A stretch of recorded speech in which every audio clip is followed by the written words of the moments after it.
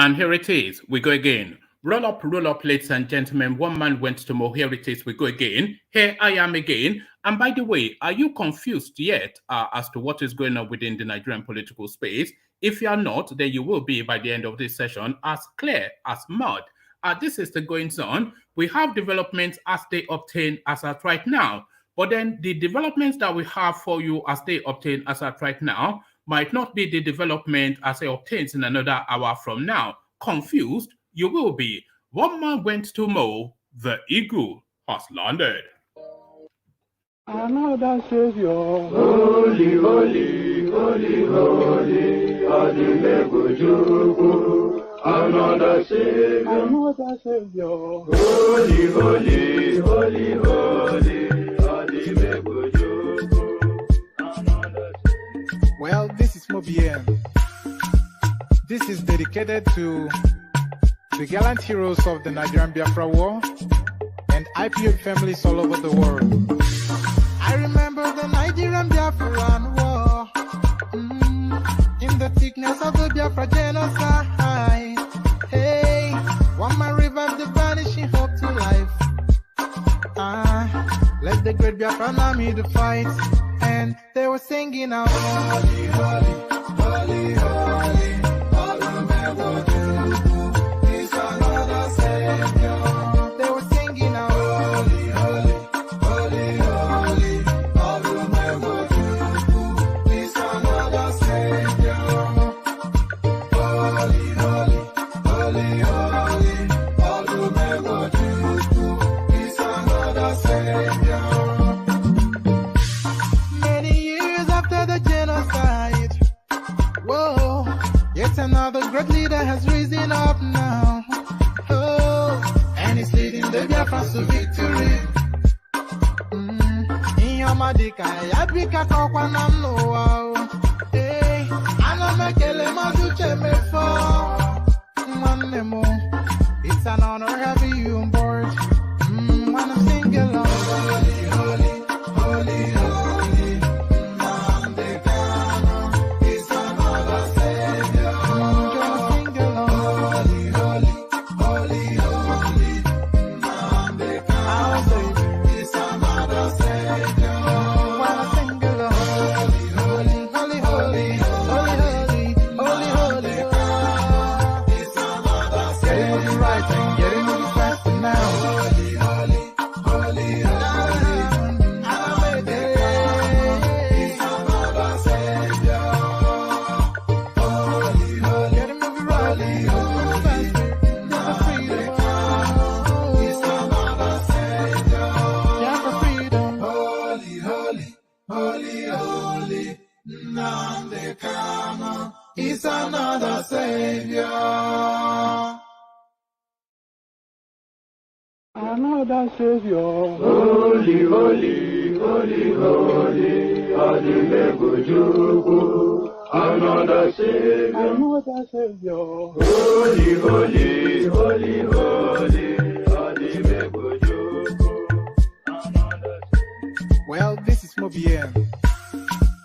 This is dedicated to the gallant heroes of the Nigerian Biafra War and IPO families all over the world.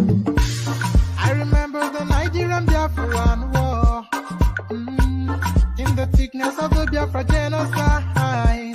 Hey, one man revived the vanishing hope to life. Let the great Biafran army to fight, and they were singing out, holy, holy, holy, holy, is another Savior. They were singing out, holy, holy, holy, holy, is another Savior. Holy, holy, holy, holy, is another Savior. Many years after the genocide, whoa, yet another great leader has risen up now. Oh, and he's leading the Biafrans to victory. Inyamadika, yabika kwa namno. Hey, anamekele maduche mefo. So there it is. Yeah. So as I said, if you are not confused yet by the goings on in the Nigerian space, by the end of this session, you will be. Not as though we will not try to clarify matters to you, but matters within the Nigerian political space is as clear as mud. As clear as mud, presidential primary, Buhari APC Northern Governors hold last meeting. So that's where it started. Presidential primaries, Buhari APC Northern Governors hold last minute talks. So that was where it started, and this is where it ended. Adamu announces Lawan as Buhari's choice. So the consensus candidates then, of course, all of that talk that were whooping and hollering about yesterday that they had no choice but to cede power to the south. That was also obfuscation, Takia, Babimagbabe, Majori, Abracadabra. But now they pull the rabbit out of the hat. Adamu announces Lawan as Buhari's choice. So there it is right there. So when you have a steeped in the wool fundamental Fulani person as the president, and then he appoints another steep in the wool fundamental Fulani person as the chairman of the party, and you are saying between the two of them, they should then give power to you. I think that was somewhat naive on the part of the South. Adamo announces Lawan as Buhari's choice. So cause for celebration, and the celebration comes thick and fast. Senator UZOR KALU congratulates Senate President Lawan after report of him becoming APC's consensus presidential candidate. So there it is right there in Zeribe, the reincarnation. So back from the dead in Zeribe, taking on another body. Senator UZOR KALU congratulates Senate President Ahmed Lawan after report of him becoming APC's consensus presidential candidate. So quite what is in play there. Already we know what is in play there anyway, but we just document that for keepsake. So this, the follow-on, Adamu chases reporters out of APC secretariat. So the decision has now been made, and it looks as though they want to hammer down on it, and they're not taking any back charge from anybody. So move away from here, or I will have you short. Essentially, you know what being chased by Fulani means. We all know what that means. Adamu chases reporters out of APC secretariat. So the plot thickens as they continue to put the dogs line astride. The pieces of the jigsaw continuing to be put together. But then again, this is Takia. This is confusion politics, and the only real person or people confused are you and I, because these people are quite clear in what they are planning, and they are playing you just like a fiddle. So the usual back and forth, they push you hard and then move back a little bit, and then push you further and then move back a little bit. But by the time you know it, they've pushed you a lot further than where you are already. So they've pushed right to the corner, and then they do that little backtrack. So that little backtrack, Buhari backtracks on picking successor, now says he has no preferred aspirant. So quite categorical and quite clear. The signal has already been sent to the space of the people that would make the decision that this is what daddy wants, and woe betide anybody that goes against daddy. So there it is right there. So they've made the decision, though. Now the obfuscation and the takia to spread confusion, to pretend as though options were still open. Lawan, APC crisis deepens as 7 NWC member disowns Adamu over consensus. So an invitation for him to step down, of course, but of course you can whistle that in the wind. I mean, Buhari appointed him personally, so he's going to be there for as long as Buhari holds sway over the Nigerian space. So from that to this, Tinubu did not make me president. So that infamous Abeokuta speech by Tinubu now gets a clap back from the Aboki from Daura. But what has he got to say in response? What response has Femi Adesina composed for the Fulani man of limited communication skills? Tinubu did not make me president, a headline attributed to Mallam Buhari. So from that, we localize the politics a little bit.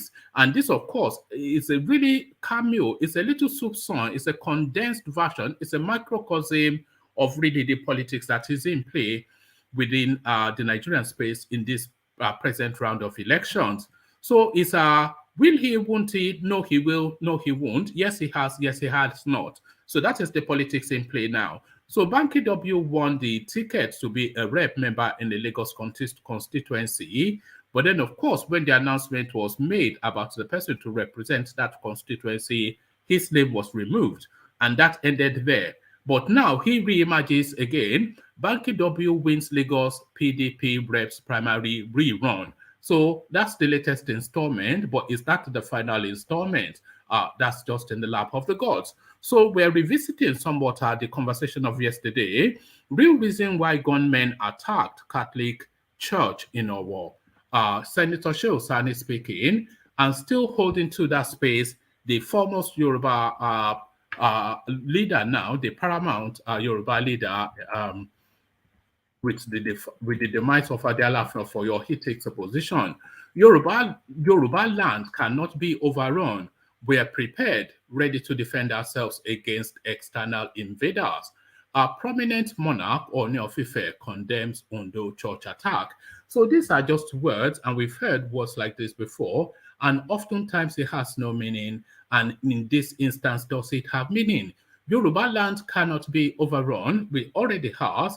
We are prepared, ready to defend ourselves against external invaders. How are you prepared, and why is that not manifesting in the lived experience of the Yoruba space? Prominent monarch Ooni of Ife condemns Ondo church attack. So we revisit that, and then we round off in that space to hear from the lead citizen of that space. Ondo church attack perpetrators are Malian terrorists trained in Libya. Akeredolu gives more information as to what exactly went down in that space. Ondo church attack perpetrators are Malian terrorists trained in Libya.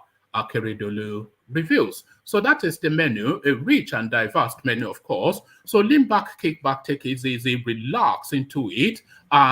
We don't know what we're just here to really chew over the facts, because nobody can categorically say that they know what is going on in Nigeria, because all the permutations lead in a direction, and that direction is then halted to be reversed, only for the permutation to lead in another direction.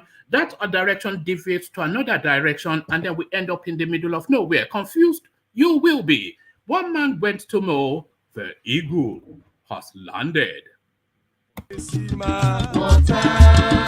Only water, where they see ma. Water, only water, where they see ma.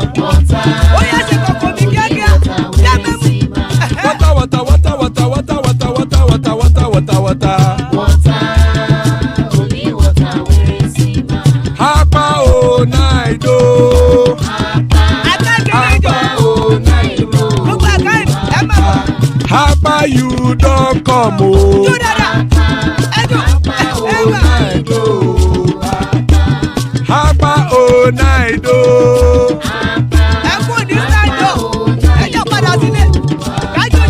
Oro kẹ̀kẹ́ ẹlẹ́mù yé o. Ilé sọ́dí àkẹ́kẹ́ rẹ̀ ẹlẹ́mù rẹ̀ o. Bobby Master kẹ̀kẹ́ rẹ̀ ẹlẹ́mù rẹ̀ o. Chief Wẹ́lá tí kẹ̀kẹ́ rẹ̀ ẹlẹ́mù rẹ̀ o. Eruku lẹ̀lẹ̀ ẹlẹ́mù dé. Eruku lẹ̀lẹ̀ ẹgbẹ́ ẹlẹ́mù dòde ojàre o. Eruku lẹ̀lẹ̀ Ghana ti dé ẹgbẹ́ bọ́dì o. Ọmọ ẹlẹ́yẹ ẹyẹ o ó dilé o. Odúyẹ̀lá ẹyẹ o ó dilé o. Petrosonana ẹyẹ o ó dilé o. Petrosodúnkẹ́ ẹyẹ rẹ̀ ó dilé o. Ẹlẹ́kọ̀ ọ̀run mú ìní o.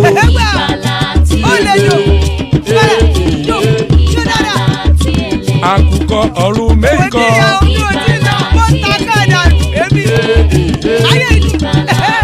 Ikú kò ní ríwà gbéṣe o.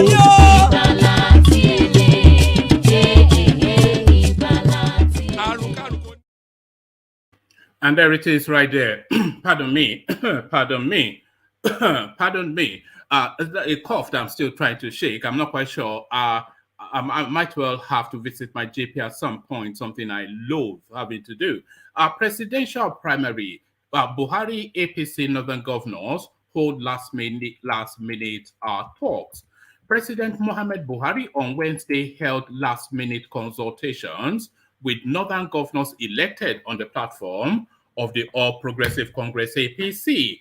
The meeting held inside the president's office at the Presidential Villa in Abuja, the Federal Capital Territory FCT. Some of the governors who attended the meeting include Nasir El-Rufai of Kaduna, Abdullahi Ganduje of Kano, Aminu Masaryk of Katsina, Abdullahi Sule of Nasarawa, and Abubakar Bello of Niger State. Also present were Bello Matawale of Zamfara, Yahaya of Gombe, Babagana Zulum of Borno, Simon Lalong of Plateau, Atiku Bagado of Kebbi, and Mia Malabuni of Yobe State.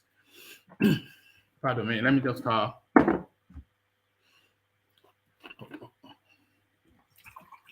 because I'm carrying a flu and I'm reading all these rather long, not so much long, but plentiful pieces to you, so I get purged quite easily. So,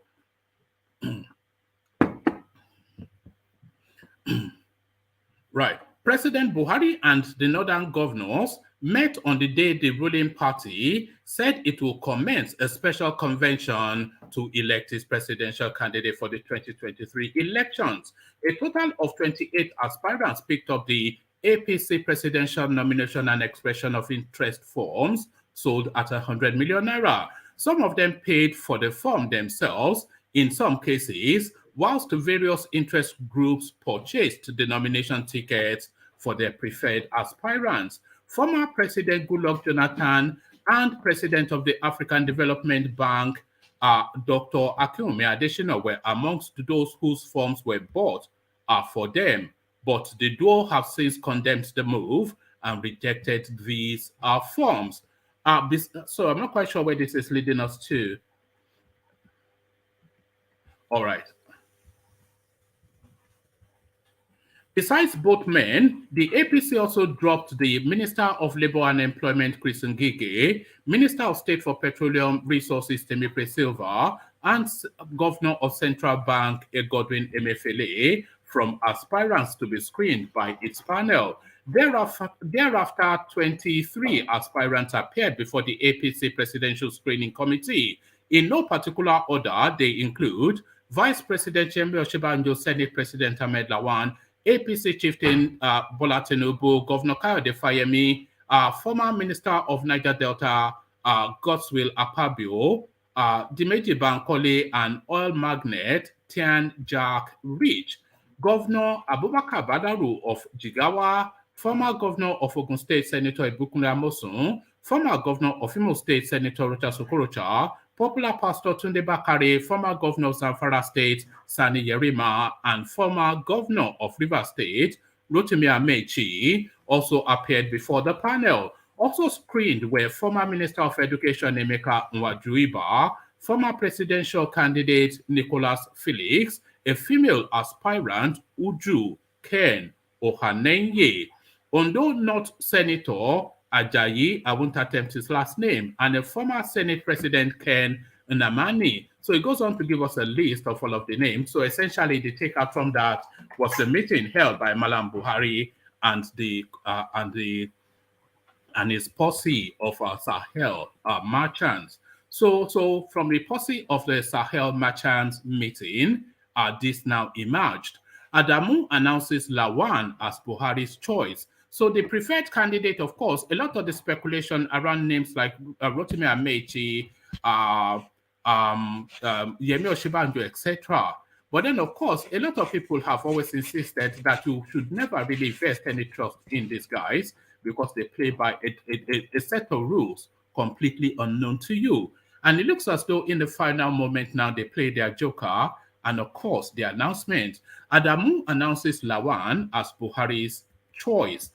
Crisis has hit the All Progressive Congress APC after the national chairman, Senator Abdullahi Adamu, announced Senate President Ahmed Lawan as President Mohamed Buhari's Muhammad Buhari's choice to fly the party's presidential flag.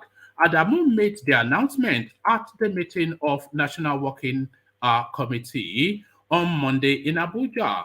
Other aspirants include Bola Tinubu, Yemi Osinbajo, Kayode Fayemi, etc. So that's it right there. So this is just a short little capture from when that story broke. But that story now are completely consuming the political space now, the assertion and the denials. Senator Orji Uzor KALU congratulates Senate President Ahmed Lawan after, let me just adjust this. Senator Orji, pardon me, you see? You'd have thought I'd have mastered this thing by now. Senator Orji Uzor KALU congratulates Senate President Ahmed Lawan after reports of him becoming APC consensus presidential candidate.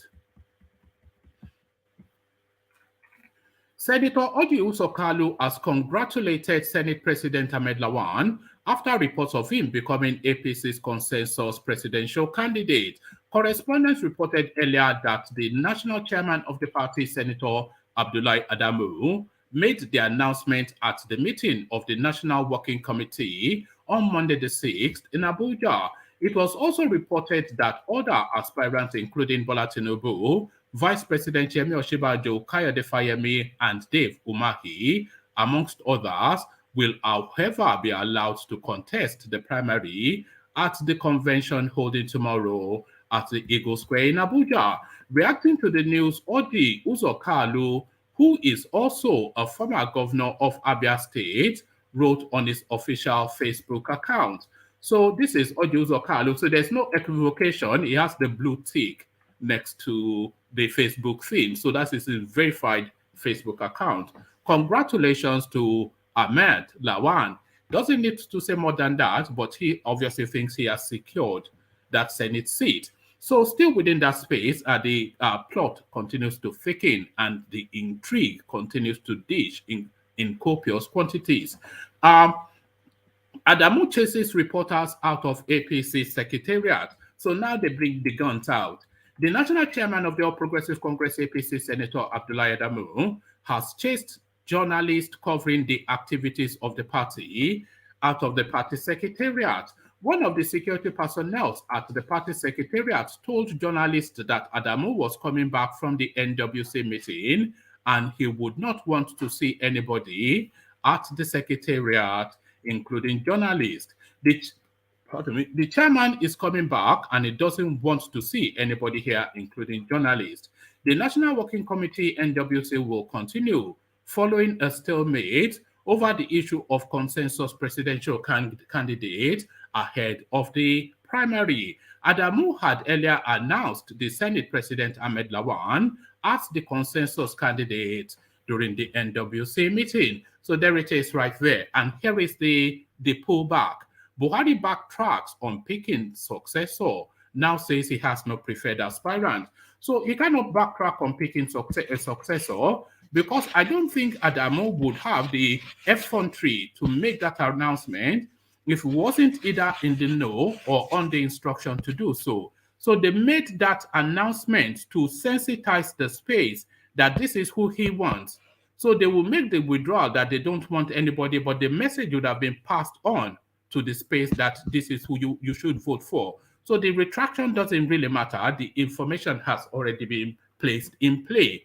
Buhari backtracks on picking successor, now says he has no preferred aspirant.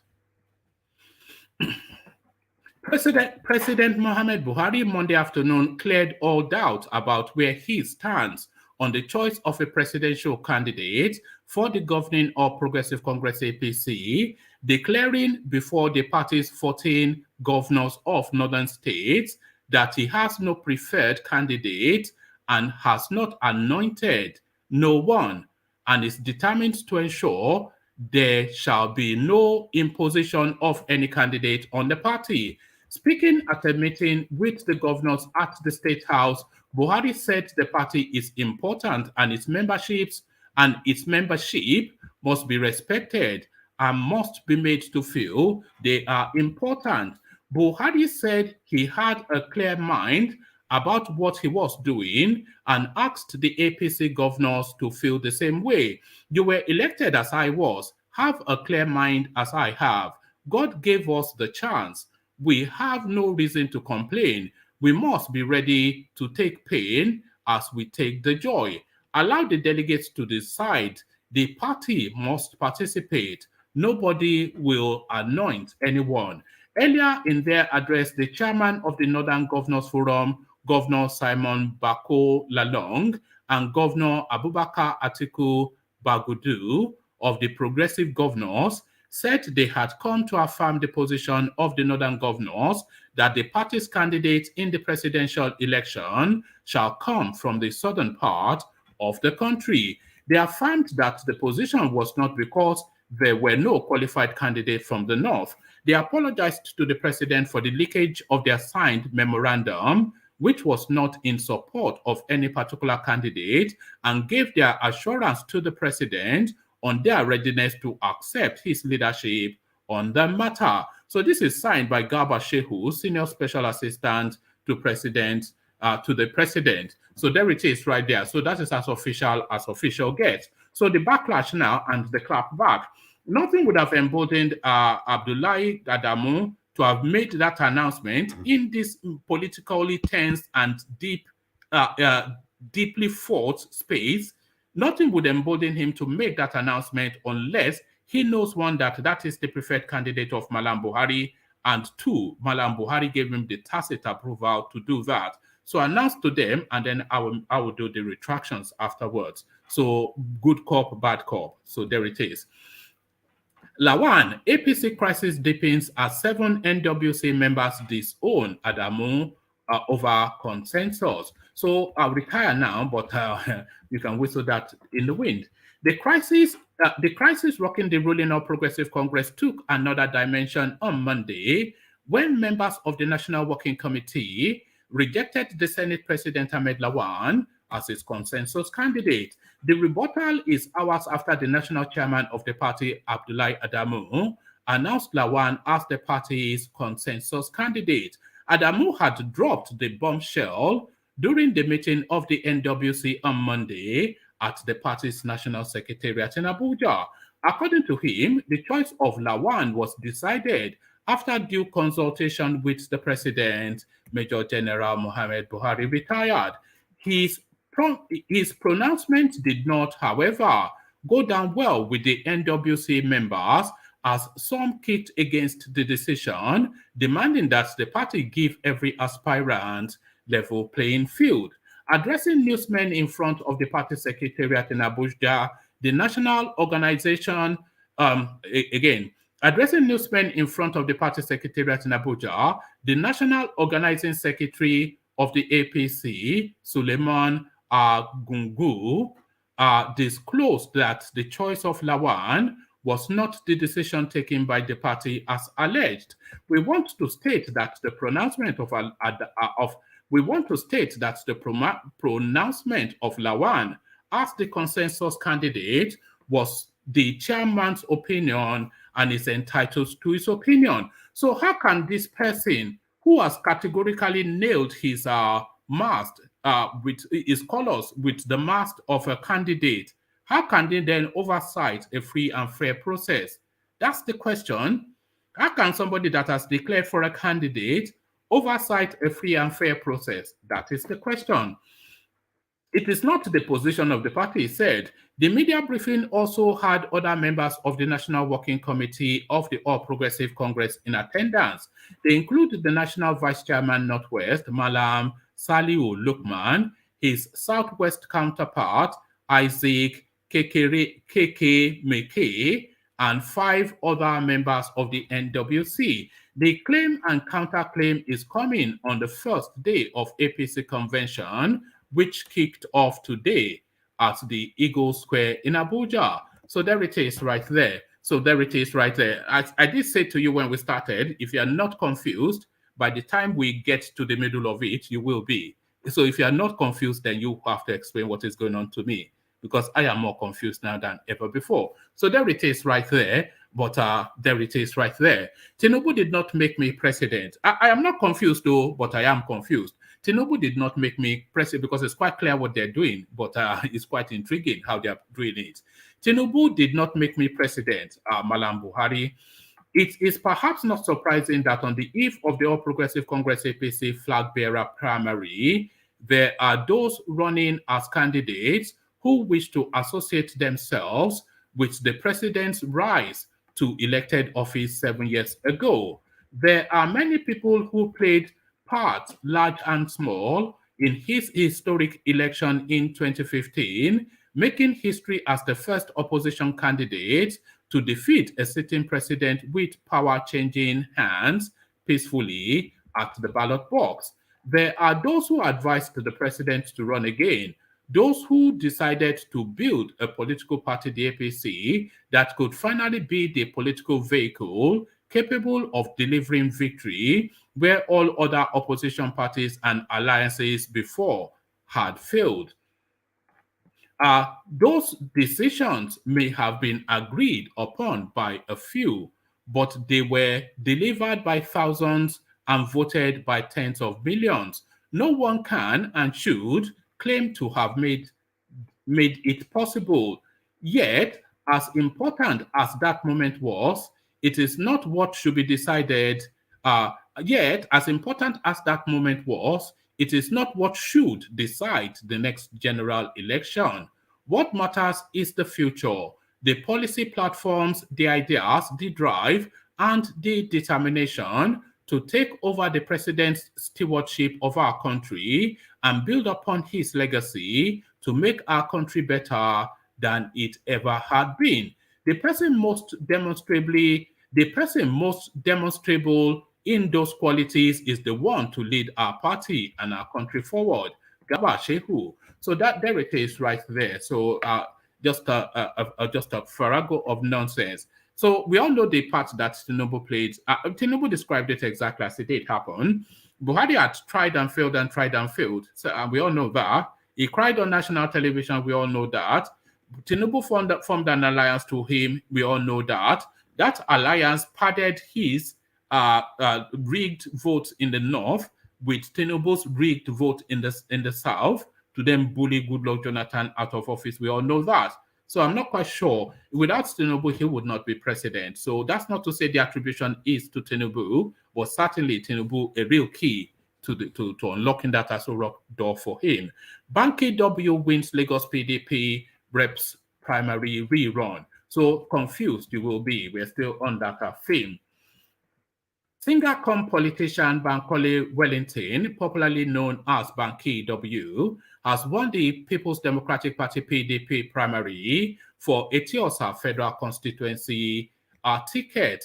In primary rerun, which held in Lagos on Monday, Banky W polled 24 votes, whilst his contender, Mr. Sam Aiboni, a legal practitioner, polled 5.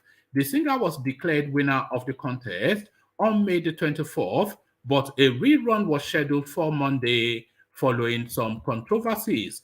And now announcing his victory, Banky W posted, "Whilst we are grateful for our success at the primaries, we are completely heartbroken at the state of our nation."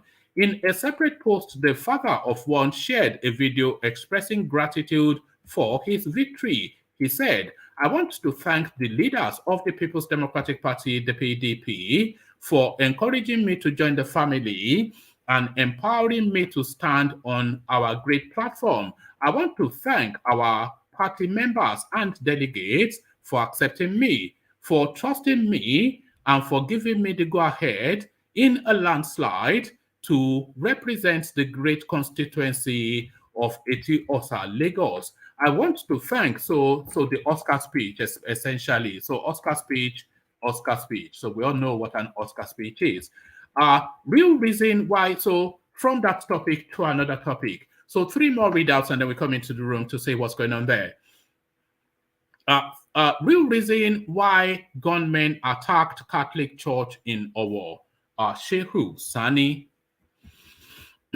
Former lawmaker Senator Shehu Sani has said that the terrorists who attacked St. Francis Catholic Church in our town, Ondo State, on Sunday, planned to trigger vendetta and national strife. Correspondents reported that at least 50 worshippers were left dead, including many children and women, as gunmen opened fire and detonated explosives, killing dozens of people in a brutal attack on the Catholic church.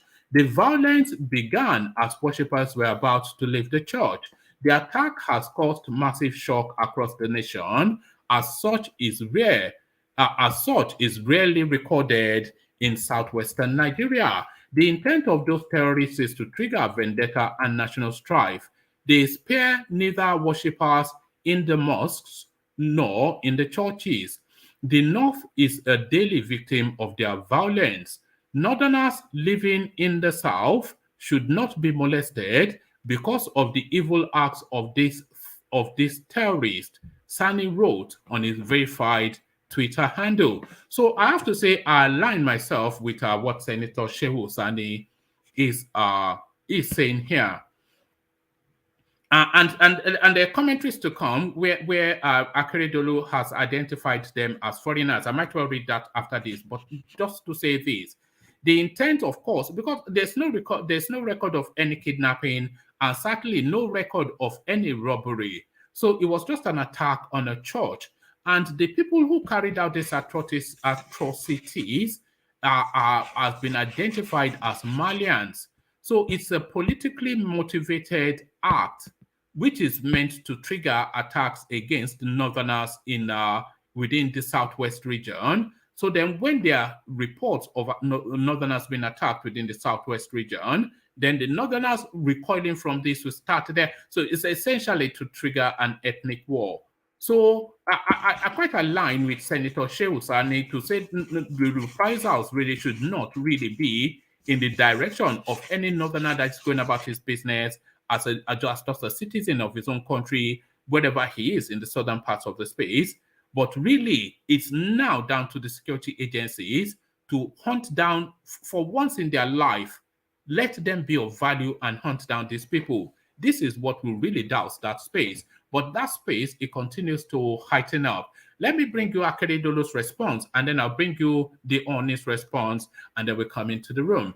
Ondo church attack, perpetrators are Malian terrorists trained in Libya, Governor Akeredolu reveals.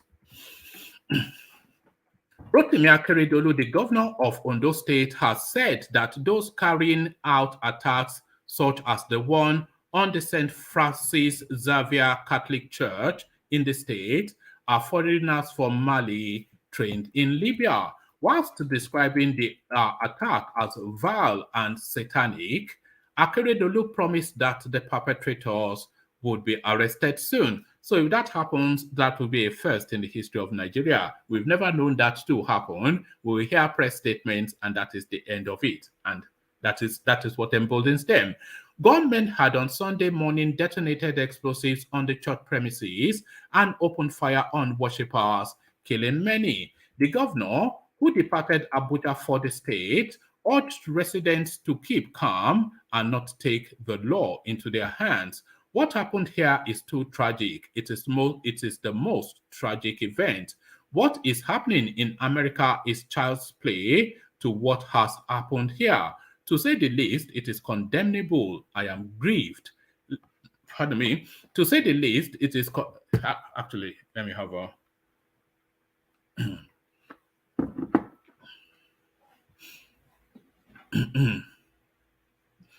Oh, all right. To say the least, it is condemnable. I am grieved.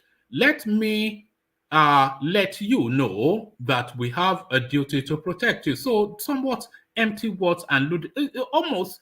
I would rather they did not say these words at all. They say, oh, the duty of the first duty of the government is to protect life and property. But if that is your first duty and you fail at the first hurdle, copiously, repeatedly, much to the heavy loss and pain of people, then what are you doing in the post? You are telling us the duty is to protect them. Why did you tell that to the 50 people that came across, the bandits, on Sunday? To say the least, it is condemnable. I am grieved. Let me let you know that we have a duty to protect you. Security services also lost about 2 men. The attack was sudden. How they carried out the attack and entered the church cannot be explained. No one thought such an incident could happen in Ondo State, not to talk of to Ondo people. Let us not retaliate because we will apprehend them. Don't take the law into your hands. I want to express my condolences to the families of the victims. Security agencies in the state must take all steps necessary because this must not repeat itself. On our part, we must be vigilant. We take responsibility for what has happened. Most of those that are carrying out these attacks are foreigners from Mali who were trained in Libya. But what facilitates them? Because the journey from Mali to Ondo is a very long one. So what facilitates them is the question. The Ooni of Ife has had enough. Yoruba land can't be overrun. We are prepared, ready to defend ourselves from external invaders. Prominent monarch Ooni of Ife condemns Ondo church attack. One of the most prominent monarchs in Yoruba land, Ooni of Ife, Adeyeye Ogunwusi, has condemned Sunday's attack on a church by gunmen in Owo, Ondo State. On Sunday, St. Francis Catholic Church in Owo was attacked by gunmen whilst the congregants were celebrating Mass. Many, including women and children, lost their lives in the attack. In a statement, Ooni of Ife described the incident as a gruesome massacre targeted at turning Yoruba land into a war zone. The monarch, however, added that Southwest people have the capacity to defend themselves. So it's just this empty boasting, really, that, we don't want to hear it anymore. We want to see it. What occurred yesterday was a gruesome massacre dastardly targeted at turning Yoruba land into a war zone. However, we, the descendants of Oduduwa, although peace-loving, cannot be overrun in our own homes. Do not be mistaken. We have the capacity and are prepared and ready to defend ourselves against all external invaders, the monarch said. We should all be reminded that yesterday made it exactly 1 year when an invading gang of killer headsmen killed at least over 20 people in Igangan, Ibarapa, North local government area of Oyo State on a Saturday night, leaving several houses, the palace of the Isaganga burnt in the attack, whilst people were asleep exactly a year ago. When calamities like this befall us without a single trace, the interpretation is that the intelligence unit of our country's security architecture is probably faulty or completely missing. I implore the 6 governors across the Southwest region and their brothers nationwide, as well as President Muhammad Buhari-led federal government, to live up to their oath of securing Nigerians and ensuring safety for all citizens, irrespective of age, sex, religion, or tribe. Rather than discouraging us, this will rather strengthen us, especially in our resolve to deploy manpower, resources, and technology towards the protection of lives and property. I am consulting with traditional rulers across the Southwest alongside the governors across the Southwest to come up with concrete plans to safeguard our people.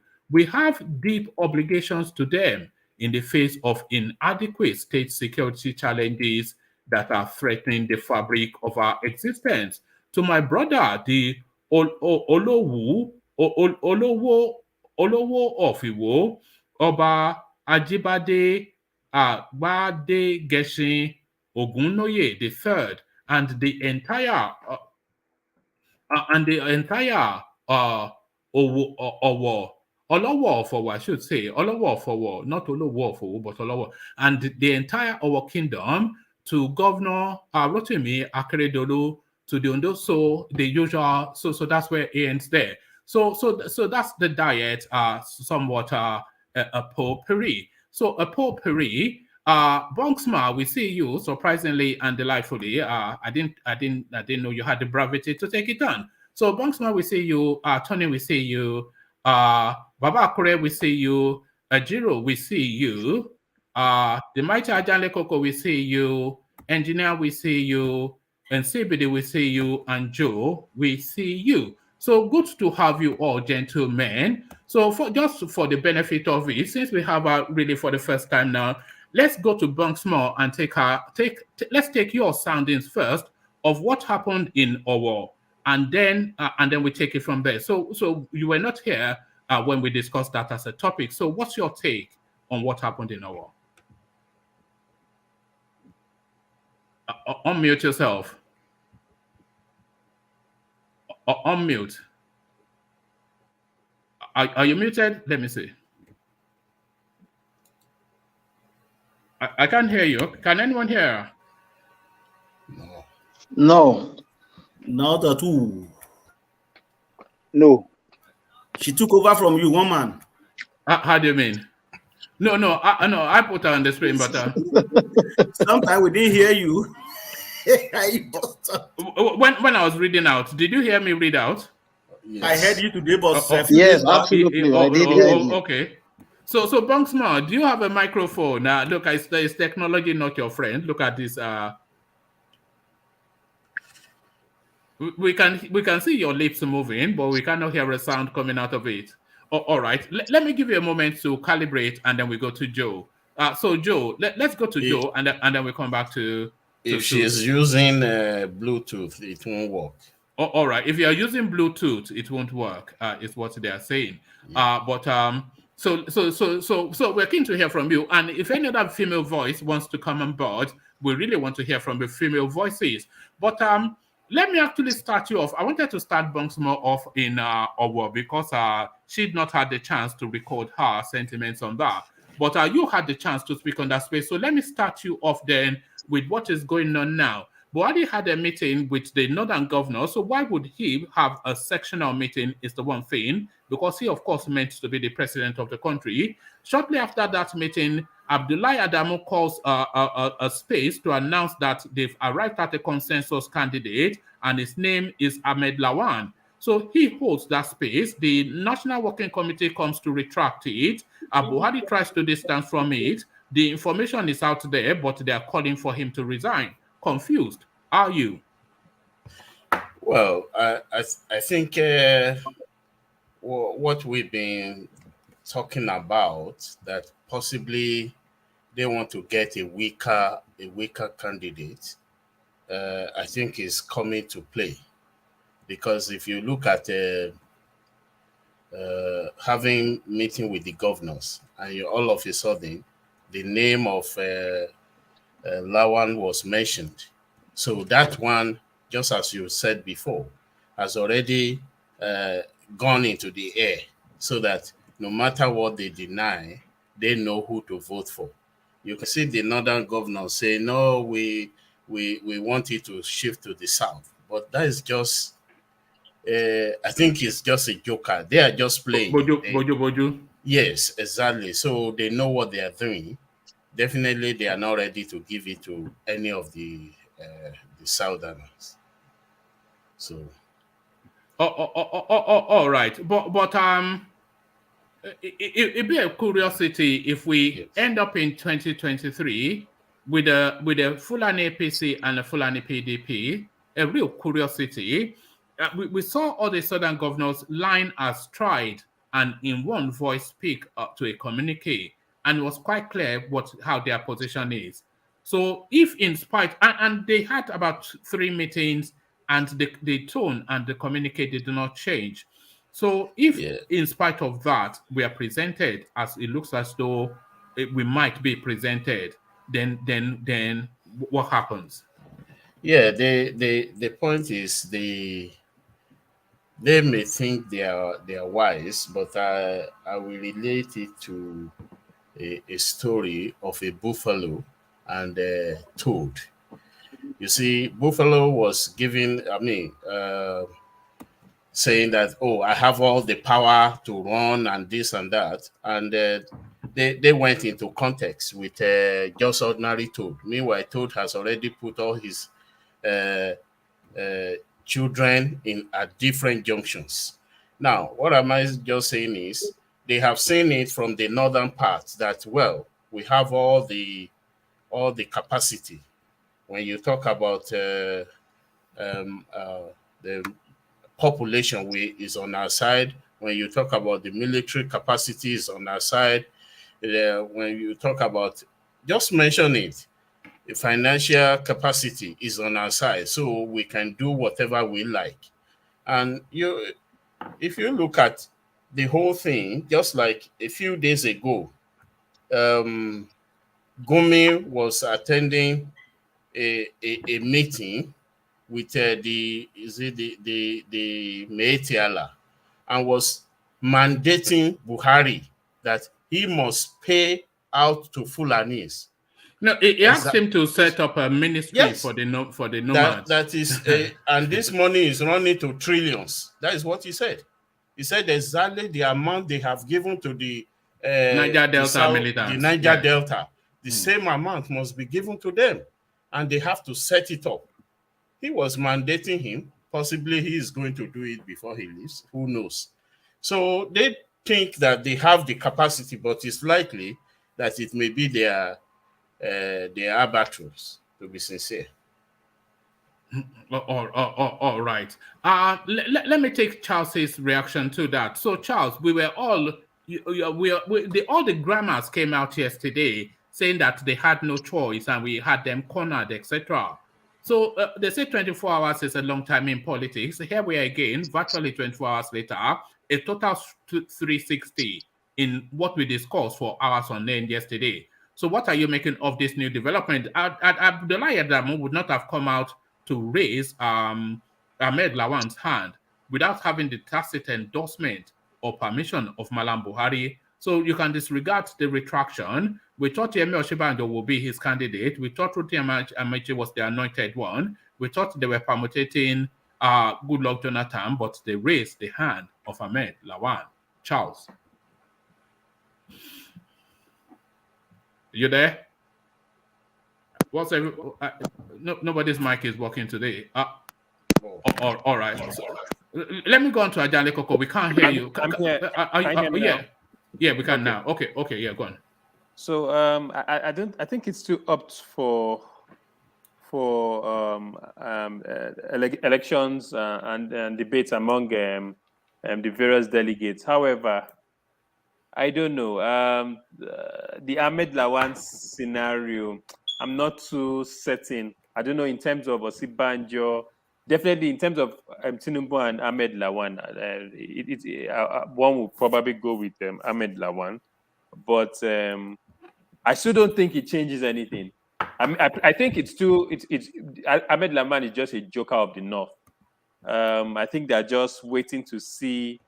And also, it depends on how the Yorubas even compose themselves after that sad event that happened yesterday. If they take a very pro-Southern stance, anti-North stance, then that Ahmed Lawan card might be played. Do you think that incident of yesterday was to open the space for this?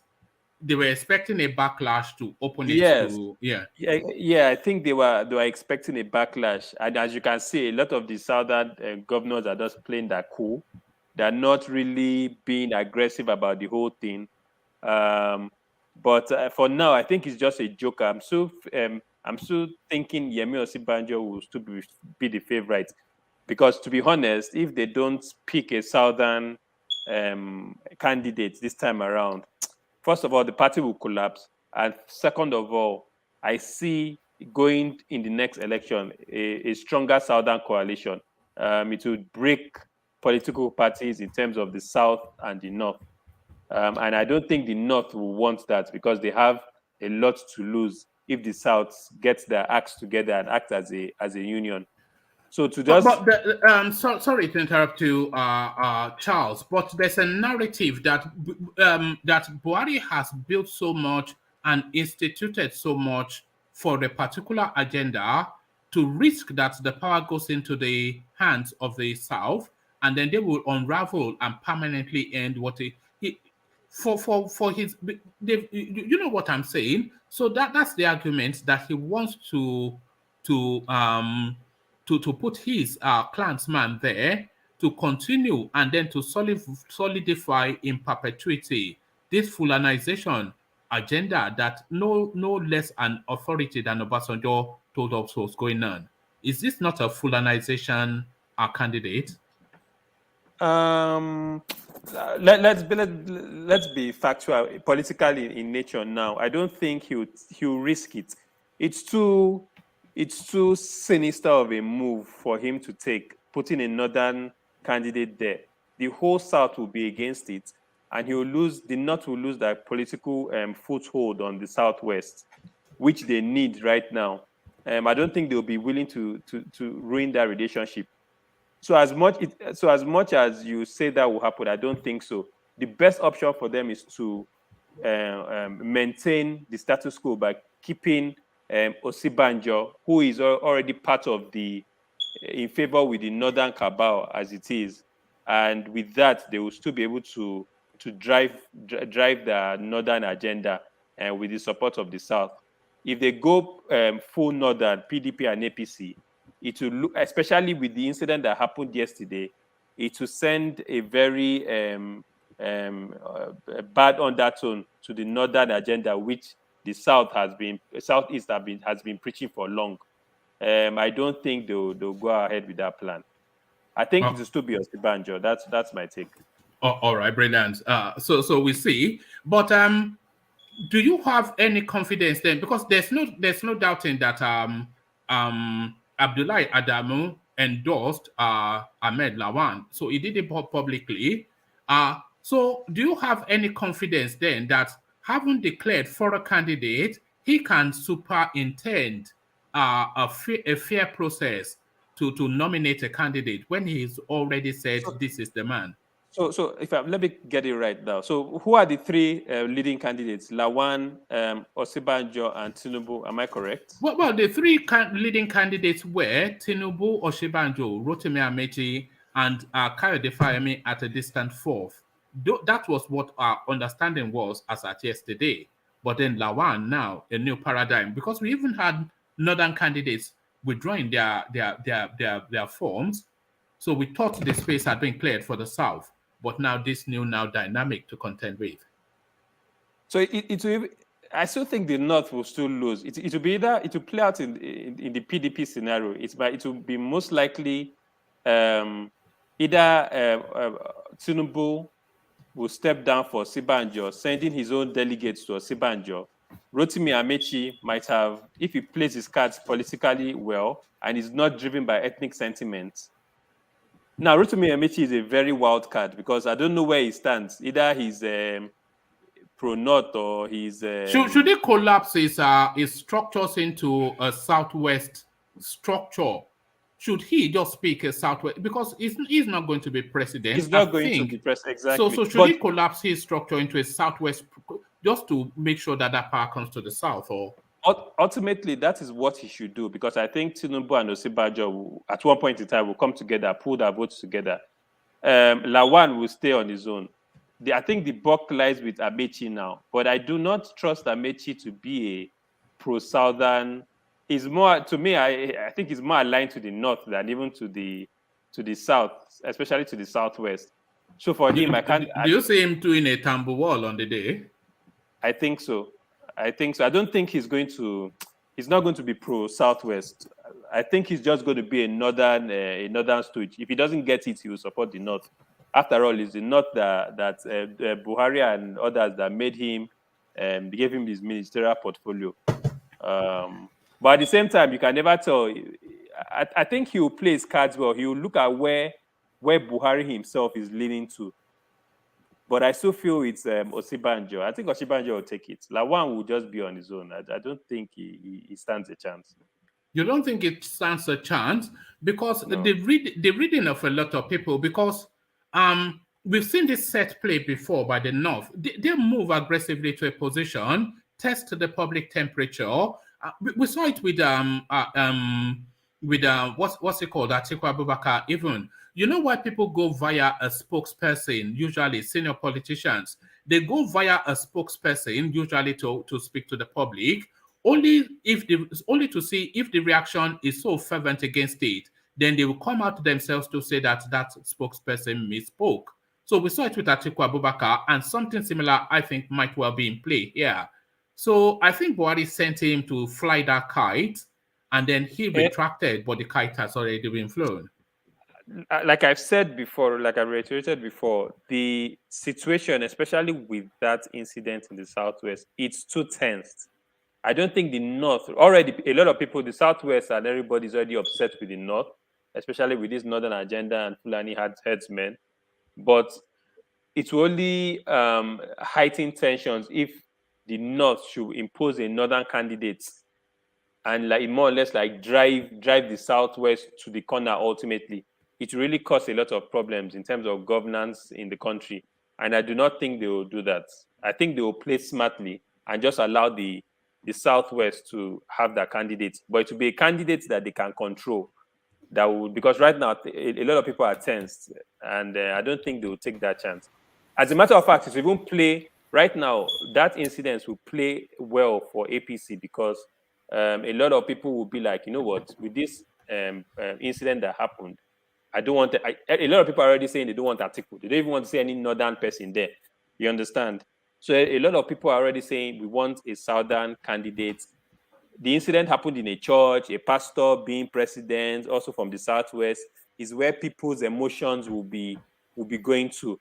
So politically, I think APC will latch on to that emotional bias of the Southwest and Southeast and pick Osibanjo, who is the right person to handle this particular crisis that unfolded yesterday as president. Okay, so you're sorry. Did somebody want to? Can I interject, please? Yeah, carry on. Yeah. I think the way politicians reason is completely different from the populace. With all the photo op that happened yesterday, they still went on with their dinner. Did we not see their pictures, their videos, as if nothing happened? Laughing and clicking yes, glasses. Laughing. Every one of them just laughing and kicking and with photo ops everywhere. So they don't, the way we think that, oh, they will feel it. They don't feel it like that. I'm very sure that they just believe that they want someone from the North, like Atiku, which is a strong man over there. Then they need someone who will be like a puppet or just like a pawn that Atiku can easily crush. So they don't mind that. Can I interject? Yeah, come in now. But before you come in, Babakure, I think the counter argument that Charles might be making is that if they come in with a northern candidate just off the back of the Owo narrative, that will be two fatal stabs too many. So that's the Owo narrative was a fatal stab, but then if they go again, it might well be a stab too many. But Babakure, you wanted to say? Yeah, the way I look at it, though I read it in the paper today that Lawan has been the one that they have chosen to be the flag bearer. But like Charles said, I think it's going to be too tense. But I look at it in this way. Now, all the northern Nigeria, they reach consensus. Let's just put it that way. They reach consensus that, okay, it's going to be Adamu. Now, in the southern part of Nigeria, we have not reached any consensus. So remember, we still have Tinubu, we have Oshibanjo, we have Amechi, we have this guy from Ekiti. Fayemi. So now we have 4. So definitely, and mostly on that very day, maybe tomorrow, maybe two will step down. That okay, where we want maybe Tinubu or Oshibanjo to go ahead, right? Remember, we have 2 candidates now from the south. Then they have 1 from the north. So technically, they will vote for the guy in the north. Because I am seeing what happened during PDP to happen in this one is going to repeat itself. That is my own theory anyway. I could be wrong, but that is my own theory. So they will back Lawan while we have 2 or 3 candidates from the south. Then the south will lose. In that case, they will say, well, you guys never reach consensus, but we reach consensus. So that is my own opinion anyway. Baba Akure, what are you making of the president of supposedly the whole of Nigeria having a sectional meeting with northern governors? Is that something that you imagine should be? It's not new to me because we've been seeing this for a very long time. I don't think if we see something like that, I don't think we should be surprised or should be baffle us, because during the issue of open grazing, this northern part of the northern governors, they converse themselves in northern part of Nigeria. They had meeting. There should be no over grazing. There should not be open grazing, rather. Then when the southern part of Nigeria, the governor in the southern part of Nigeria converge themselves in Delta State, then it causes problem. So what Buhari is doing is not something that's supposed to be new to us. We know that they can do that. It is not new to me anyway. It is not new to me because I know that it could happen. And like Charles said that, oh, something is going to happen if they eventually reach consensus and put Lawan, nothing is going to happen. Nothing is going to happen. Like Joe said, they believe they have everything. They have, they are in charge of custom, they are in charge of military, they are in charge of police, they are in charge of even civil defense force. They are the head of the civil defense force. When you're talking about road safety, anything you want to talk about. Even I was even watching a federal one news about what happened in Ondo State, and the medical director of federal hospital in Owo. I don't know. It could be Yoruba. It could be from somewhere, but he is a Muslim guy. So we can see that in every key positions, you hardly see Christian or you hardly see Yoruba or somebody from eastern part of Nigeria in that key positions. So they believe they have all that. So for us to be saying that, oh, well, the tension of what happened in Ondo and war is going to make them maybe allow us to. I don't really believe that they've already made up their mind. But like me, I will still wait until when they finish their convention before I will say, okay, well, this is the person that eventually take the flag of APC. You know, Baba Akure, that's a wise decision because we're having Rational Mind and I almost came to blows the last time. He was saying that we must pause. This is what Alexander Gomez is reminding me via Super Chat. It's that we must pause because we can never trust these people. But he is right. But Baba Akure, let's sample to Nigeria's opinion on this development now. There's absolutely nothing. I think we can all be safe in the assumption that Abdullahi Adamu did not act on his own volition. He did not have a senior moment and he was not confused. So he did not act alone. He acted on knowledge that he knew and almost certainly on direction that was given. So he raised the hand of AHMAD Lawan. But what does that mean? We're on the 6th of June now. Within the next day or two, we know the APC candidate. How does this play into that field to Nigeria? Yeah, thanks for having me and greetings to members on the panel. You know, personally, these type of discussions seems to frustrate me a bit because I more believe in more solution-oriented approach and getting on with the task. However, if we look at the current republic, you know, since Obasanjo took over as a democratic president, the Southerners have ruled the country longer, which is quite surprising, actually. I didn't know that. And now, what is happening is that because we've had a northern president and the Fulani at the same time, for the last 8 years, that's going to the 8 years next year, People are frustrated by it, and we have to ask ourselves some serious questions. And how do we get ourselves here? I believe that they are not entirely stupid in the North. They will see that the last thing that they want is the South to unite. Because if the South comes together, now it's not going to be very good for them. And one, they cannot force the South to toe the line anymore. And if they try to force... sorry, Tunaija, your voice is a bit low. Oh, let me confirm. Let me just check. I think maybe I may not have set the mic high enough. Yeah. Sorry about that. Can you hear me better now? Much better. Carry on. Yeah. I think the North, the last thing they want is for the South to unite because of their this thing needs to rule.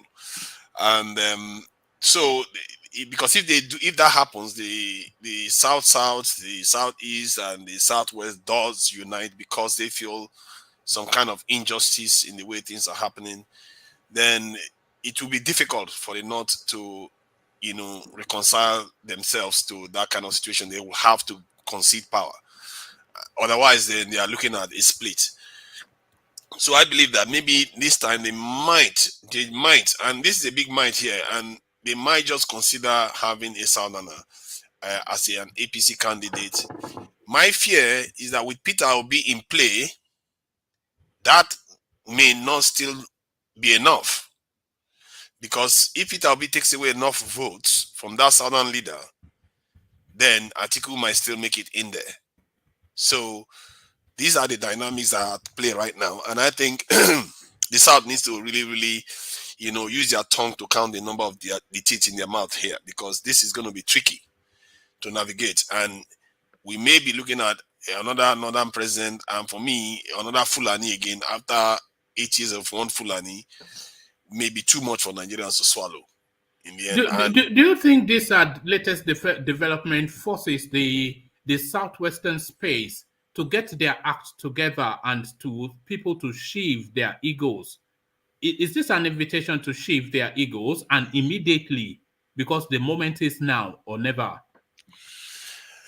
I never say moment is now or never, because for one, like I said, the Northerners have not ruled the country more in this democratic dispensation. So you are not averse to a northern president, is what you're saying? I'm concerned that it's a Fulani, because the Fulanis are 6% of the population. And if they are 6% of the population, there's no reason why they should be overrepresented in the corridors of power, except some form of inappropriate things has happened. So that concerns me. In any state, that should concern anybody. However, the North itself, if they rule again for the next 4 years, then another guy topples that one, then it seems equal, isn't it? But we could have another. It's not unheard of to have them go on for another 8 years. It's not impossible if you have a good leader. But I think in Northern Fulani particularly, are you isolating to just this Fourth Republic?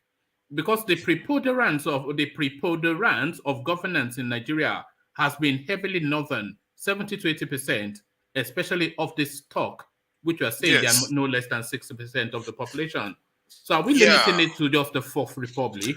Yes, I think I'm limiting it to that because that's the current dispensation. We can't include military regimes that overthrow each other. Who knows how lucky people get when they overthrow each other. So, but because this is the dispensation we are in now, and you're looking at another Fulani, for me, that's where I'm concerned. Normally, I don't do tribal at all. But I feel like if it's another Fulani again coming in for another 8 years, 16 years in a row, and they are 6% of the population, that doesn't sound right. Something is not right about that kind of arrangement. And that's my problem with this aspect of northern people coming to power again. If it was some other person other than Atiku, it's not the end of the world. And I think they will realize that the other problem is the South. What is the South going to do? There's Peter Obi, and who knows, they choose Osibanjo or they choose another Southern leader. What are we going to do? What do we choose? It's up to us then. So that's the question for the panel. If they APC chooses another Southern leader, who do we go for? You mean if APC chooses a southern leader, then it'll be Peter Obi versus Ochibanjo or Tinubu? Yeah, that's a tough question for us to answer because this is it's going to be on us then.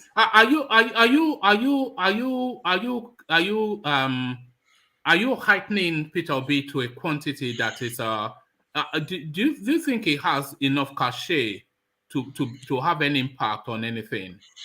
Because a lot of people just see him as just some Instagram babe, some online something.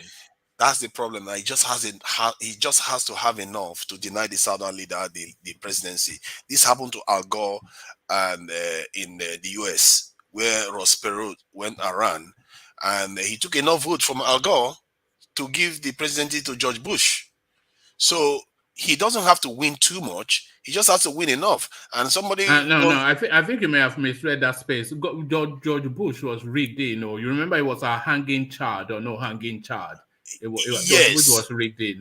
But there would not have been any. There would not have been any doubt if those votes didn't go to Ross Perot. There would not have even been the controversy at all. He would have just won outright. See what I mean? Al Gore would have won outright. So, however, my concern is that Peter Obi is popular enough, is capturing imagination enough to take enough votes from whatever southern leader that they select to allow Atiku to win the election, because Atiku won 18 out of 19 states that Buhari won the last time, so he was close. Are we taking any cognizance? Are we using that data for projection? The data from 2019. Are we using it? Because I've always been of the thought that all the votes, most of the votes, if not at least 60% of the, or let me not go that far, 40% of the votes that Atiku got in 2019 were anti-Buhari votes. So they were not voting for Atiku. They were voting against Buhari because they hated him so much. So those votes are not still with him if Buhari is no longer in play. So I'm not sure. Are we using the data from 2019 as a template for Atiku? I think that there's some truth there. However, we don't have a choice. We have to look at that. It's a problem because the South, there's a lot of people that feel strongly about Peter Obi, that feel really strongly about him. So if APC chooses another candidate, it's on us now to decide, okay, we have to choose the one that it stands a chance of winning. And this is when, I don't know how we are going to figure that one out. I don't know. And we have to watch out for it.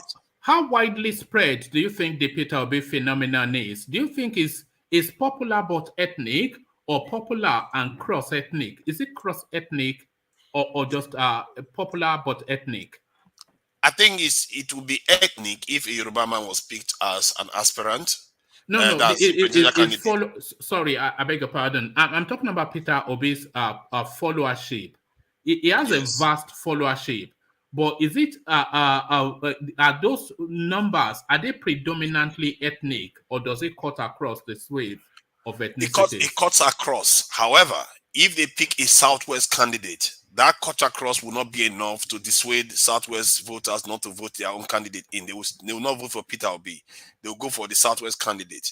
And the same thing will happen. If they choose any Southwest candidate, the Igbos will still go for Peter Obi because they like him, and they like him and it's ethnic too.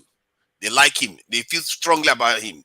So that's something that worries me, that they might not take enough votes. They might take enough votes from the southern candidate from APC to allow the PDP to in. But still, politics, if you look at trends in politics, it indicates that APC should win the next election.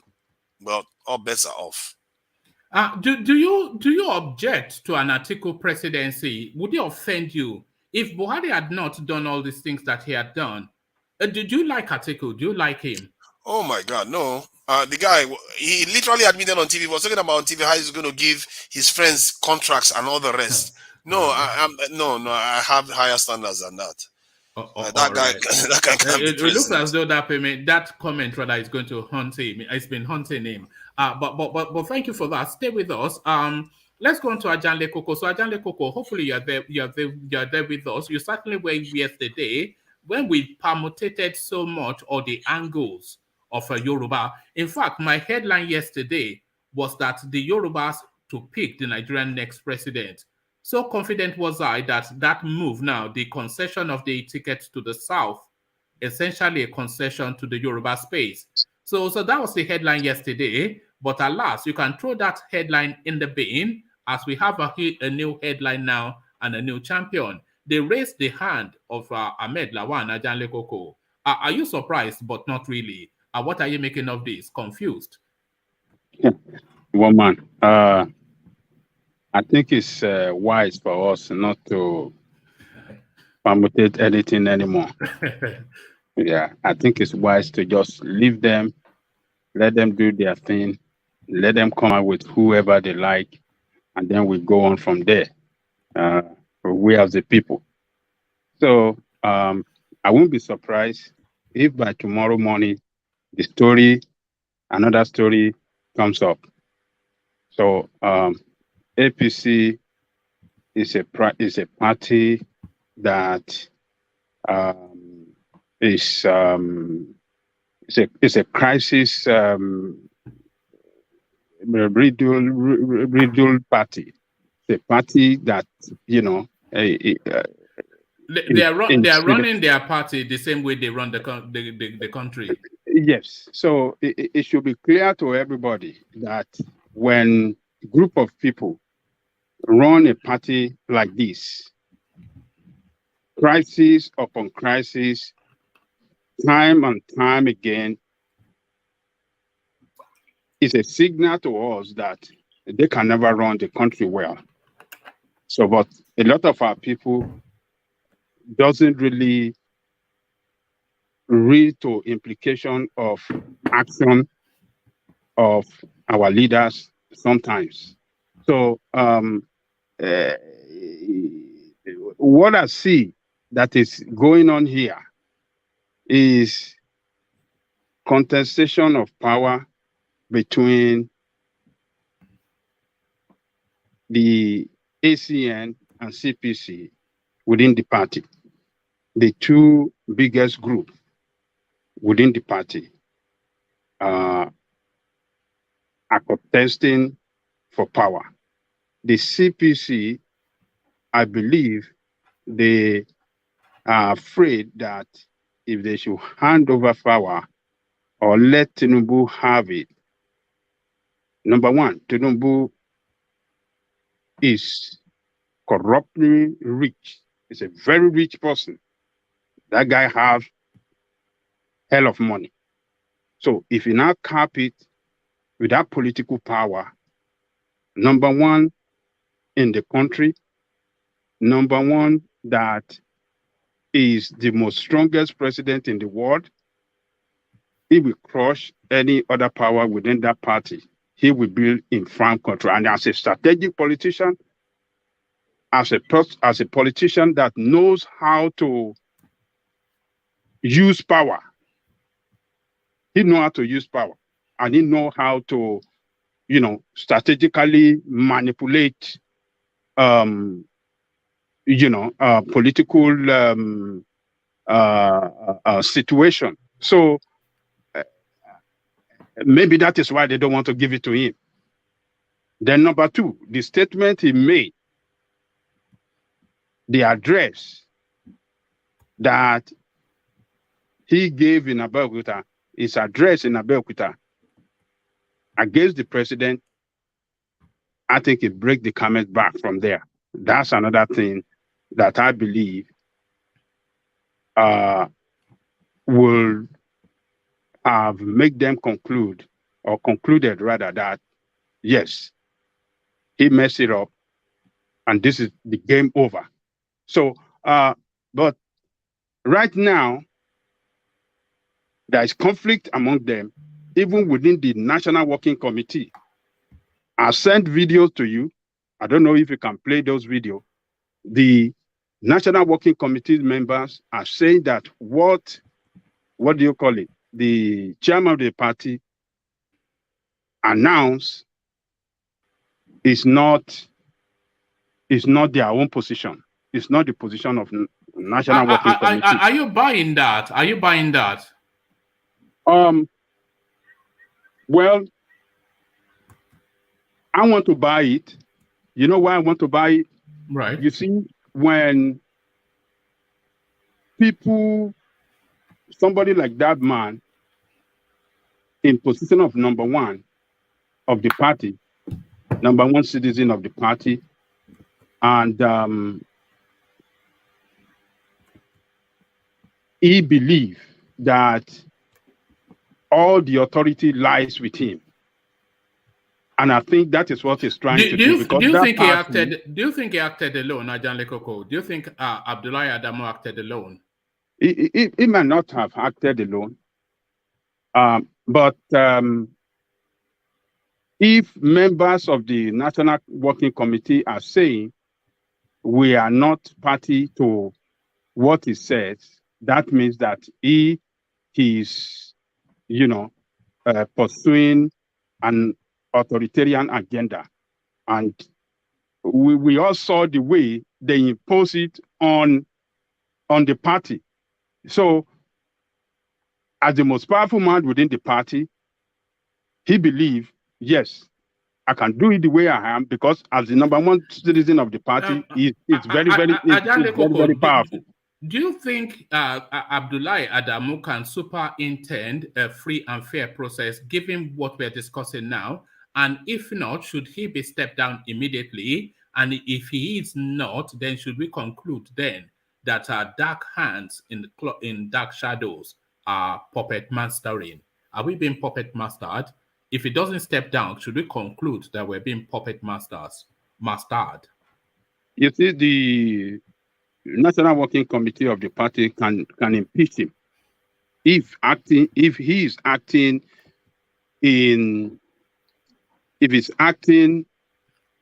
against the constitution of the party. And what he's trying to do right here is absolutely against the constitution of the party. It could be impeached. So, but should he be? What did you say? I said, should he be? It should be. Well, let us see if it doesn't reverse it. If he's trying to go ahead with it, I think the National Working Committee of the party should come up with an opposing move against him. They should come up with an opposing move against him. But they have done well by coming out to the media that is his own solely decision. That is his own unilateral decision. They are not party to it. And that has, show to us, the public, that he is trying to manipulate the process.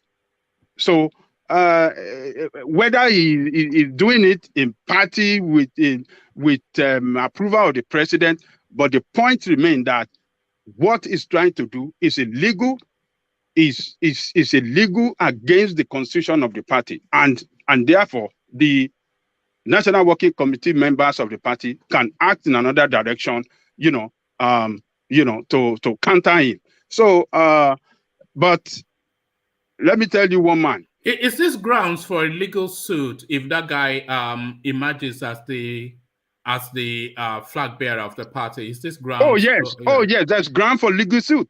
If he contravened the constitution of the party with regards to how the process should be carried out, yes, they could sue the party as well as and they could sue the party, sue him, and ask the court to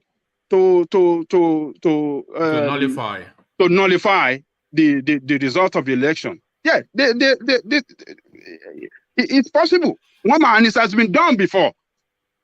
We have seen it at several places, at several levels, maybe at the state level and some other places before, that they manipulated the system and then they sue, and then he was and the manipulated candidate was taken out by the court, and then another candidate was called by the court to represent the party. So it could be done.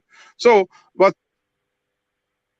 the way it is now, it shows that APC, some leaders are playing game. The governor of Nasarawa, the Jigawa. The governors of the northern governors, they went today to meet the president. And according to them, to the governor of Plateau State, who is their chairman, told the media that their position is that power should go to the south. That is what they concluded. That is their own position. And 12 out of 14 governors approved that. Yaya Bello was not part of them because he's in contest and he doesn't want to be part of that kind of position. So, and they presented it to the governor, their position to the president, that this is our position. And the president said, look, do not take anybody's out in the contest. Let everybody go and have their free will to contest. Is that not that infamous takia that we always hear about? Yeah. So that is what they said.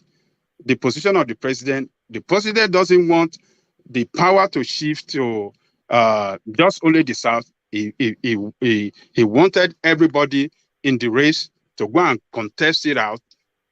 If they can agree on consensus, fine. If they cannot agree. Ajale Koko, sorry to interrupt you. Let's look at the sequence of events.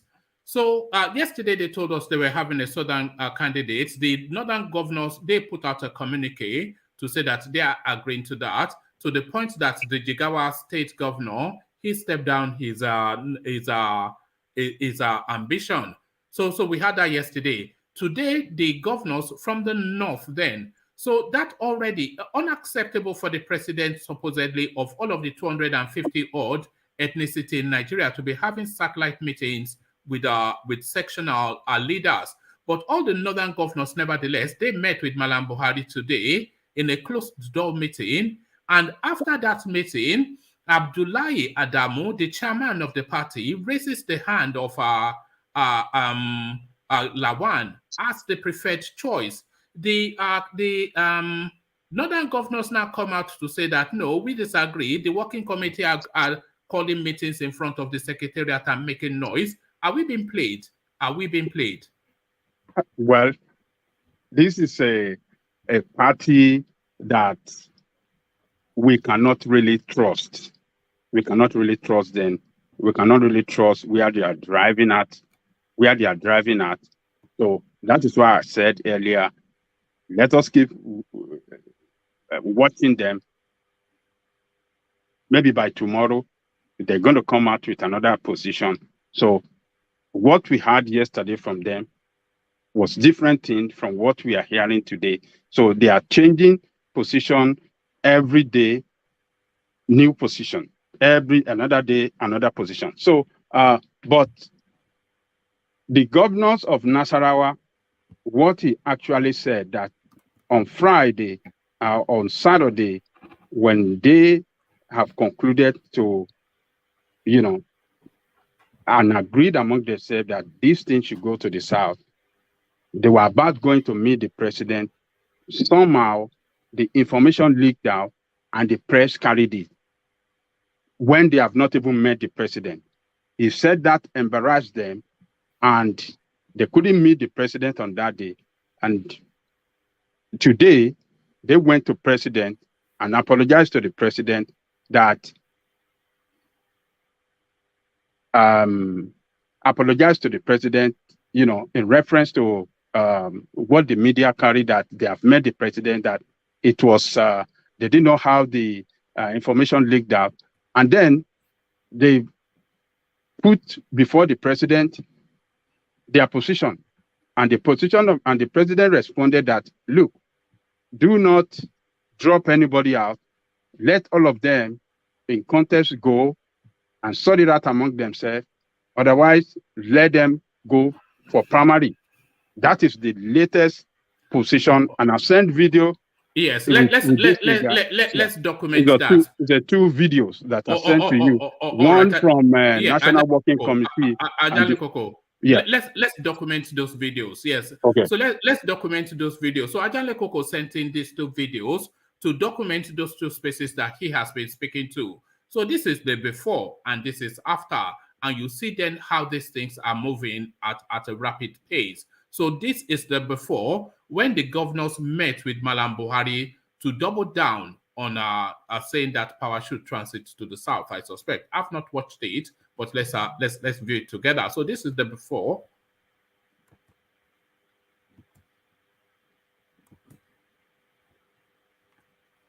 Are we hearing anything? We had a meeting this afternoon with the President of the Federal Republic of Nigeria, our dear President Mallam Buhari.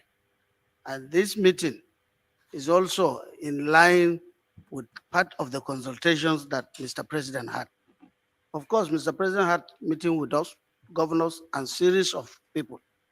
But at the Northern Governors Forum, at the APC Governors Forum, Northern Governors Forum, we sat down, we reviewed a lot of things in this country, and we discussed at length about the unity of this country, about the need for progress and the need for inclusiveness, and also the need to accommodate for accommodation. And we sat down in the last few days, and out of that, 13 out of 14 governors agreed. And we took a decision to go and advise Mr. President. While we were on our way to advise Mr. President, I think part of the discussions that we did leaked out to the press. Well, we still went ahead and we told Mr. President being a Democrat, said no, he must listen to us. He will listen to us. And so Mr. President granted us the opportunity today. Our meeting today is to reaffirm our position on that letter, on that statement. We also apologize to him that that statement was made by all of us, and we reaffirm the position, but we apologize that the statement leaked out before even our consultations with him. However, it is now in the message, not the messenger. And so Mr. President was very happy. He had took our position, and out of that discussions, Mr. President, as a believer in democratic process, believed that any candidate was emerged through a transparent process. And the emphasis is that Mr. President told us that for this election, for now, he has no anointed candidate, and therefore directed that this forum complete the Progressive Forum, Governors Forum, meet with the National Working Committee of the party to agree and proffer further solutions and recommendations for his own succession. I am sure this may be the last of consultations. So he has directed that, and out of this, our chairman of Progressive Governors Forum has also summoned a meeting for 5 o'clock today. And after that meeting, we'll make again further suggestions to Mr. President. So, but if, for emphasis, those of you who read it, I had a copy of what we wrote, which was already out of press. And I said, we wrote it and we stand by it. That in the interest of unity, in the interest of peace, we recommended that, and also justice. Our recommendation is that the next president should come from the south. Okay. So there you heard it right there. So that was the beginning of the play. Sorry, still playing in the background. So that was the beginning of the play. So that was the northern governors. We saw the letters that they put down, but to make it clear, they stand line astride. All the northern governors bar one, and I suspect that the one that was barred that exempted himself is Yahaya Bello, who still considered himself in play, because apparently he stormed out of that meeting when they told him to step down his ambition. So that was the northern governors, then all of them then back in the communique they put out to say that the power should shift to the south. So after that press conference, we know what happened. Abdullahi Adamu then came out to raise the hands of AHMAD Lawan to tell us that this is the candidate. So consequent to that, this is now the latest development from that space. So let me play you the second video that Ajanle Koko sent in, and then we'll come into we'll come back to the platform to sample opinion. So this is now what is in play now. So let me just unmute that. About 2 days ago, the Northern Governors meeting had a meeting that the leadership of this country under all that progressive should go to the north. And equally, the Southern governors also affirmed that. So we, as members of NWC, we are also with the governors on what they have said. And that's some minutes ago, the governors in the north have gone to the presidency and have just given the press that they are still on what they said with regard to the power shift to the south. So categorically, are you rejecting the position of the national chairman? No, I said it's just an information he gave us, but it's not an issue that has to be deliberated on the floor of the NWC. It's an information, and all of us are entitled to our opinion. We are all Democrats, and we exercise what. So in the nutshell, sir, this decision was not taken officially. This decision was never taken by NWC, but an information. Thank you, sir. He said that you should be by the town.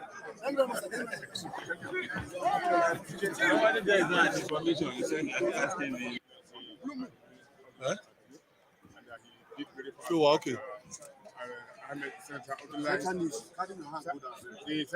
So there it is right there. A lot of noise in the background. All those journalists, they claim to be professionals, but you see what professionalism means within the Nigerian space. Let me go to Baba Kure with that. So Baba Kure, are you any the wiser what is going on? So we saw a first position, we saw a second position, and then it's now rounded up in confusion.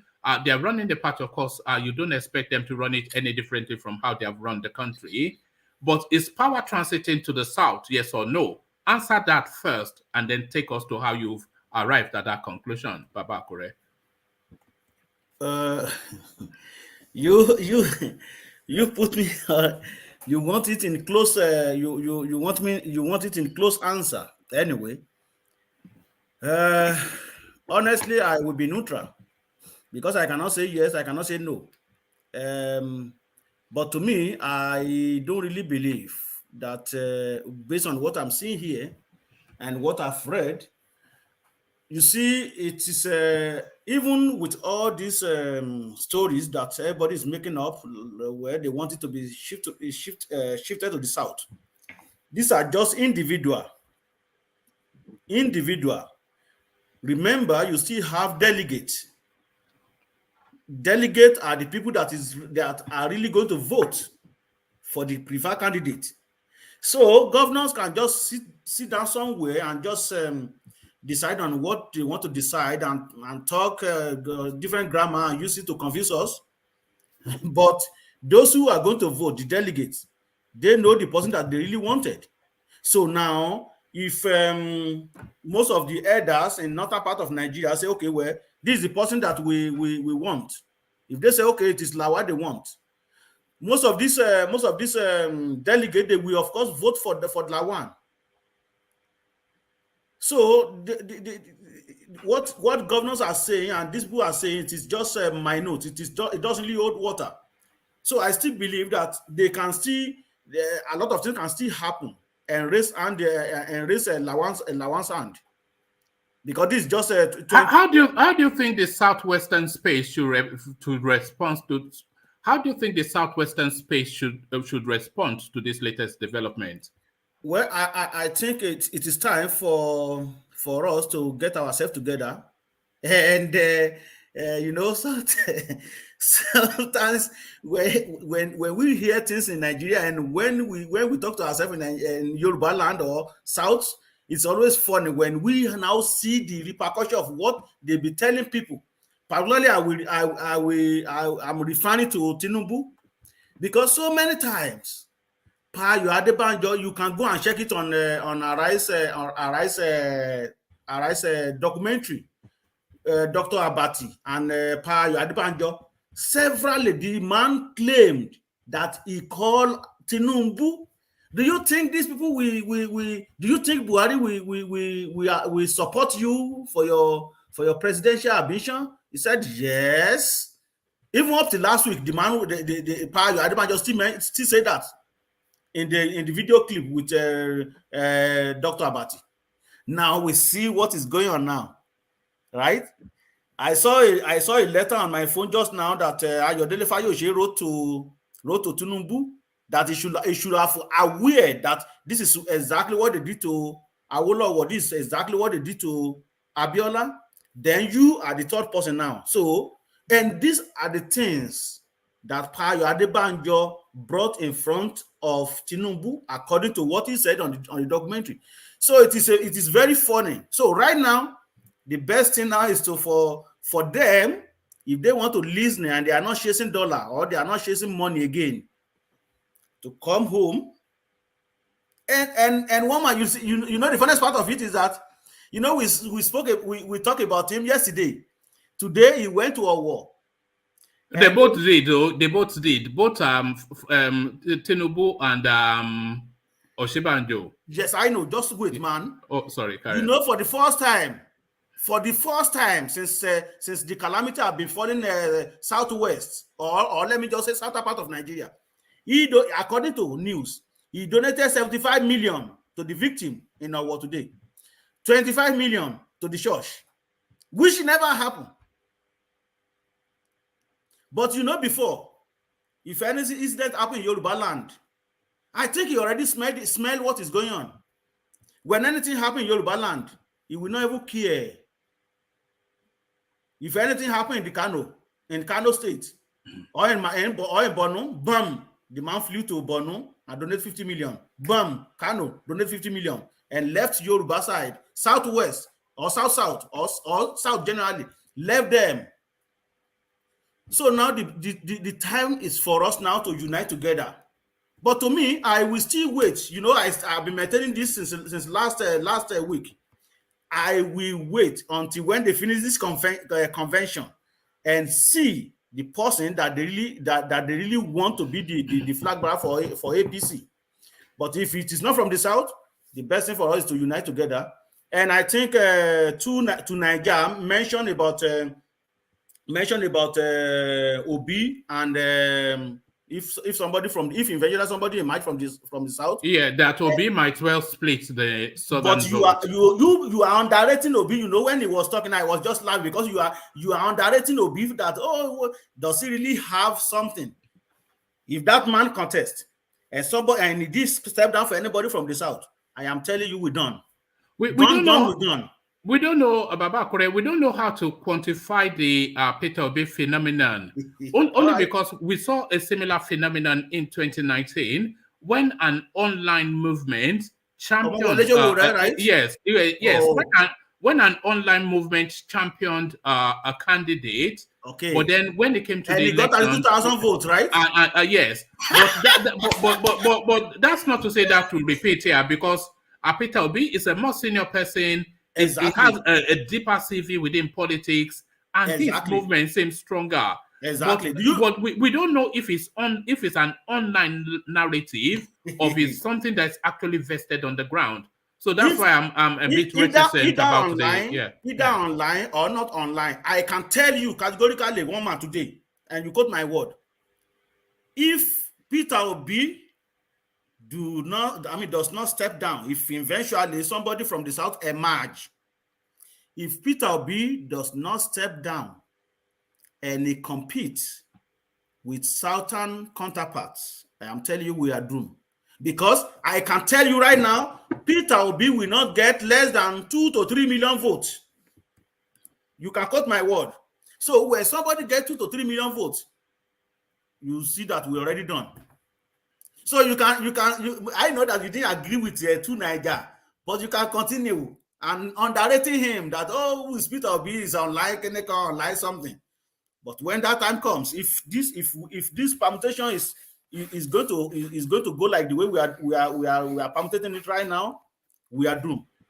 So the best thing, one must step down for one another. If eventually somebody emerge from as a APC candidate, if not, that is it.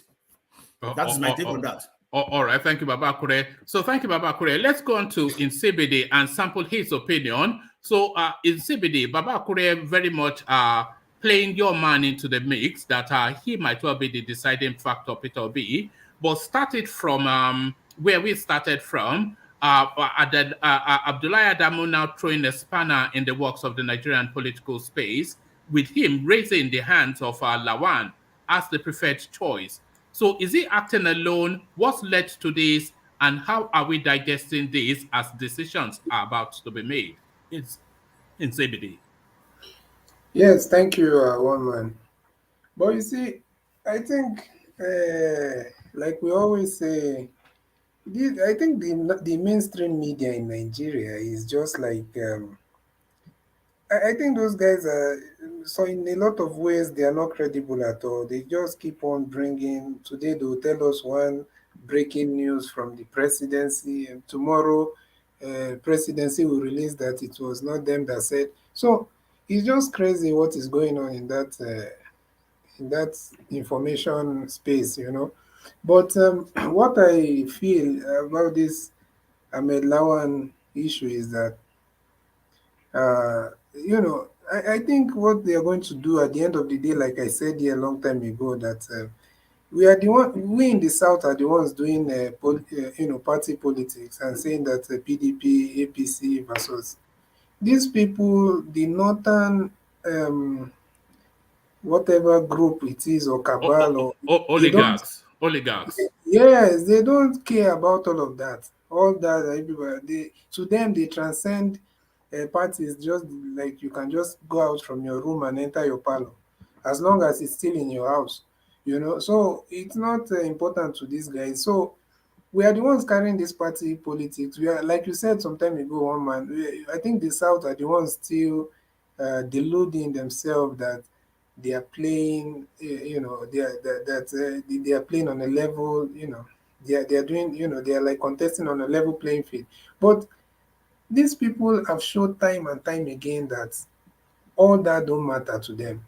And to me, I feel like they have already, you know, finalized their plan of making Atiku the president. And if you say, okay, that Ahmed Lawan is okay, forget that. I agree with whoever said that. I can't remember who said that. I think it was Charles. That this issue of Lawan might just be like, no, it's not Charles, it's the other brother, I think Joe. Joe. Yes. That this whole thing is just like, you know, these northern governors, they don't have any. It's just that they have to play the politics. You know, they have planned everything. They know where they are heading. They know their target. They know what they already want. But they'll come out and do the caricature and do all this. What is it called? Circus show. That's okay. We are saying that we support the South, the power of, so that the Southern people can be caught up in that shenanigans. But you see, the truth of the matter is that I feel like Ahmed Lawan, even if, for example, they now say, okay, let us remove this consensus thing, because I don't feel like they'll present anybody either from the South or anywhere. That's just I don't feel like they'll do that. They might just say, okay, let's remove this consensus thing. And at the end of the day, all these people, you will see it there, that it will not go to a South. It's not a Southern person that will win if they don't want that. You know, if they don't want that, you know, that's what I'm saying. So it doesn't matter whether they present Lawan or they don't present Lawan. These people, to me, I feel like they have already finalized what they want to do. So that's just what I would So say. who are you looking at on the tickets then? So it's decision time. By tomorrow we should know definitely, but certainly by the 8th. So tomorrow now being the 7th, they should certainly have somebody by tomorrow, but the final call by the 8th. INEC wants names submitted by the 10th. So who are we going to see on that APC ticket?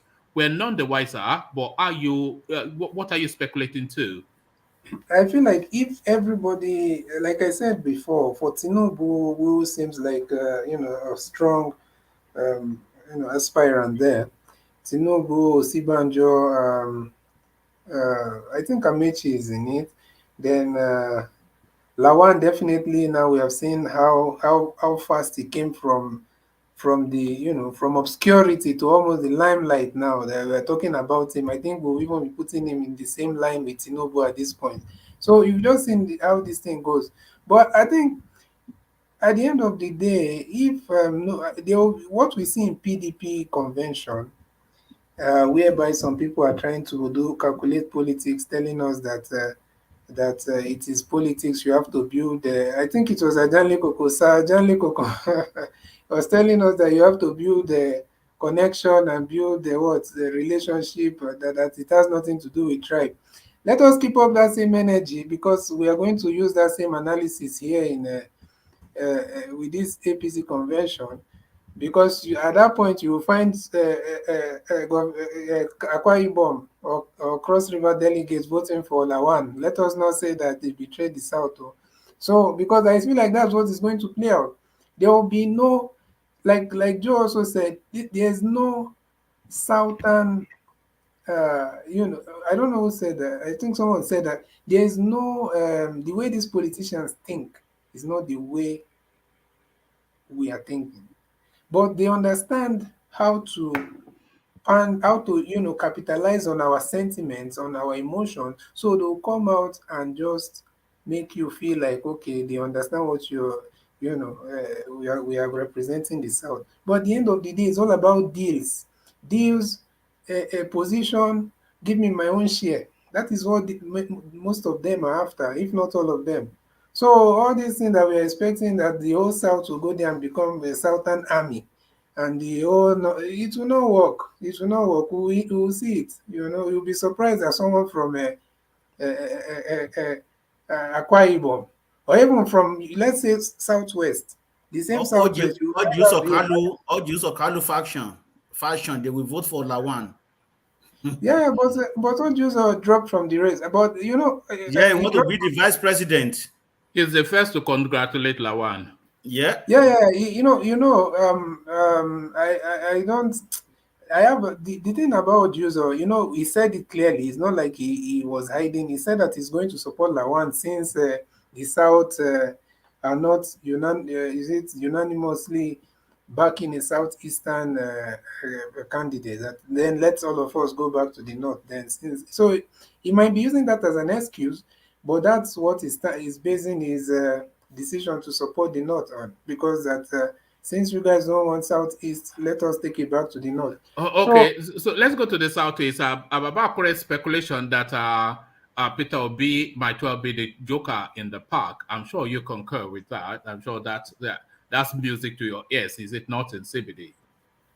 Yes, definitely. I've already said that a long time ago. Everybody knows the way it's going. People are saying 2 million, 3 million, but I feel like depending on how Peter Obi and his team will keep on this momentum, we can be surprised that it will even go as far as much as over 8 million. If you ask me, that's just my own, the way I read it. It can go even up to 10 million, depending on how, because as it is right now, with everything happening, people are not where they were like some 10 years ago. People are really now seeing that truly we might be, that the country is in an existential crisis, stage. So I feel like if they give it to the South, definitely, like what Baba, I don't know, I think Two Niger said, it will be it will be a very, a huge disadvantage for, for it will just be a plus for Atiku, somehow. It's going to be a plus for Atiku. But if the South now decides to unanimously support Peter Obi, then I feel like they stand a very huge chance. Because let me be honest with you, in my own opinion, I feel like Peter Obi, being the face of the South, will being the face of the South. When did he become that? Being the I say being. I'm not saying he is right now.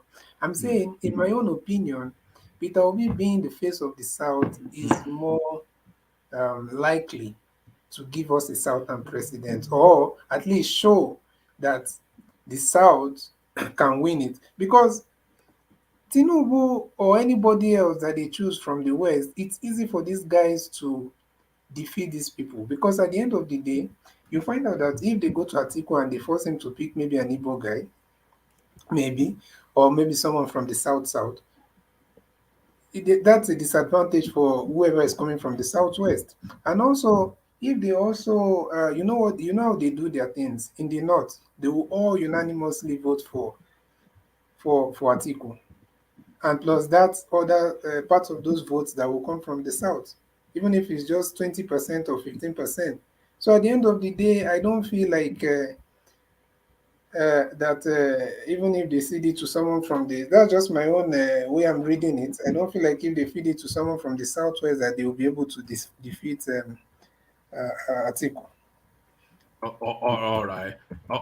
Thank you. So, Sibi, let's go on to Tony so that we sample everybody's opinion on this, and then we carry on from there. So, Tony, the topic, the name we are now conjuring with, the name we were conjuring with yesterday were names like Oshibanjo and Tinubu. So you can put those in the bin because a new champion has emerged, and his name is AHMAD Lawan. What are you then making then of this new space that we're in? Yeah, hello everybody. Because I will not say good evening because I'm still very sad. You see that you haven't heard my voice since. So, first of all, the country ought to be in a money mood right now, and then a war should have been like a ground zero that all the ambulances are still engaged. The police, the governor will be speaking to the people through the press there, live coverage till for 7 days. You know what I'm saying? Because we saw this happening in Germany, we saw this happening where they just shoot one person. In France, you see the president will be out, everybody will be out. They will be. You see the people will be running up and down, not hearing that Akeredolu was in Abuja today to go and worship his masters there. Those masters. No, Sulu Gabari there. No, hold on. Akeredolu was in a war to commensurate with actually, let me play you a clip. So okay, let me play you this clip. I said Gabes would know how to reach all of them. So Adeda is donating 50 million to take care of the victims.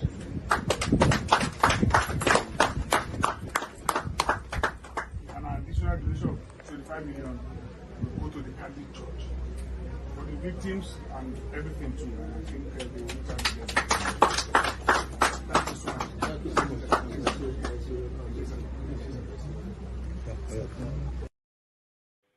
So that was Akeredolu there, leading Tinubu to commensurate with the space, and Tinubu bringing his wallet along. So he was there to do what he needed to do. But then the politics also in Abuja, so he has to, make himself available to all the spaces. Yes, sir.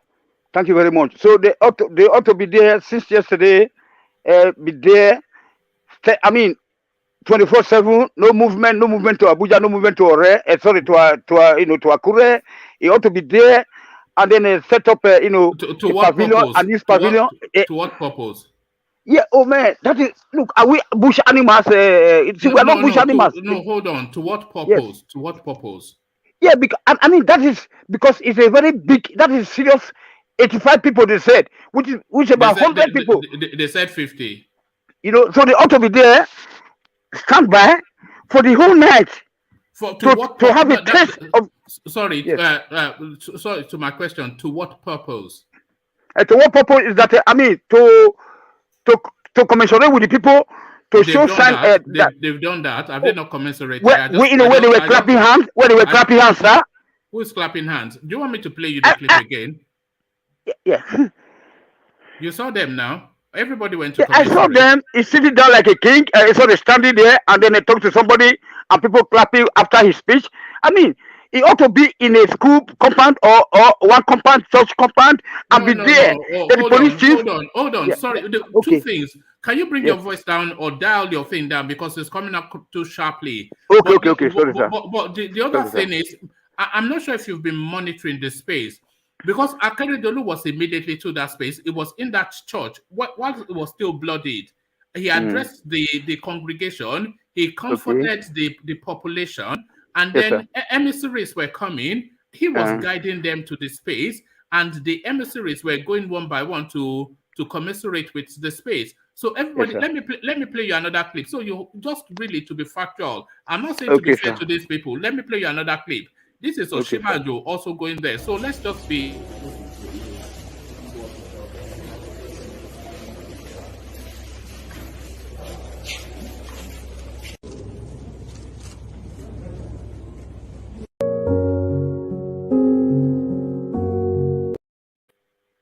So I think everybody did what they are meant to do. They are not meant to go and be sleeping there in night vigil, or is that what you're suggesting?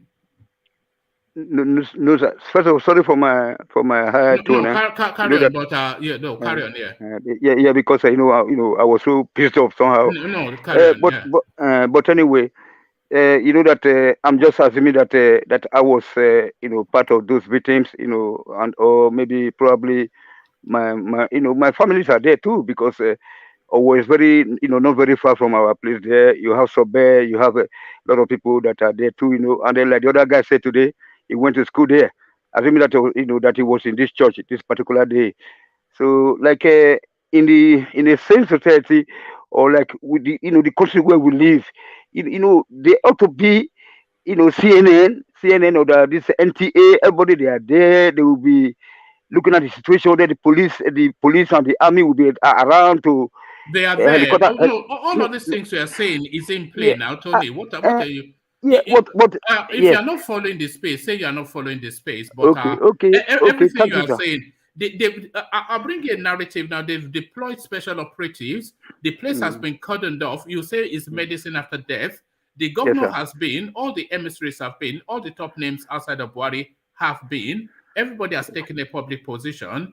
So I'm not quite sure what more. What I want is that yes, I want things to be done like is that is being done in other parts of the world. That's what they have done.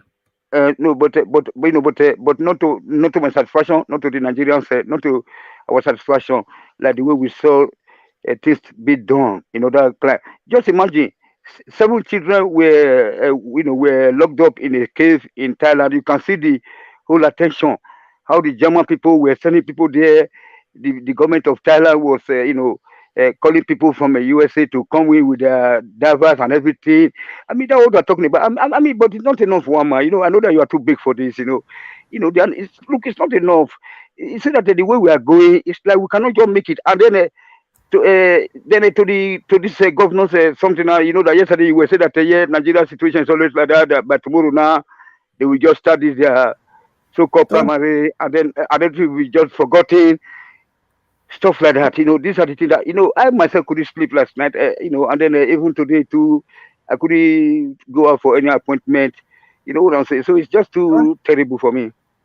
Can I say something just briefly? Yeah, come in now. Oh, yes, CBD. Yeah. So I think to a little bit of what Tony is saying, but I think internally, how do I put it now? Should I say like, obviously what they've done so far is commendable, and it's what they should do, but they've not done enough, if we are being honest, Woman, because they told us now that these people are from Mali, that they are terrorists from Mali. So where have they? I'm sorry. Hold on, Baba. Yeah, carry on. Have they conducted proper investigations to, find out how these people, from Mali? Obviously, they came through the northern part of the country, pass through all these states all the way to Ondo? Have they found out the routes these guys used? Have they set up measures maybe at the border? How is the borders of the north?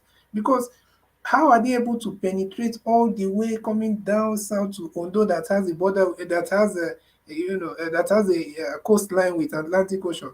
So they should do proper investigation and put measures in place that this kind of things cannot happen. That is when we know that they've done enough. But if they are just condemning and doing the normal condemnation, you have to be reminded that this happened yesterday, being Sunday, and today being Monday. So I'm not sure that all of those things that you are expecting would happen within 24 hours. But in terms of how those people got there, I think we got that from the prelate that was kidnapped in Abia State and then released, who told us that his kidnappers told him that they have sleeper cells right across the forestry of the southern region. So they didn't make that journey, especially they already have sleeper cells. Yeah, they've already made their way. So that's why, yeah, I think I can believe that. But that's what I'm also saying, that not just because of this Ondo incident, but let this one be like, where is that noise coming from? No, it was coming from, I think, Joe. Yeah, carry on. Oh, okay. Yeah. Okay. So, but if that is the case, one man, look at every other normal country in the world.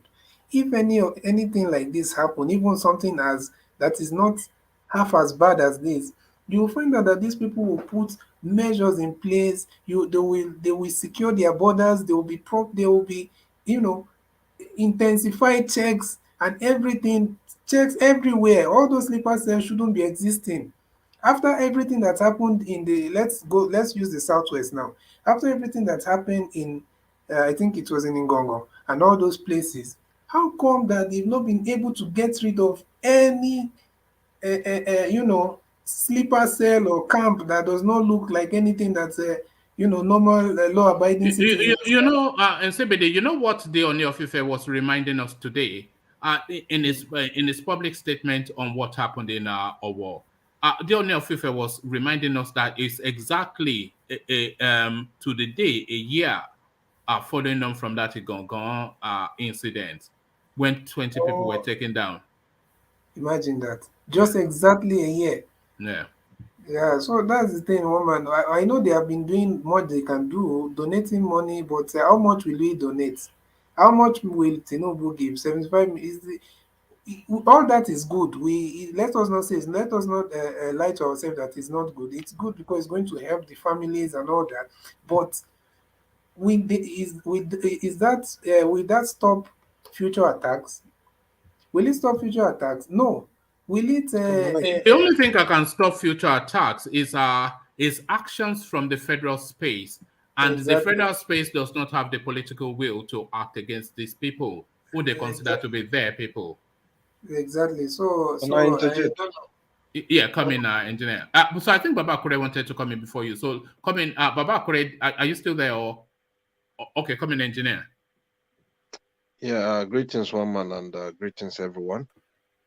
Well, 2 days ago, I was speaking to someone in Nigeria. He's a uniform man. And this is what he said clearly.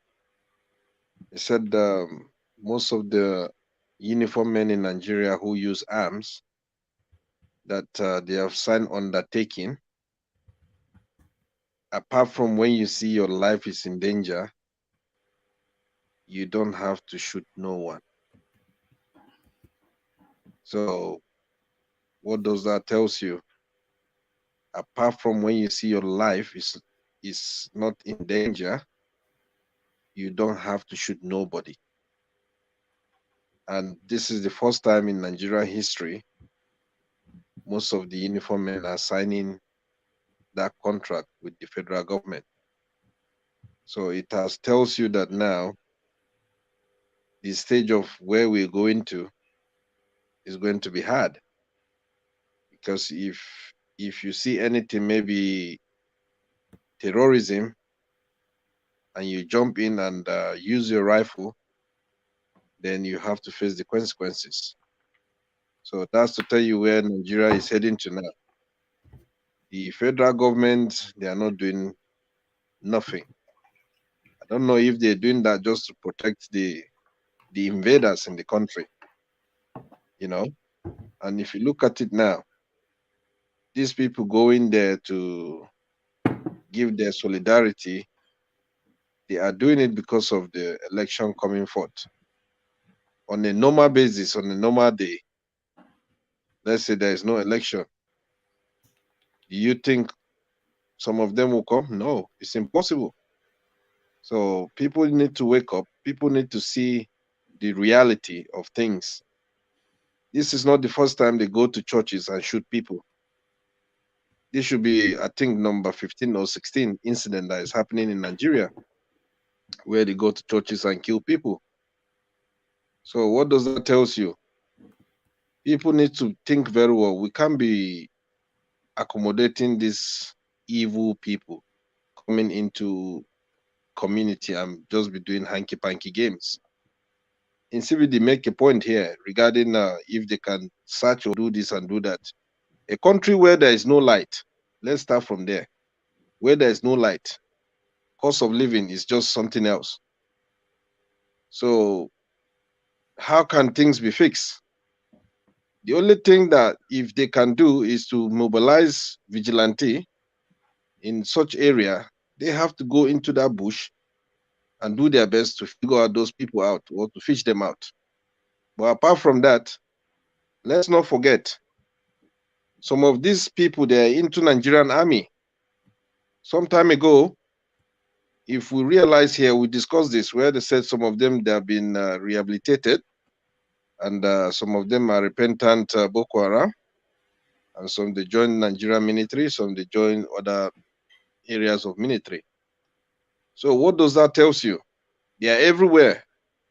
They have some in the armies, some in the custom, whatever. They communicate to themselves.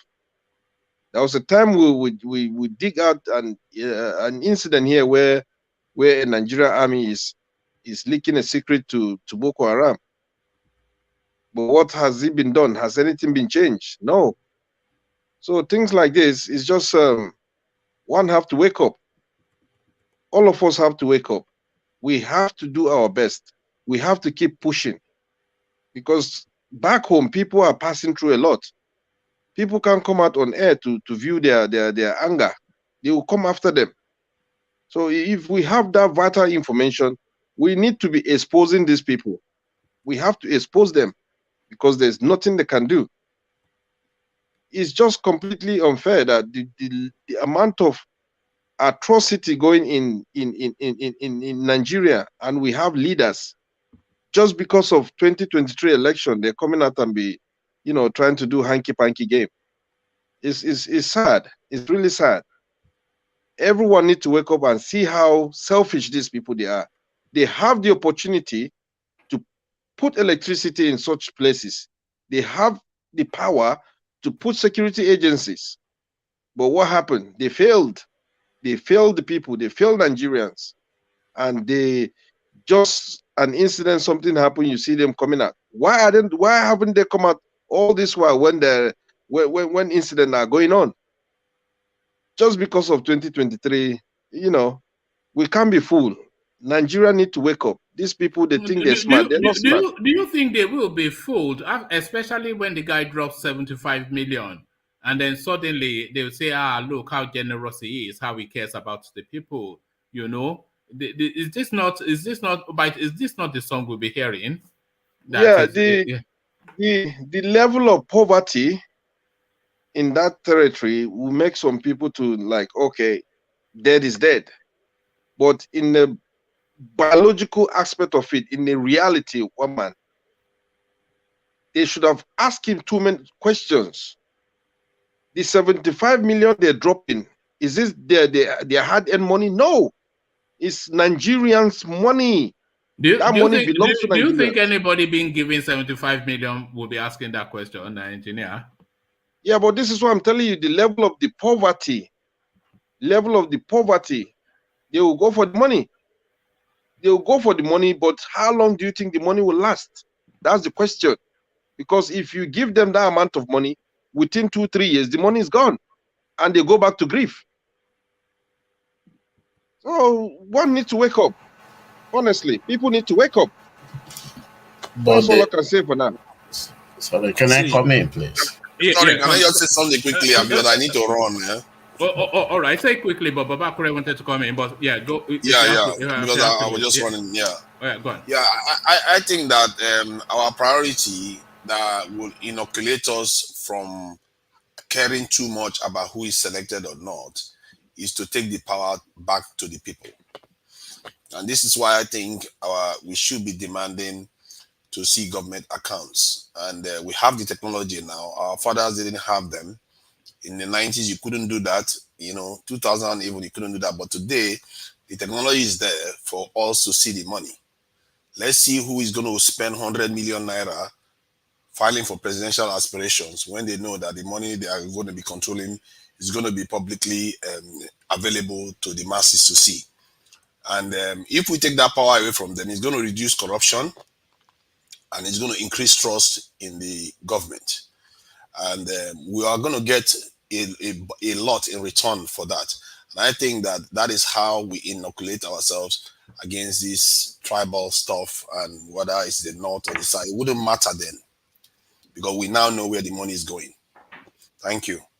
All right, brilliant. And by the way, before you leave to Niger, there is a facility for what you said because a lot of people will be saying, how is that possible? But there's a Freedom of Information Act in Nigeria that you as a body can insist on seeing because it's public information and the accounts of the state should be publicly available. So under that Freedom of Information Act, what you're saying is a possibility as far as I can. I'm talking real time here, real time. Just as you get phone alerts on your phone. No. Where is that ever done? But that's just because you see, that's why you have to ambitious. If we have to have ambition here, we can.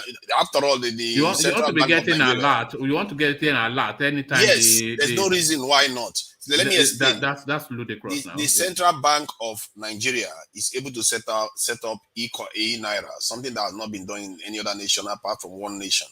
So if we have to be ambitious here, we have to leapfrog so many things. Is that ambitious to be getting alerts from? Yes, because you can subscribe to it. Yes, because you can subscribe to it. If you want to monitor what your state governor is doing, is it not your money? Does the money belong to the governor? I don't understand it. Why should we cede power to them? You know that has to be an act of law. That's my point. We push for it. We create the most transparent system of government that the world has ever seen. Known to mankind. Exactly. I don't think it's ever done in any country. I don't know, man. Not even in the Scandinavian countries. We are facing. We are a unique government. We are a unique situation. We can't copy what they are doing. We are chasing them from behind. We need to leap ahead. That's what is going on here, and I think that's is capable of healing Nigeria. If we go through this slow motion where people are walking behind the scenes, they will remain powerful. We have to take the power away from them and put it in the hands of the people. The technology is there. We know how to subscribe to everything, and we get alerts for them. Even on YouTube, we get alerts. Why are we not getting alerts with our own money that we are putting money? Because it's causing a lot of problem in Nigeria right now. We need to take the power away from them. How else can you do it? You are going to rely on trust of all these politicians. You don't get. Can you permit me for a minute? Let me just chip in something. Well, engineer, you don't get a lot now. God the win. This is it. I think in support of what he said. Yeah. The other way around, the money that the federal government or they're giving to the state governors, if they find a way the money to be documented, so that maybe after 4 years, the amount of money they receive from the federal government, people can question them. In your 4 years, this is the amount you are allocated with. What did you use it for? I think if we start from there, that's a little bit kind of yes. I can subscribe to that. Run away with the money. I can subscribe to that. If they make the federal allocation of every state published publicly every single month, and then the state then they will run away with it. I don't trust. No, they're not going nowhere. They have to sign. See, if it's something that the everyday man cannot relate to, it will be hard to implement, and they will disconnect it from the people and still do what they are doing. You have to make it. See, I've seen technology change the world. The GPS was put in cars and it stopped car theft. It literally grounded it to a halt. You mount CCTVs in public places, it reduces corruption. If you use technology to monitor your money, you are likely to get corrupt leaders and you are going to increase trust in the government. We have to start leapfrogging the system. They expect us to be chasing our tails. That's what they plan for. And we have to jump past it and anticipate what they are going to do. Because if we keep going behind the scenes, they will always find a way around it. Now, if you ask them, okay, every account, every transaction you make, we are going to see it. Let's see how they are going to run. Before the money goes out, at the moment it goes out, people will know. FCC will be monitoring it. Police will be monitoring it. Everybody's monitoring it all around the world. Apart from our national security anyway, national security accounts can be still kept private. But everything else, healthcare, education, we can take the power away from them so that the people know what is happening. Now we can't suspect each other wrongfully anymore. You know, ASU is on strike right now because they think government has money. And those ones, they will come back on strike after a year. They still get paid for doing no job. This country is being run to the ground because we don't have transparency. We suspect each other. Is it not better that we see two Naija? Hold on, let me ask you a question. Sorry, which country are you talking about? I just need to know because this solution you are trying to provide, you are talking of Nigeria, right? Yes. Nigeria has done things that that's why you know what? That's why I asked you this question. Hold on. That's why I asked you this. You said something about the app they launched. They launched the e-naira you were talking about. Yes. Do you know that app? Do you know? Sorry? I said we were able to launch the e-naira based on how effective. Yeah, I got that. How effective is the e-naira? I'm asking you. No, it's not necessarily about effect. I don't know how effective it is, to be frank. But the point is the ambition to do something that other nations even rarely dares to do. That the fact that the Chinese want to even follow us in the way we approach it. We banned cryptocurrency. Something after we banned it, then the Chinese did it. So you see that sometimes Nigeria, even our banking system is more advanced than the one they have here in the West. If you don't know that. So there are things we do that is more advanced because we have experienced a unique history of corruption. That's why our banking system is so advanced. Our banking system is more advanced than the one we have in the West. Are you serious? Yes, let's not open up that. I've used both systems. No. Sorry, I'm sorry. No. Hold on. Can you hold on? Justify that statement that you just made, and then we move on. So justify that. Exactly. Statement. Yeah. An example of that is if you want to open an account in the West, you can just go online and fill form. You have an account. In Nigeria, you can do that, but they will want to see you face to face. They will do a face to face interview, something that they will do online, and they will have to see you face to face, interview you. Boom, then they will open your account. In the way the banks operate themselves, the way the transactions are done, they have multiple security features to ensure that the transaction is genuine. That is something they don't do in the West. And the Nigerians started it a lot earlier than the West has even started implementing it more recently. Nigerians have been doing mobile banking before the West even started it. Kenya actually started it first. Yeah. Kenya, no, it's true. Kenya started it first. That's my point. Africa is able to do things because of their unique history. We have to tap into that to leapfrog some of the things. Because if we keep copying people, we are always going to be behind. That is the problem. We need to start thinking, okay, we have a unique problem where the people distrust the leaders, and the leaders are proving themselves to be corrupt. Some of them may not be corrupt, they may be telling the truth, but we don't believe them because we think there is a lot of money in the bank. So what other way to solve that problem than to say, you know what, show us the money. After all, it's our money. Let's see where the money is going, so that would disarm all the people that are accusing the government wrongly, and also discourage the corrupt politicians that come into office just to enrich themselves. Because now they don't have a lot of room to do that. They will have to go and find a proper job to go and do to make money. This is something that can change the face of Nigeria. It's quite simple. but it can transform things if we push for it. People were able to die and fight for NSAS, and they got everything they wanted from that NSAS protest. But if they did something like this, the impact is gonna go far beyond what we are thinking today, because people are gonna be willing to pay into the system.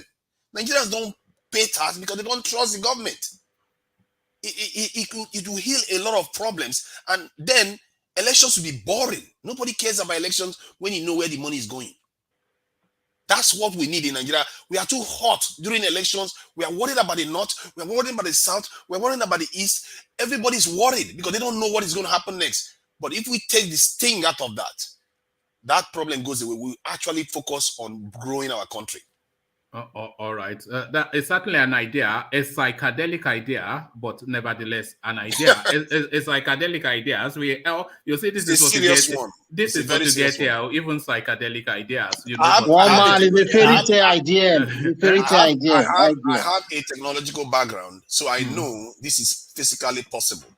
So it's something that can be done. I don't see why they should keep our money in the dark. I've seen our leader talk about how they have trust funds that they're going to use to give to NYC people. I was like, trust fund, who knows how much you have there? Who knows who you are going to give the money to? Who is checking who? They are all corrupt. We can't keep living like this.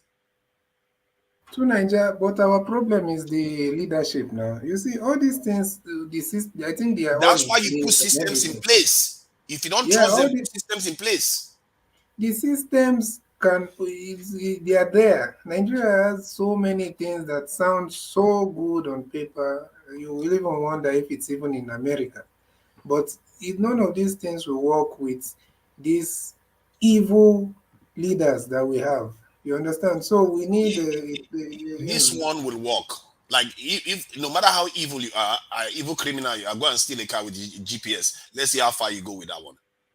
You can be as evil as you want, but soon there are certain things you can't prevent. How far you go is that they will take you to EFCC, and tomorrow when you align with the ruling party, your sins are forgiven. All right, you've deviated so much, but it's certainly an interesting idea. So I was completely disregarding of it, but now you've expanded on it. I see more the possibility, but still, for me, a psychedelic idea. But one man, you should ask him. He said they should put system. Who will put the system in place? Who is going to put it in place? Give me the money. I'll put it in place for you. No, it's talking about the political will. It's not the technology is easily done, but the will. The people are the will. If the people decide that they want the people stealing the money will put now you are talking. I decide. mean the people that want the government to do everything they want in NSAS this in issue. We got the government to do everything. They got the government to do everything they want. The people have the power to make the government do this too. It's a matter of will. If we have the will, we demand it, they will do it. They don't have a choice. All right. Let's hear from Babakure, and then we go back to Tony to continue with his thoughts. Thank you for that insertion. It's certainly something to think about, you know. And I think a lot of the people in the comment section, they are not far from you, especially the technology base that we have, because we have a lot of techies that follow the platform. So they are saying, "No, woman, you are so stupid." Of course, the guy is right. So there it is, right there. So there it is, right there. So an interesting idea. But Baba, you wanted to insert something earlier on. I already forgot that anyway. All right. Let's get back to Tony. So Tony, you had the floor and you were speaking that forget these elections, that the space should still be held by what happened in a war. Yes, sir. To my people now, well done. And so the thing that should be preoccupy our mind right now is how to protect our bushes now, or how to drive those aliens away. And then that's why I will say that the helicopter helicopter should be flying around there, hovering around, around the bushes there, war, and they ride to Akure, to Benin, or to Syria, to Kogi State. That's how it is being done. Like Philippines, they have this Abu Sayyaf. This Abu Sayyaf will say they were much stronger than Boko Haram, but look at the way those Filipino soldiers will just go to the bush, into the streams everywhere, and fish these guys out. Now that we know that these people are the ones sending them, because already this a lot of officials, they are coming to say that the part of the government, there are Boko Haram in the government, and the people that are being caught are being, recruited. So we already know where we are, that we are already in a very dire strait. So we need to do something right now that what should be, even our discussion, since we started today, should be directed at this, how to secure ourselves right now, because we saw this coming, and they are really coming. And then we are seeing that. How to secure ourselves, Tony, is really vested in the politics still. Yes. You have to have the instruments to be able to secure yourself, and the instruments of security is held federally. Yes, and then otherwise known as this northern part. No, forget the northern. The instrument of security is held at the federal space, and yes, that is what we have been seeing all the way through. Yes, sir, and it's very bad. So how do we free up ourselves from this grip? So that's what we're talking about. It's very bad. Please, can I just even today? Hold on, please, my brother. Today, one man. Dangote trucks are still bringing in people, for the north towards the south. Today. What does that mean? What are you saying? They are still bringing people with, be discovered, covered with tarpaulin, and then after the police and the custom were there, but so, and then they tried to check. They said they were carrying bags of salt, and then it was people in there with some AK-47. So many trucks today. Dangote. Forget Dangote. I don't know about. But thank you, Tony. Sorry, Tony, but I recall from all these unverified things. No, take me to the next one. Okay, take me to the next one. No. I remember my point. One man. But you can see that for the comment section, they say you should let Tony speak more. All right. Thank you, Tony. So thank you, Tony. So let's hear from everybody gets to. Let's hear from you, Baba Kure, and then we hear from Joe, and then we move on. The point I want to make is that I know that in CBD, in a statement the other time, it was mentioning that those people who attacked church in Owo, they are from Mali. So my question is that how do we know that they are from Mali? Because it seems that instead of us to just call a spade. Baba Kure, that is what the governor of your state. That is what the governor of your state said. Yeah, it's still political correct. Anyway, that's okay. No, I didn't hear that from him. I've had some information now. I read it out. Yeah. That's what Akeredolu said now. To me, I don't believe that they are from Mali. We can continue deceiving ourselves. They are from Mali, they are from Niger, they are from Gambia. Let us continue deceiving ourselves. And I want to make mention of OONI of Ife that stated that Yoruba will be able to defend themselves. No, Baba, we get to that in a moment. But let's have. Let me just. No, go on. If you want to make a. No, when we get to that, because I wanted to start that space of either with Joe or Ajanle Koko, but Joe, you wanted to insert something. Yes, I just want to say that because Tony was saying we have to defend our government has to come in. Well, if we want to wait for government, I think we will wait forever. Like what we did in my hometown, just like I mentioned 2 days ago. And I think every one of us here, we came from different cities and different towns. We can organize the same because like in my hometown, we have to keep making contributions in which we pay vigilante. And, is that not rudimentary somewhat? Is that that's rudimentary stuff now? Just a minute. Okay. Then we also have cameras situated at different junctions of the town and all the entry points into the city. This can be done, though we know it's rudimentary, but that we kind of checkmate.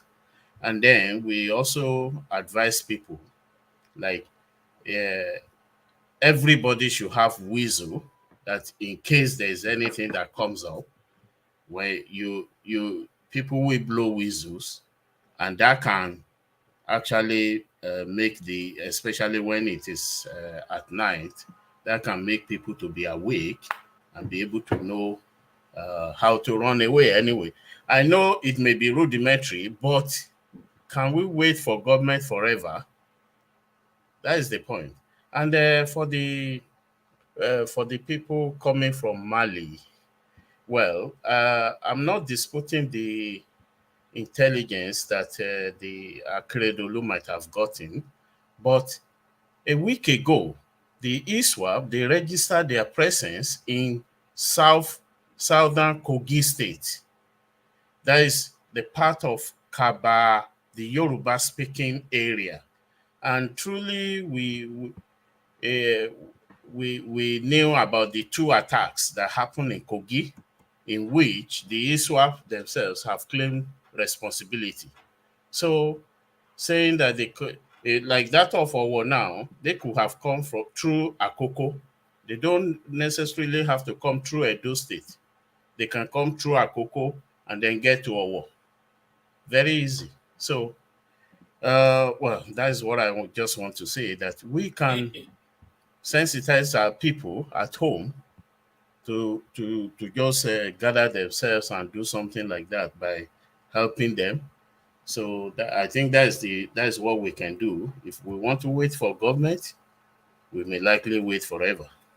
You know, Joe, I was reflecting on this, and I think we may well have touched on it yesterday as well, to find out exactly what pathway these people would have had to enter Ondo State. So I brought up the map, which I will bring up again now, just to see where the entry point into Ondo would be. So here is a map of Nigeria. I hope it's clear enough, somewhat.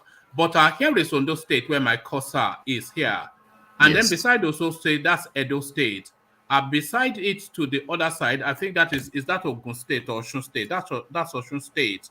So, and then it goes all the way into Yorubaland. That should be Ekiti. No, that's Osun State, I think. That's Osun State. Where my cursor is here is Osun State. This is Ondo State. This is where is Ekiti?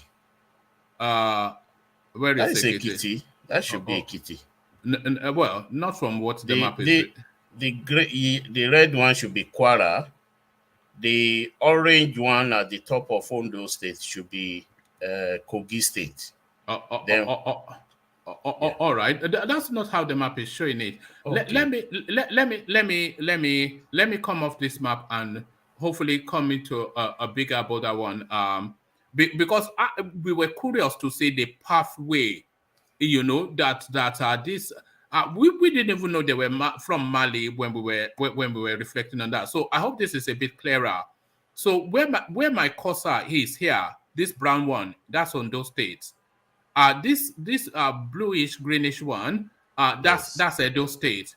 Here, the other greenish one, that is Osun State. This is Ogun State. Is this so? Okay. What you have now is like an old map when. Yes, I think because it may well be. I can't see Ekiti there. Yeah, I can see. But if you look at from Kogi, is directly on top of Ondo State.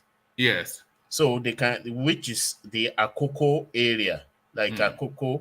So they can come in directly from that Kogi into Akoko, from there to Ikare to directly to Owo. Or they can come through Akoko, Edo, Gara, then to Iburopa, and then from there to Ifon, and from Ifon to Owo. So they can come. It's so easy to come through those axes. You know, somebody was saying that the best way is to just use the middle belt as a buffer. So if you can find a way to sweep through that middle belt so that it breaks the pathway. So there's a strong security belt in that middle belt. So it breaks the pathway of anybody just and that is where the security really should be, the middle belt. So that stops them coming in, via the forest or anything? Yeah, it's just the unseriousness of the government. If you remember the other time when they stopped bringing food to the south, you realize that they know their limit. They stop at Jeba. That is shortly before the river, River Niger. They know that is where their limit is. So they have to stop all the trailers, all the trucks from that end. So just as you said, assuming we have a good governance that can sweep through the whole of Nasarawa, Niger State, Benue, Kogi, that could have been just to be able to keep them at bay. But now they've already registered their presence in Kogi State, to the extent that they struck just last week, I think it was on Friday, in the governor's town. That is Kogi State governor's town in Okene. So they struck there, and they claim the responsibility. So I don't think that buffer will work anymore, the way I'm seeing it. Well, it could still work though, because if they create that buffer still, and then the ones that have already instituted the cells that have already instituted, they can cut them off from escape and then just savage them. Well, we are just thinking of, we have to, one way or the other, that we cannot, But woman, can I just come in? Yeah. You know that you are saying something like as if you are the government, somebody with good heart, or like as if I'm the government. But you know that the government is responsible for this. Are you? Yeah, we're just talking of what can be done. I know. Yeah. This local jar there, this River Niger there, all those on top there, Kwara, all those, they put military like a Samai border. I get what you are saying, but they would not do it because they have got some agenda to carry out. Yeah, that's it. Oh, all right. Thank you, Tony. So thank you, Tony, and thank you for that insertion, Joe. So let me move it on then but we're still staying. One more, you're moving it on. You didn't sample my opinion. You're moving it on. So sorry, Juros. Yes. So your opinion then on the talking point, the Abdullahi Adamu and his wayward ways. I'm going to find you one man. Sorry. Me too, one man. Who's me too? Who's me too? Grand. Oh, all right. Carry on, Ejiro. Sorry, Ejiro, your thoughts. Yeah. The Lawan story, the rubber stamp Senate president. That man is rubber stamp. We all know that. And you see, Lawan is a project of APC, so they know what they are doing. Them giving it to Lawan is a game plan, because the calculation before was, if they give it to, if Atiku emerges, they bring Lawan in. That was the permutation out there, And if Wike emerges, they bring Jonathan. So, like we've been saying here before, is a very. Is that what you think? You mean like for like, Abi? Like for like? Yes. Because who is Lawan, please? For me, I've never heard such name. To be honest with you, I think APC and PDP are working together for power. To go again for the North. That's why they want to do that like for like thing, That is just I think that's just the calculation out there. So they know what they are doing, Then I want to take a goal at the Lagos the Lagos landlord, Asiwaju. All right. Before you go there, you said who is Lawan, but I think somebody has an answer for you. So, okay. Senator Shetima, he will tell you who Lawan is. So let him tell you in his own words who Lawan is. Okay. All right, bring him up. Okay. Has changed things. Yes. For those who say I'm a Lawan from the same northeast as Atiku Abubakar, is there an even? I mean, does that make the race even in that sense? Well, my own position. We're gonna come back and just huff and puff, and we'll take you back. Can you hold on? Who's that? Of so many interests, the ACN, the ANPP, the CPC, then Abga. Apologies, I'm going to rewind this because I think please, through. Yeah, somebody comes through just then. Yeah. That dynamics has changed things. Yes. For those who say I'm a Lawan from the same northeast as Atiku Abubakar, is there an even? I mean, does that make the race even in that sense? Well, my own position is very simple. APC was formed by a merger of so many interests. The ACN, the ANPP, the CPC, then Abga, and of course the new NPN. And in a multi-ethnic, multi-religious polity like ours, we have to be sensitive and conscious of the diversity of the nation. Ahmed Lawan is my kinsman, is my brother, and he holds me in the highest esteem. And I played a very prominent role in his emergence as the president of the Senate against my own kinsman, Ahmed Alindume. But leadership goes beyond sentiments. He has spent 20 years in the Senate, in the legislature. He has a PhD in geography. He had spent a stint in the academia before joining the political industry. Does he have the administrative skill set to rule a complex nation like Nigeria? This is $1 million question, and most importantly, sir, can he also stand shoulder to shoulder with Atiku Abubakar? He can't. You think so? That's the fact. You know, he's a peer amongst equals. Let's not delude ourselves. He became a senator with 144,000 votes. I became a senator with votes 2.5 times that he garnered in Yobe. No. Go to Ohiapia or Izochuku and ask for Ahmed Lawan. The first name that will come to their mind is that of the tomato dealer who's bringing tomato from Maiduguri. So there you have it, Ejiro rather. So that is his own clansman that tells you that it's if you go to Omar here and say Ahmed Lawan, they'll say, we know him now. He imports tomato from. Nobody knows who he is. He's just a punk. Exactly. One man, you must understand that APC, as of today, has fallen by his own hand. A party formed for one purpose, just one purpose, to ask Jonathan, cannot stand. It's been a long time coming. CPC and the AC cannot part ways and rest in pieces. You know, that is how I would just leave it there.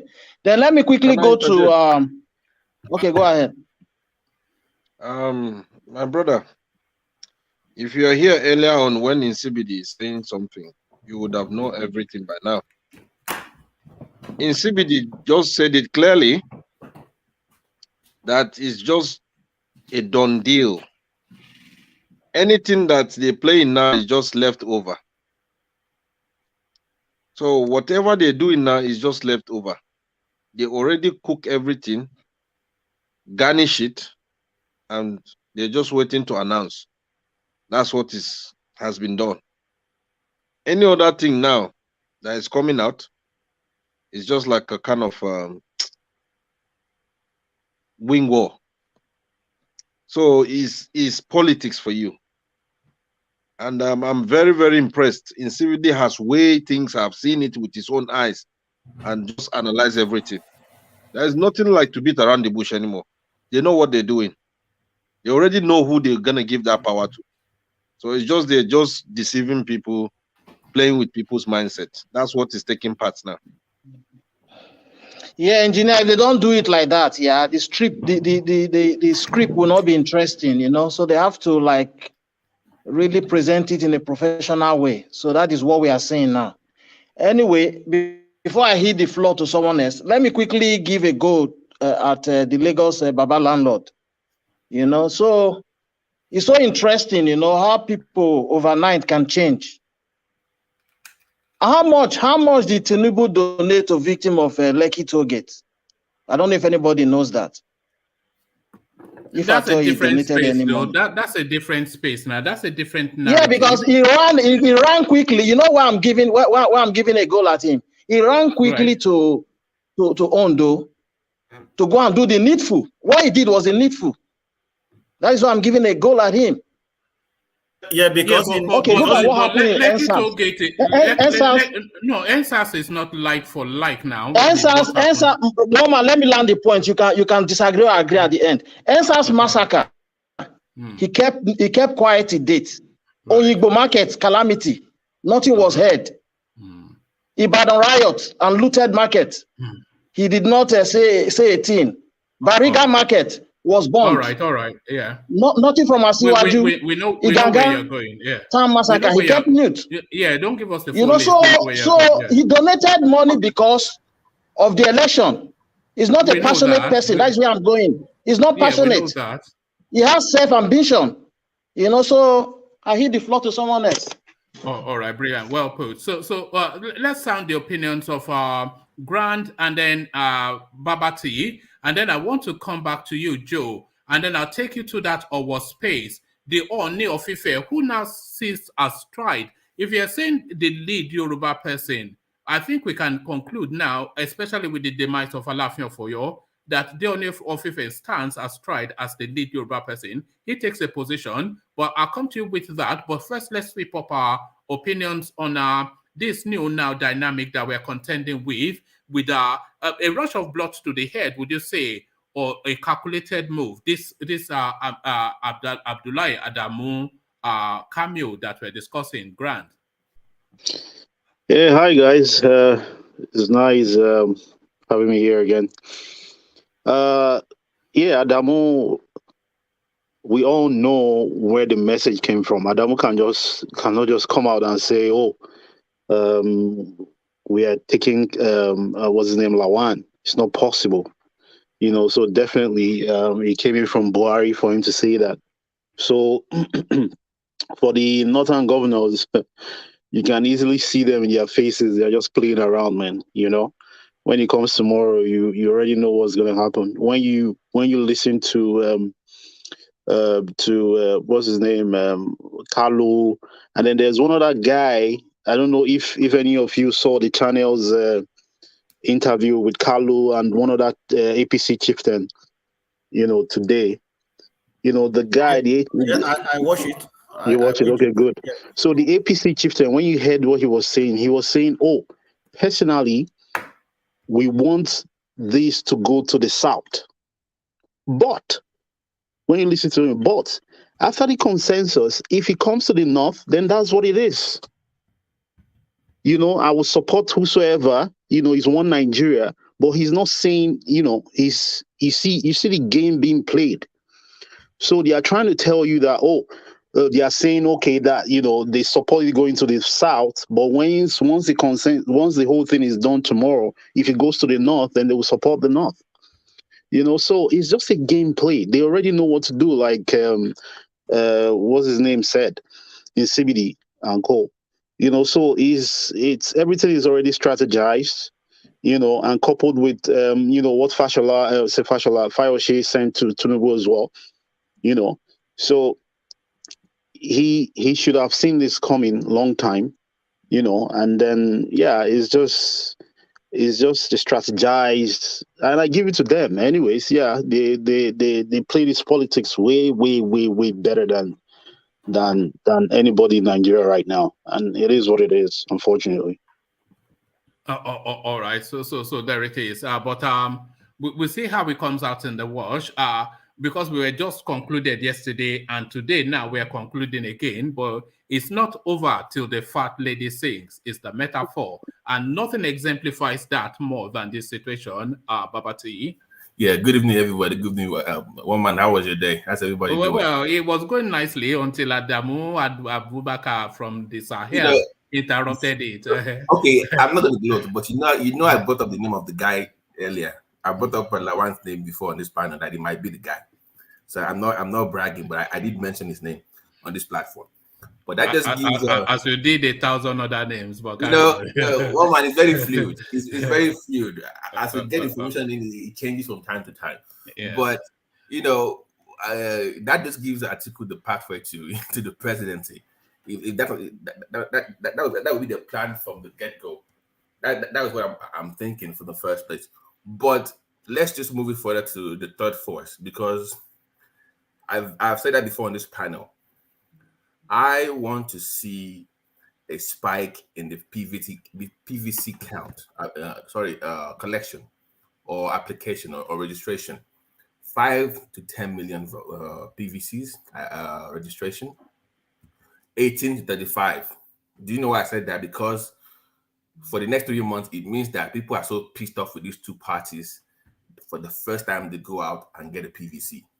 So for you to have a credible third force, you just look at those spike in numbers, 18 to 35. You must say spike in registration between those demographics for OB or whoever comes up to be taken seriously.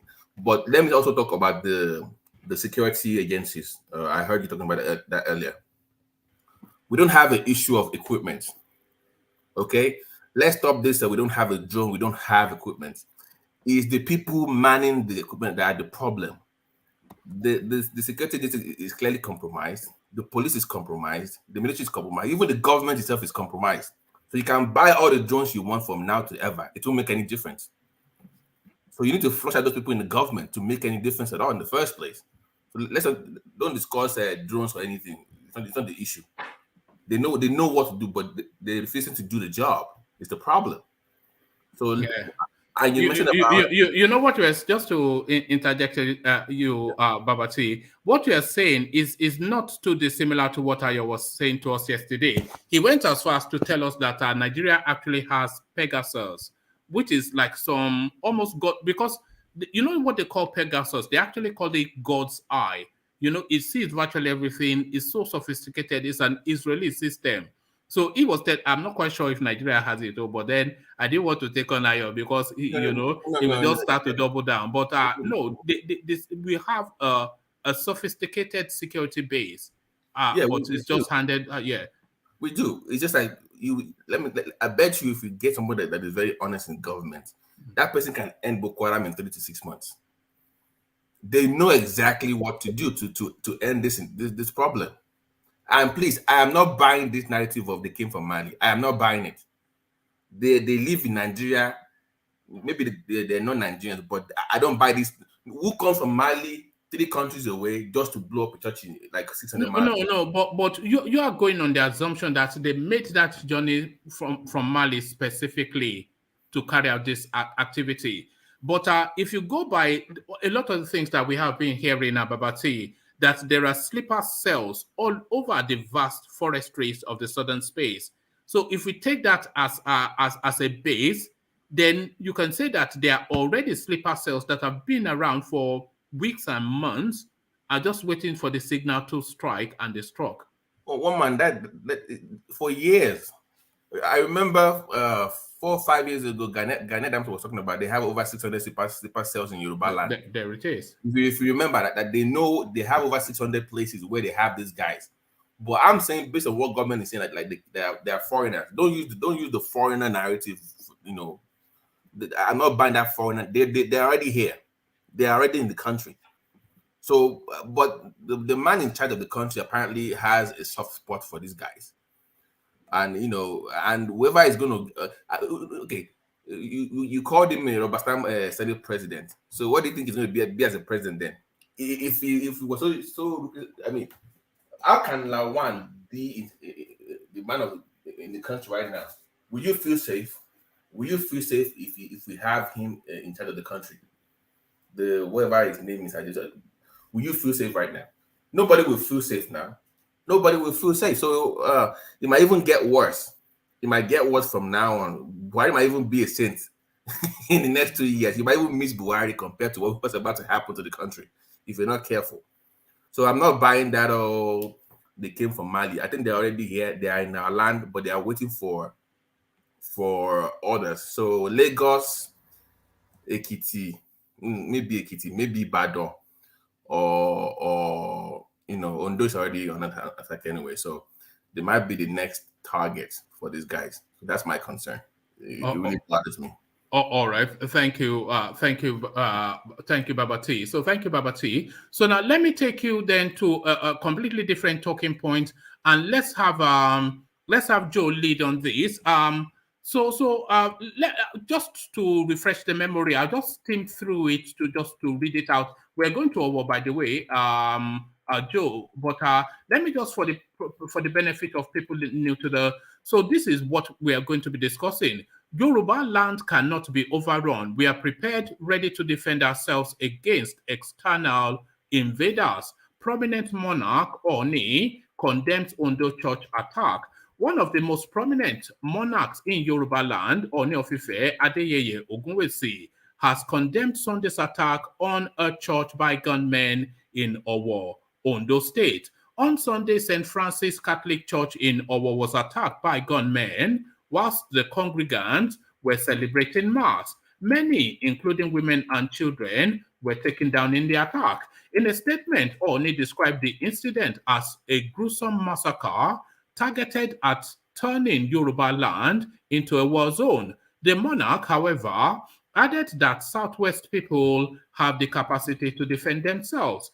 What occurred yesterday was a gruesome massacre desperately targeted at turning Yoruba land into a war zone. However, we, the descendants of Oduduwa, although peace-loving, cannot be overrun in our own homes. Do not be mistaken. We have the capacity and are prepared and ready to defend ourselves against all external invaders, the monarch said. We should all be reminded that yesterday made it exactly 1 year when an invading gang of killer headsmen killed at least over 20 people in Igangan, Ibarapa, North Local Government Area of Oyo State on a Saturday night, leaving several houses. The palace of the Isiganga burned in the attack whilst people were asleep exactly a year ago. When calamities like this befall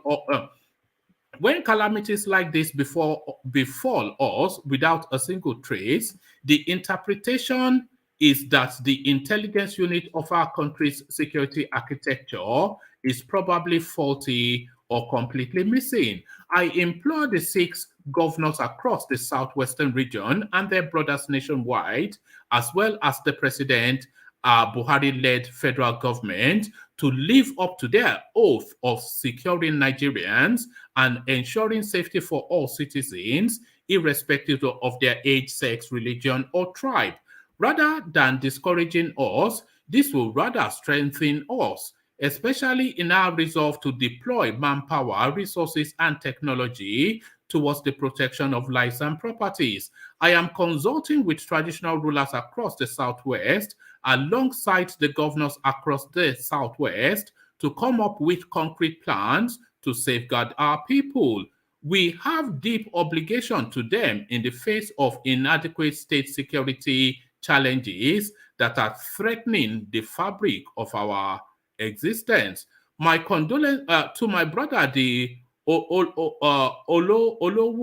of Owo. So then it goes on into the condolences. So several things to unpick from that, Joe. So he reminds us that this is exactly a year since we had the Ibarapa incident.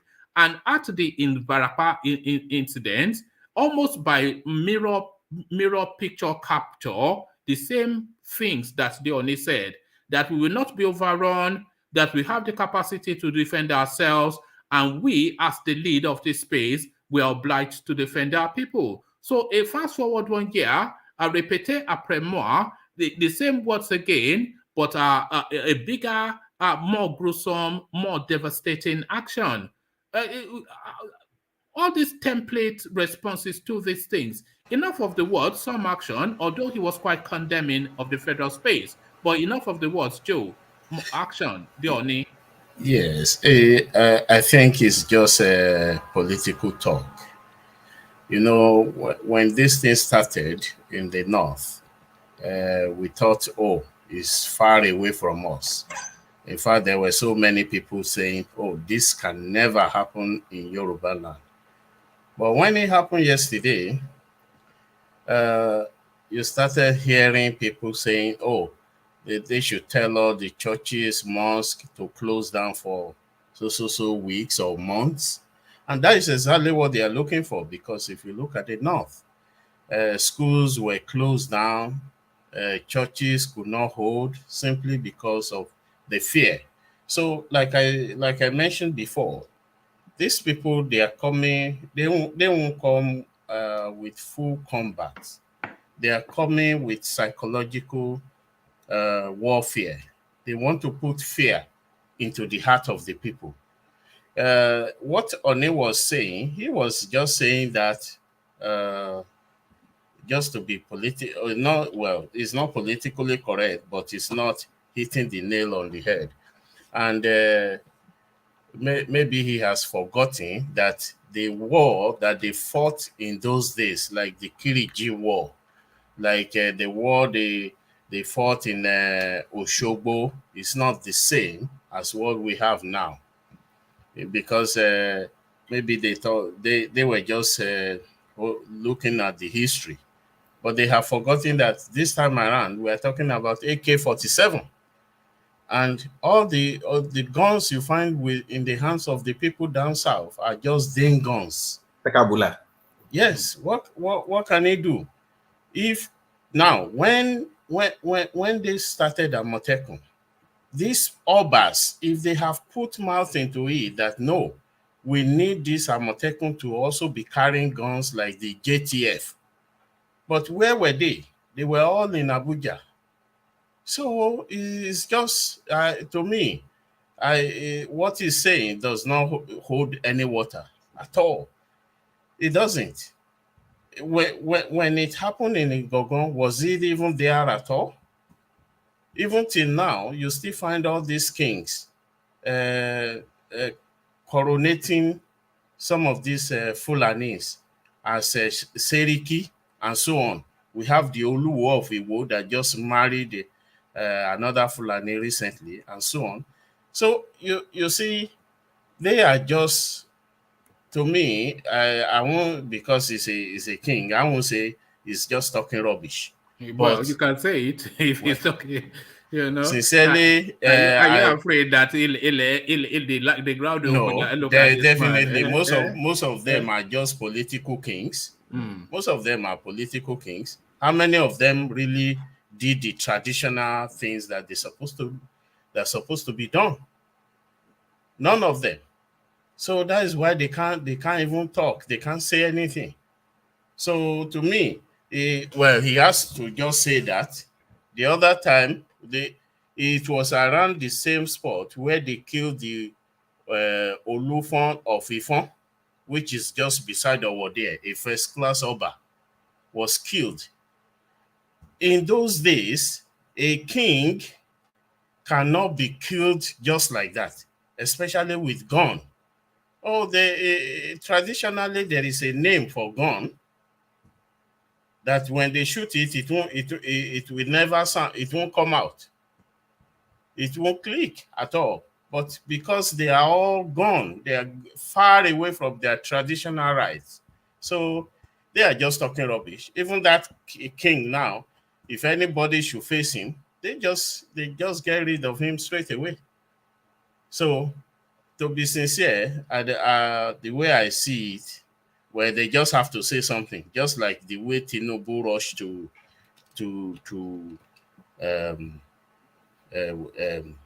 Owo. It's just because of the political interest. I think it was Ejiro that was mentioning those areas where there have been disasters. Yes, because exactly. There were no political interest in those areas. He's like Tinubu. His daughter controls the markets in Lagos, the whole of Lagos. But markets were burning, nothing was done. Even in Lagos. Even in Lagos, Yes, he didn't give them anything in Lagos. That's what I'm saying. Can I interject briefly, please? Yeah. Okay, I think the reason why he's doing this now is that when chicken want to come home to be roasted, I think he has already felt that this thing is getting out of my hand, and in his party friend in another part of Nigeria, so he's trying now to get the face of Yoruba. That's how I think, anyway. I think that is why he's doing this now, because he's supposed to have been doing this before. I think because he already perceived that this ticket is going to get out of my hand, so I need people to support so me. he's trying to buy his way back home. Exactly. He's looking for sympathy. So we are fools. So we are fools. We are fools. We can't I believe people were not fooled by the money that Tinubu gave, because that money, is it going to get to the hands of the victims? No. You will just realize they will tell you that. Yeah, they will just tell you they've used it to pay for medical bills, because some of them were taken to private hospitals, St. Louis, while some were in federal medical center. On those states should cover that bill, surely. Well, to your tent, oh Israel, I'm sure. So it won't happen when the government himself cannot pay salaries. The health workers, all of them, they pay them half salaries or 30% salary. So they will tell you there's no money. So it's only that we just pray that Nigeria will not happen to us, because the survivor of yesterday is the victim of today. So Aisha Yesufu said something quite pertinent, which is just those words that you've just uttered, that all those people that are encountered what they encountered in our war, they are every one of us, because to those people, before they encountered that, they never had any expectation that anything like that could happen in their space, just as we have no expectation that something like that will happen in our space. So they just hear it as something that happens in a distant space, but it happened to them. So that is everybody right there. That's everybody. And for you to know, till now, I don't think there's any list of the names of the victims. So far, we don't even know the actual number. So now there's no list to say, oh, this person is Veronica, this is Michael, this is this, or this is. There is no list at all. So that's in that respect, I think the church is not doing good enough right there. The church should have came out and told us, address the press on how everything went, and mention the names of members that were killed and those that are injured, that are taking treatment in hospital. So that church have important role to play in telling us the truth. We cannot hear the total truth from the government, because the government, they want to, package the news. They want to make sure that for one reason they call it for security reason. We don't want to we don't want to reveal everything. But that church must stand firm, must speak for the truth. I mean, for the people, and speak the truth out to the world to know. And to be sincere, a church as big as that, yes, I doubt it if they have a CCTV, maybe in the church or outside the church, to be able to monitor or to be able to see the faces of those terrorists. Of those people. I doubt it. Because nobody ever mentioned anything that, oh, yeah, we have CCTV, so we can. Nobody. Even when they were talking to the priest, when Tinubu got there, and when Oshibajo was also there, nobody mentioned anything like CCTV, which means they possibly they didn't have anything. And the The churches problem are with us that rich. we don't take security serious in Nigeria. Yeah, because they Every, never believed it will ever happen to them, especially in a sleepy town like Owo. Yes, yes, yes. So, just two things.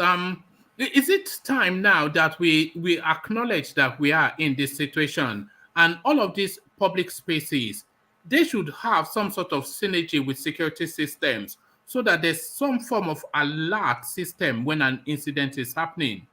Because those people, it would have taken a good at least an hour for them to do everything and then to effect their escape. So this is not something that happened in 2-3 minutes.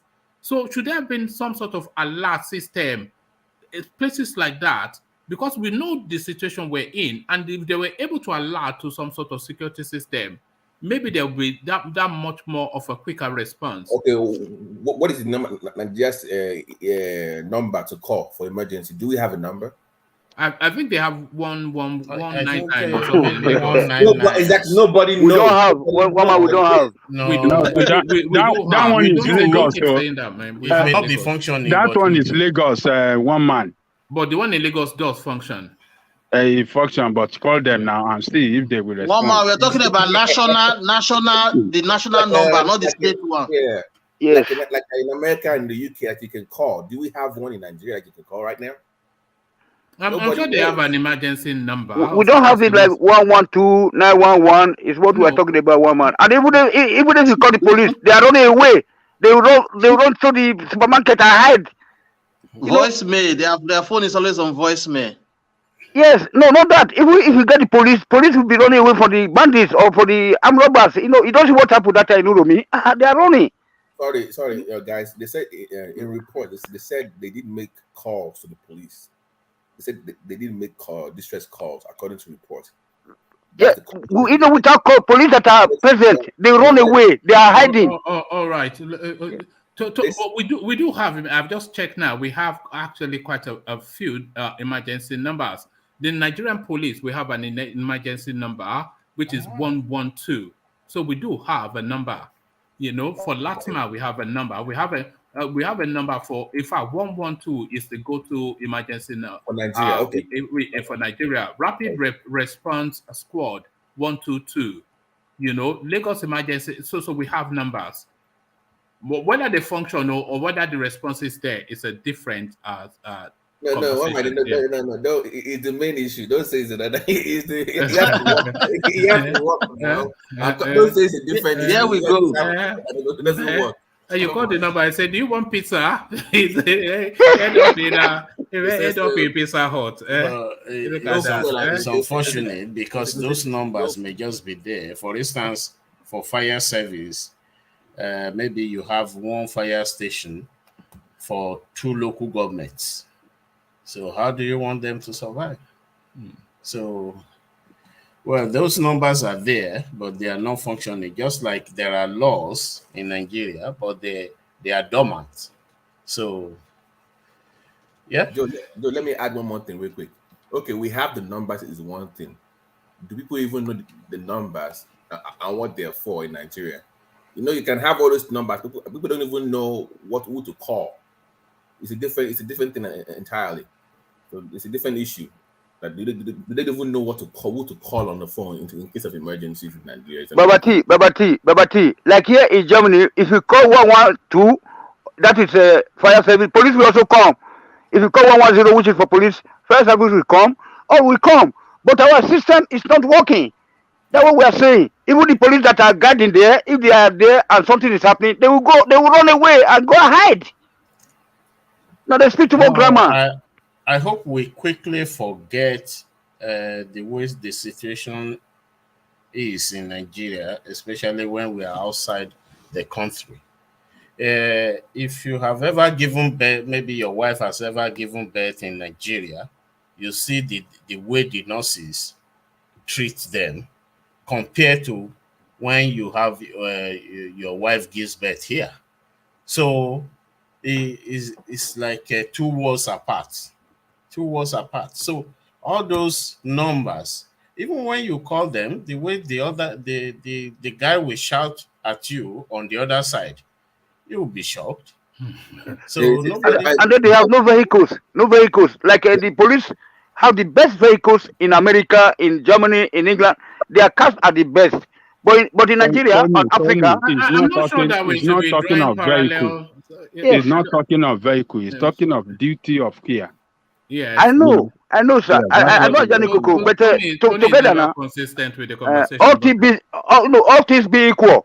So the police is not coming. They will ask you to provide, petrol.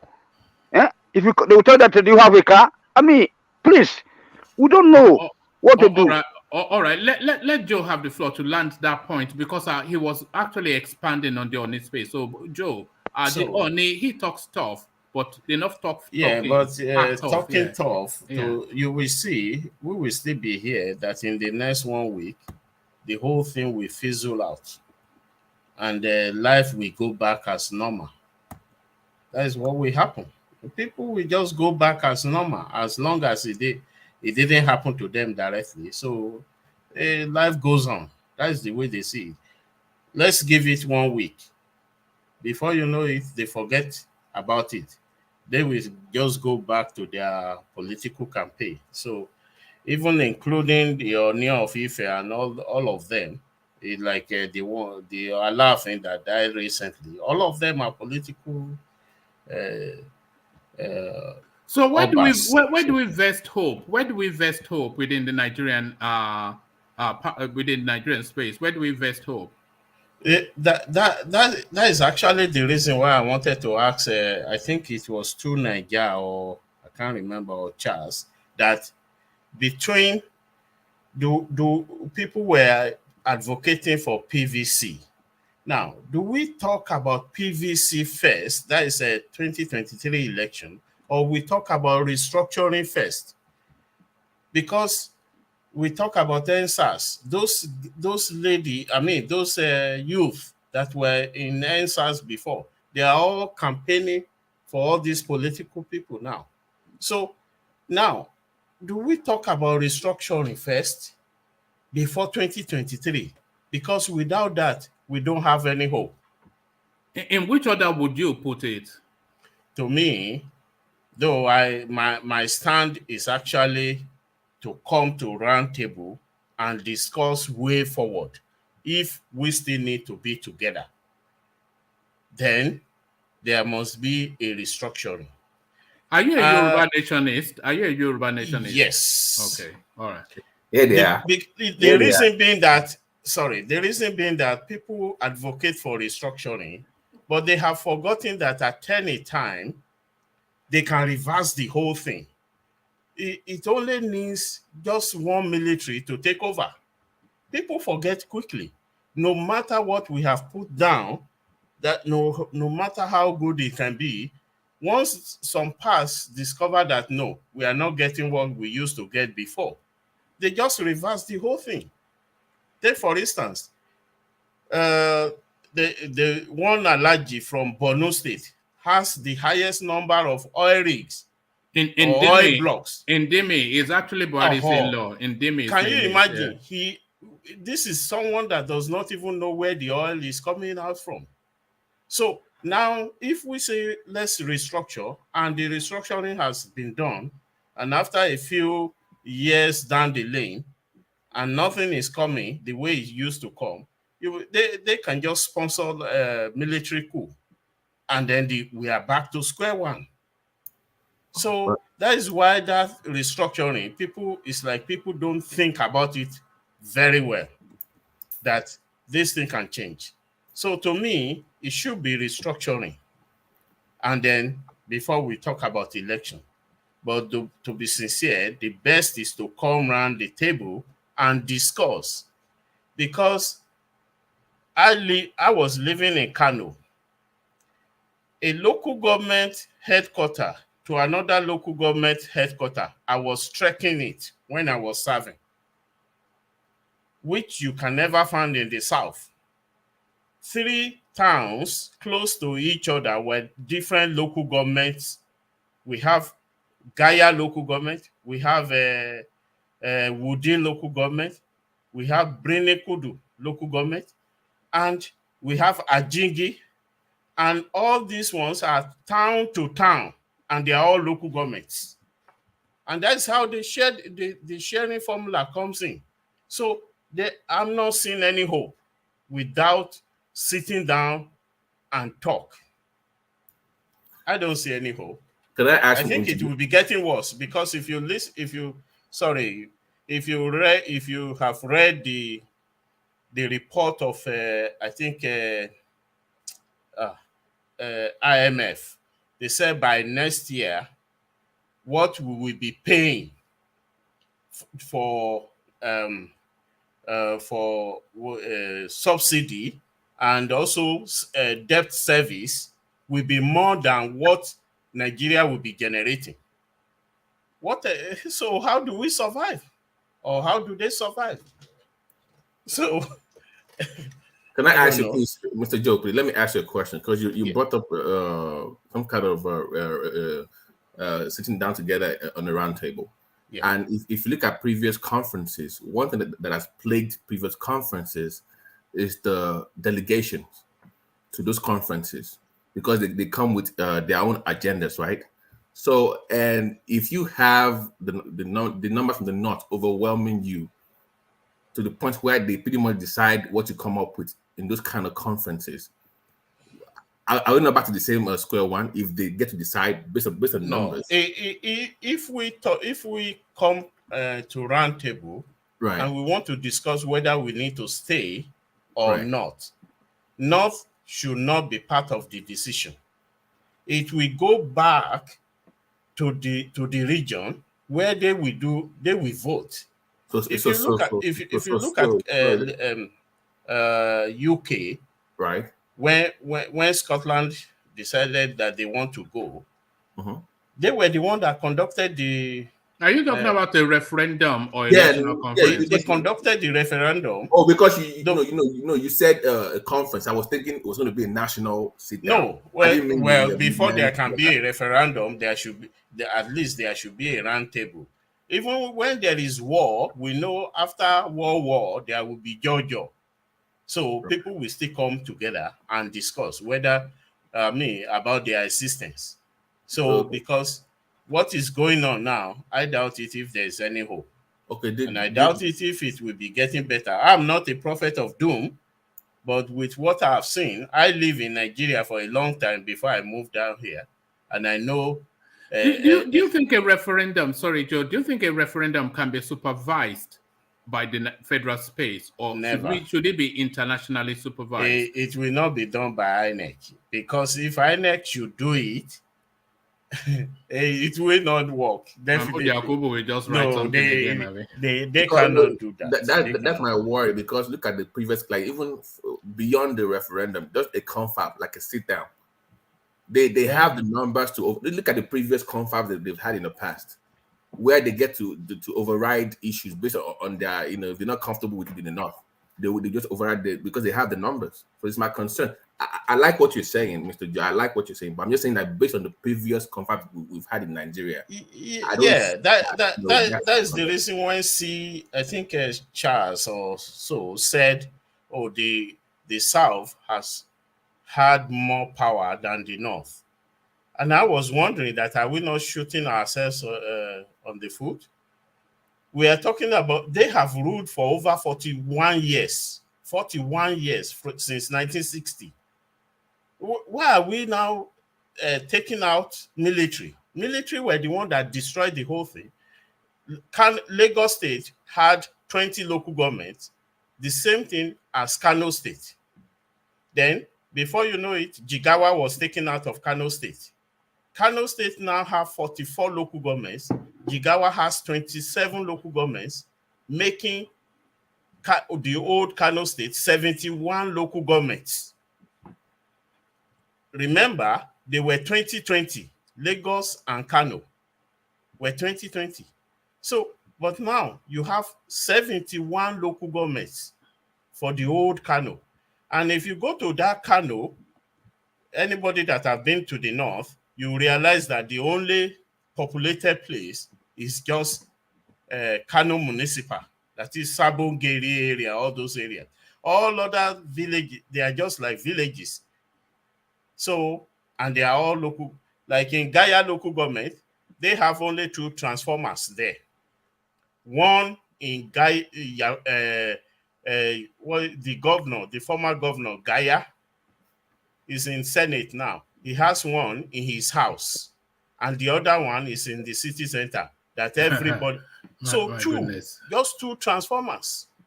So where are those votes? 1.5 million, 1.9 million. Where are they coming from? It's the goats and the sheep now. If you want to sign anything in the local government, you only come on Thursday when they are going to share the money. That is the only time. If you miss that, then you wait till next month, because all of them must have gone to Kano City. So, all right, thank you, Joe. So thank you, Joe. I want to take that narrative to Ajanle Koko and Baba Kure and Baba. Well, I want to take it round really so that everybody gets to speak on that space. But before I take it round, let me acknowledge the super chats that have been coming in. It's the usual suspects, Alexander Gomez and Plenty Water. But Alexander Gomez kicks it off. Even before I fully started the session, he super chatted this. It says, apologies to Rational Mind. You have been vindicated. So Rational Mind, of course, telling us that he will hold his position until he's actually seen what's happened. And that was pushing him. We almost even came to blows, but apparently Rational Mind, not blows, of course, you know, we're gentlemen, but a civil disagreement, you know, a civilized disagreement. But alas, Rational Mind is right. So Plenty Water comes in. He says, to be fair, Tinubu was not a government official or aspirant to a government. To be fair, Tinubu was not a government official or aspirant to a government office during NSAS. More so, he doesn't need to announce donations with all the stories hanging around his head. So thank you for that. It really frustrates me when they go to that narrative that why didn't he come out and speak about Igogo? Why should he come out and speak about Igogo? In what capacity? He's a private citizen. Oh, but he went to Kano and did this, that, and the other. So what did he do to Igogo? Did he give them money? Do you know if he did not? Because, you know, all these things. Why did he not? Why did he not? We seem to escape the space that this guy is a private citizen. It's a private citizen. It's a political leader. One man. It's a political leader.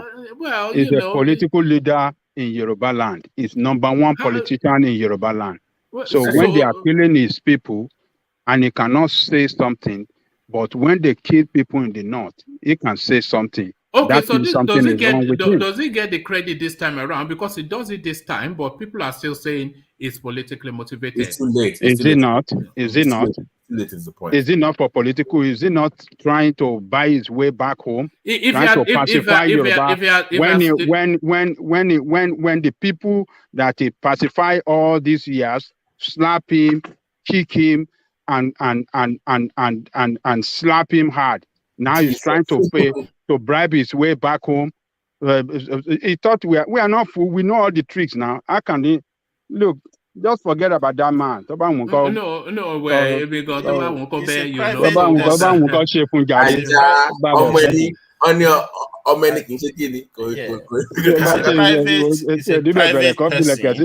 ọmọ tó wá bí ìbéèrè ajá ń kò bókò.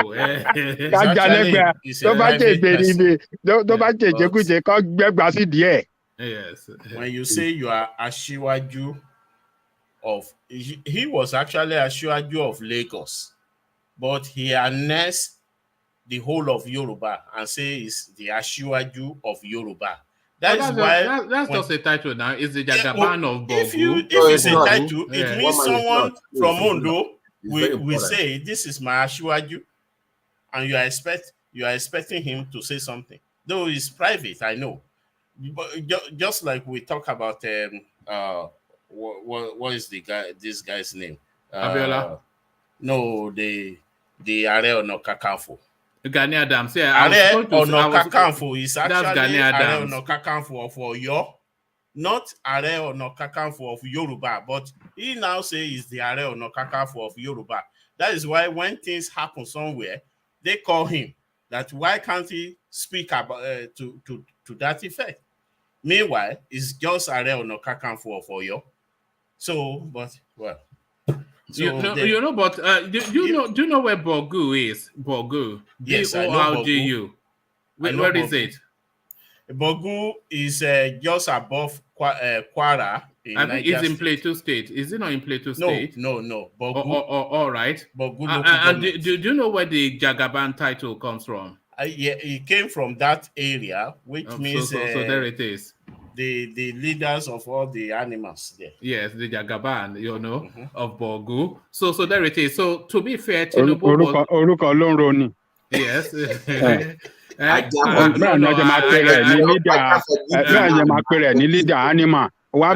Animalistic for one I think Jojo just made that up, I'm sure. But is that what it really means? No, it actually means the Jagaban means the head of all, like the head of all the warriors, nomadic, something like that. It's a warrior head.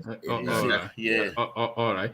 So yeah, to be fair, Tinubu was not a government official or aspirant to a government office during NSAS. More so, he doesn't need to announce donations with all the stories hanging on his head. So a real defense of Tinubu by Plenty Water, he continues with the super chart. He says, if Adamu's story is true, did we just witness politics at its finest? Given that aspirants that agree in the background automatically are out of the race, aspirants reduced in top-class fashion, I guess. So I'm not quite sure how I'm unpicking that. If Adamu's story is true, did we just witness politics at its finest?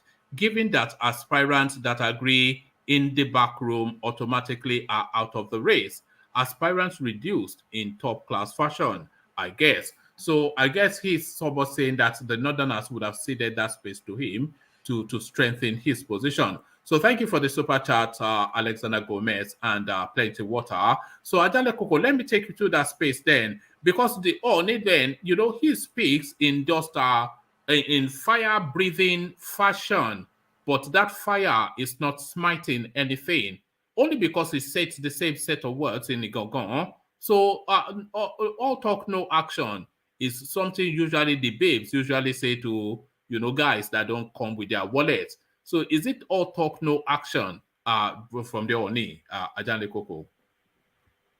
OONI statement is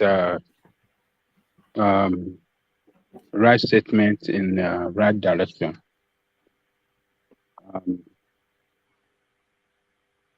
The security situation in Nigeria now is alarming, and the incident that happened on Sunday in Owo is worrisome to the entire Yorubaland.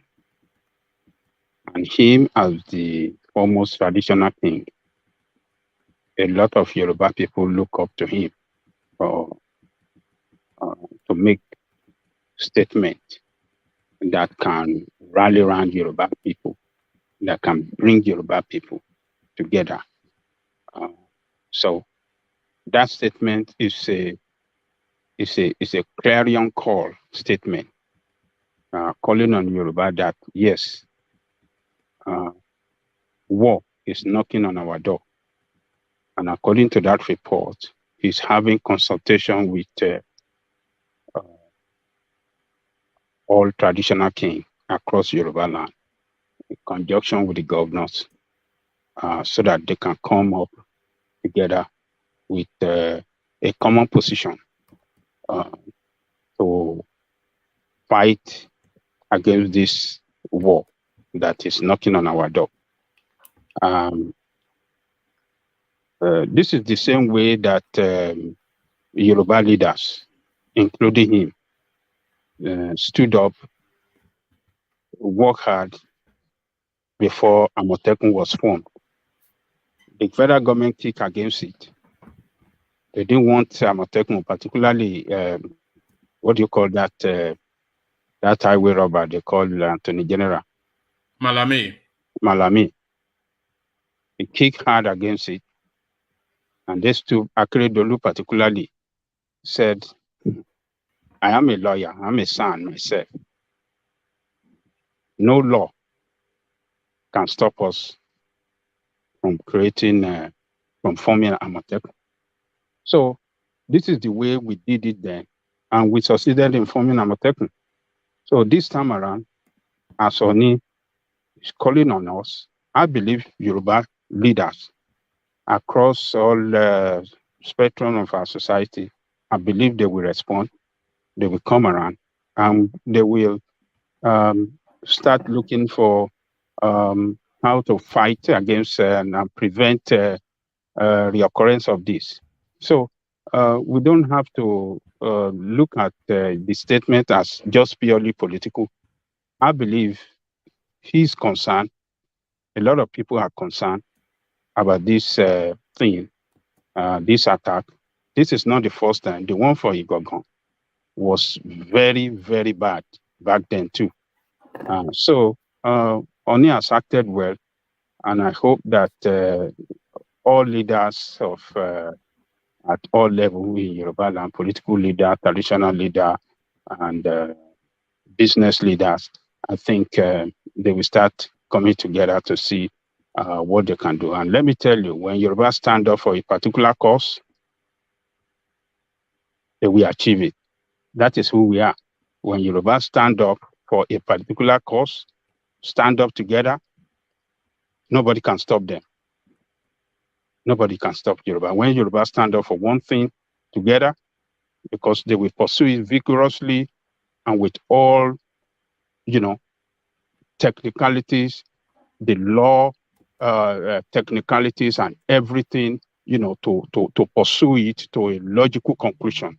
So I don't have no doubt that his call will bring something good for our protection, because Nigerian government has failed. Nigerian government cannot protect anybody, and that is what he made. That is in his statement. He said that we cannot continue to wait for help that can never come.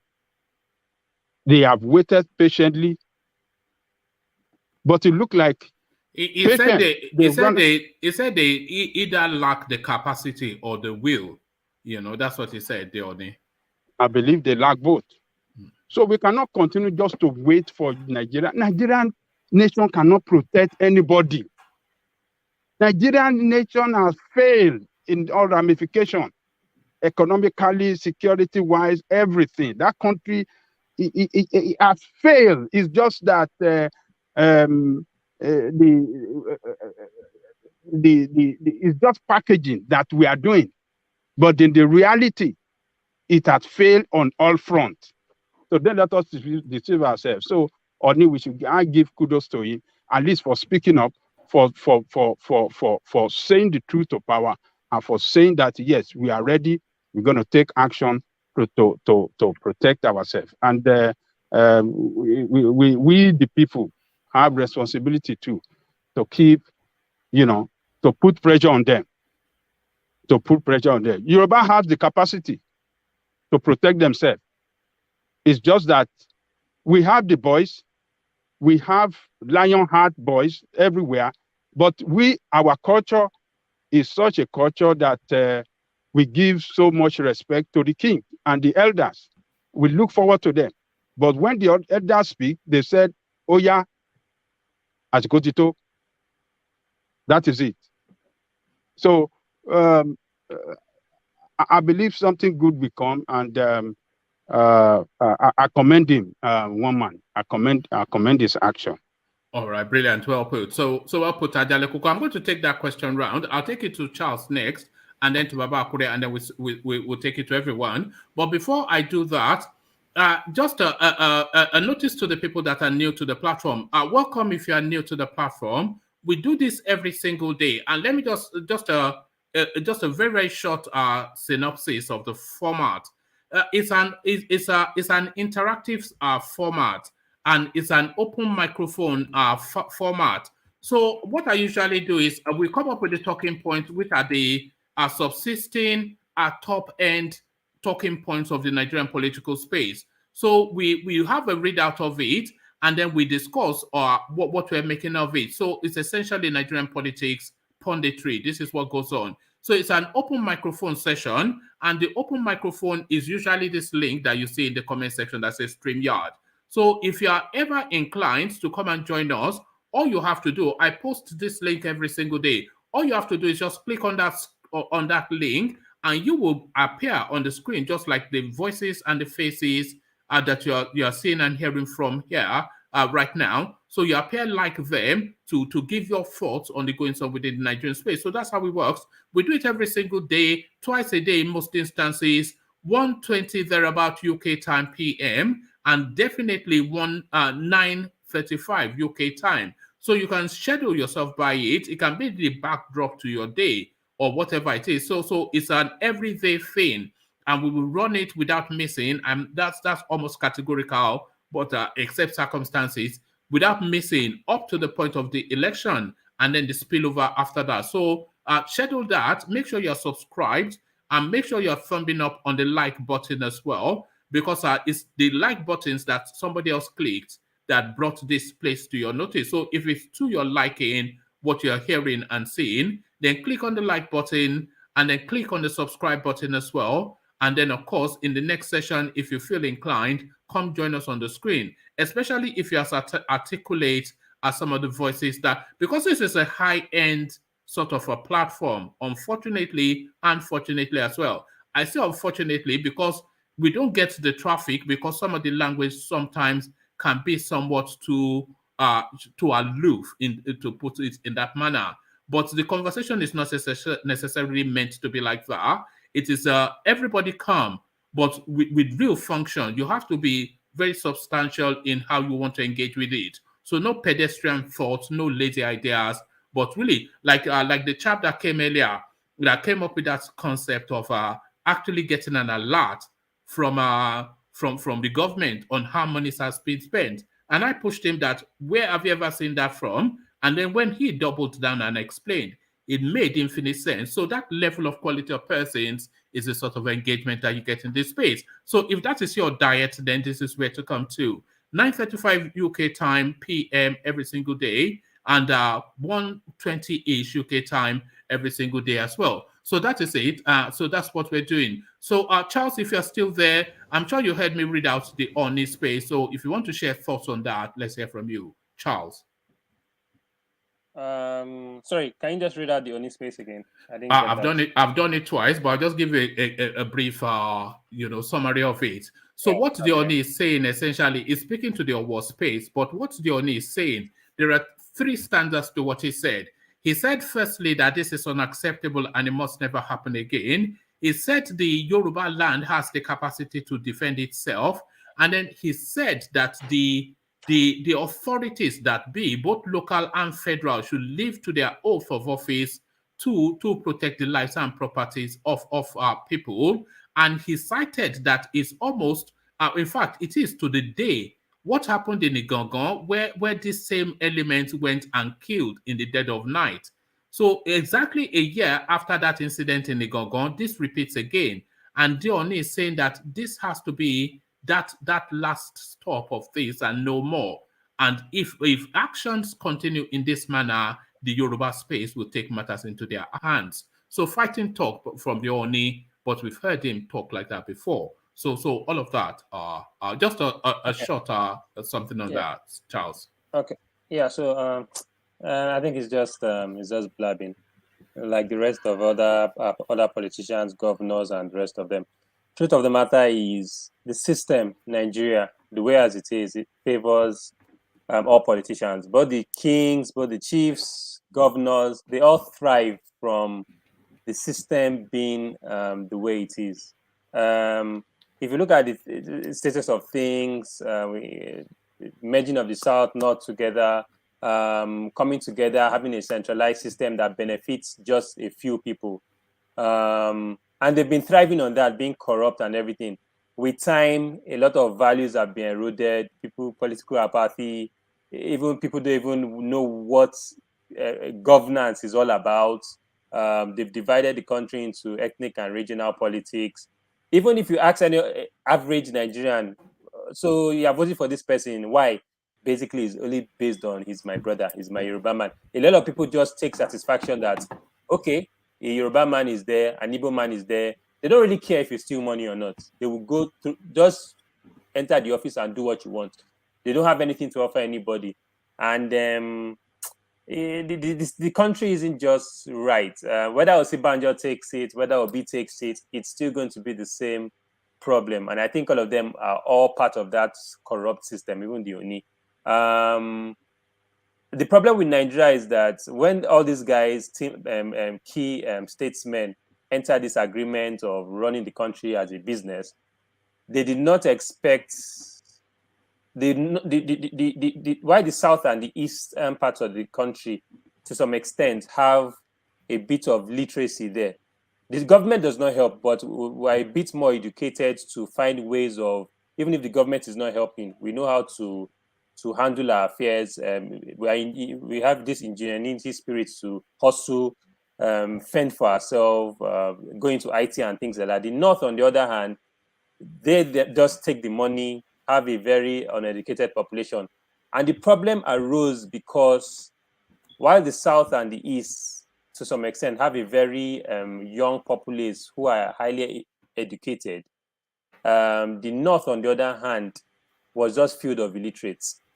The end result of this thing was that that's a sweeping statement, though, Charles. That's a sweeping. No, okay, sorry. Okay, no, sorry. Maybe the North, maybe the South is more educated than the North. Yeah, but there's a strong complement of educated people in the North as well. I understand. Yeah. So the point is, if we look at the trend, you've seen what happened was that due to that gap, literacy gap, you find the North that problems became our problems. You find these Northerners coming, encroaching into the South for greener pastures because the government the whole North is just useless, to be honest, in terms of fending for its people. And their problems, they didn't know this was going to happen. Their problems at one point in time became our problems. Yes, they entered this political agreement of chop by chop and everything, but they did not think that the North would come to an extent that to start eroding into the South and the East. And this is where they had a problem.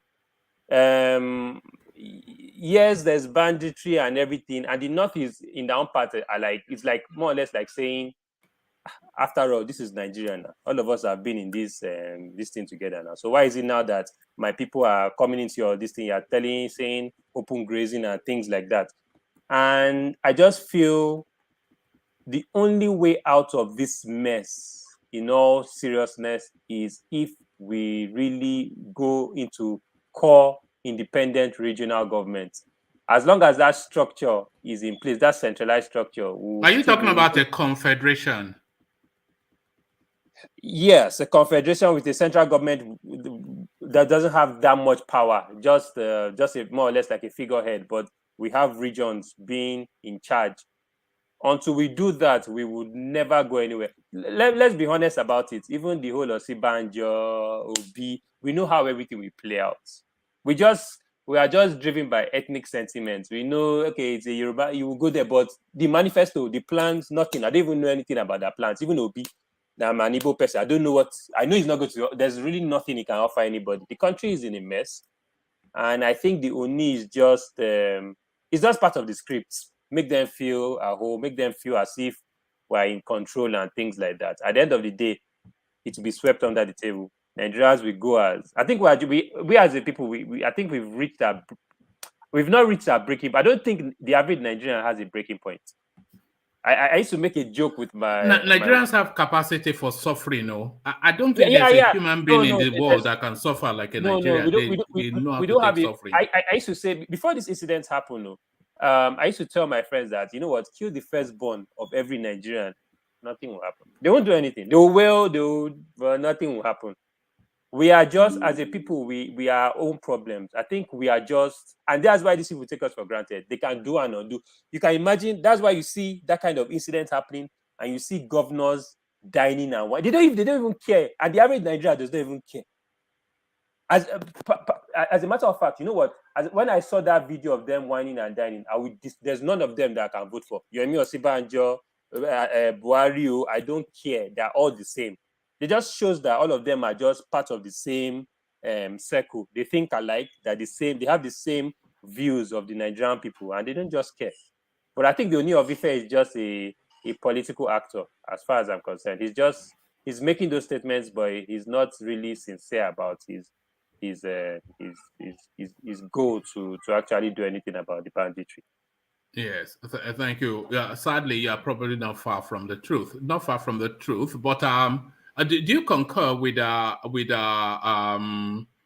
Charles's view about Babakure? So the OONI of Ife comes out talking tough, but Charles is suggesting that it is the event that actually forced that comment rather than it being heartfelt. Your thoughts, Babakure?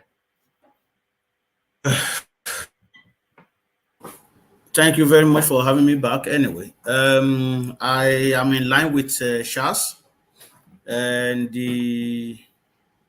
because to start with, when the incident of Igagon happened, nothing was done.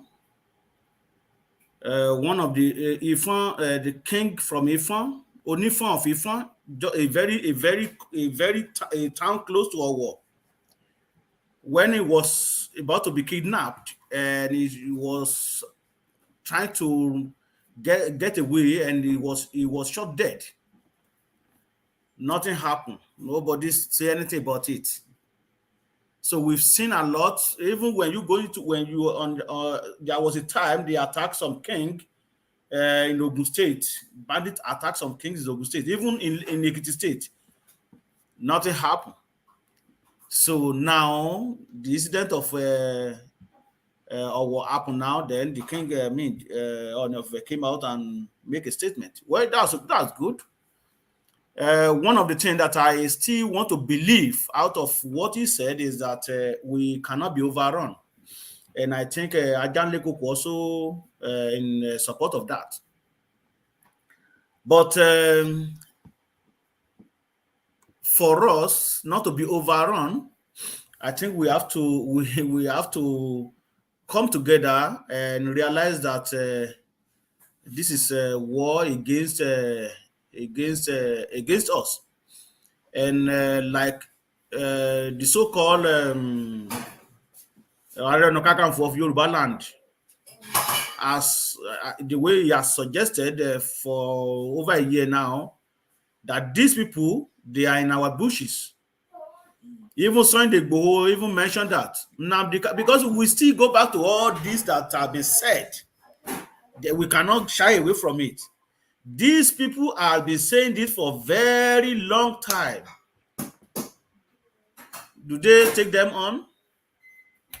Absolutely not. But now, bam, they want to introduce it. What happened now? We just pray that, I think it was maybe in CBD said that, we just pray that it doesn't escalate to other part of the country, maybe like Ondo town, or even my own town, or going to like Ekiti State. We do hope that we didn't experience that again. But before we experience that, I think we have to come together right now. They should give each community, like OONI said, I think they should have a very serious meeting with all the kings in Yorubaland. This is not an issue of government right now. This is not an issue of Hausa or Fulani, but for you to defend your territory. I think it is high time we come together, particularly the king, all the kings come together and they reach consensus. Okay, this is what we have to do. There are still a lot of traditional ways that they can do things. I know that my brother Joe mentioned that you want to do something in front of AK-47, where things like Yoruba still know what they know, and they still have people that know what we're talking about. When you're talking about issue of using a traditional way, we've seen how, or we have heard how during one military operation where some community There's something they always put on the road when somebody is trying to cross on that, and they will know what happened.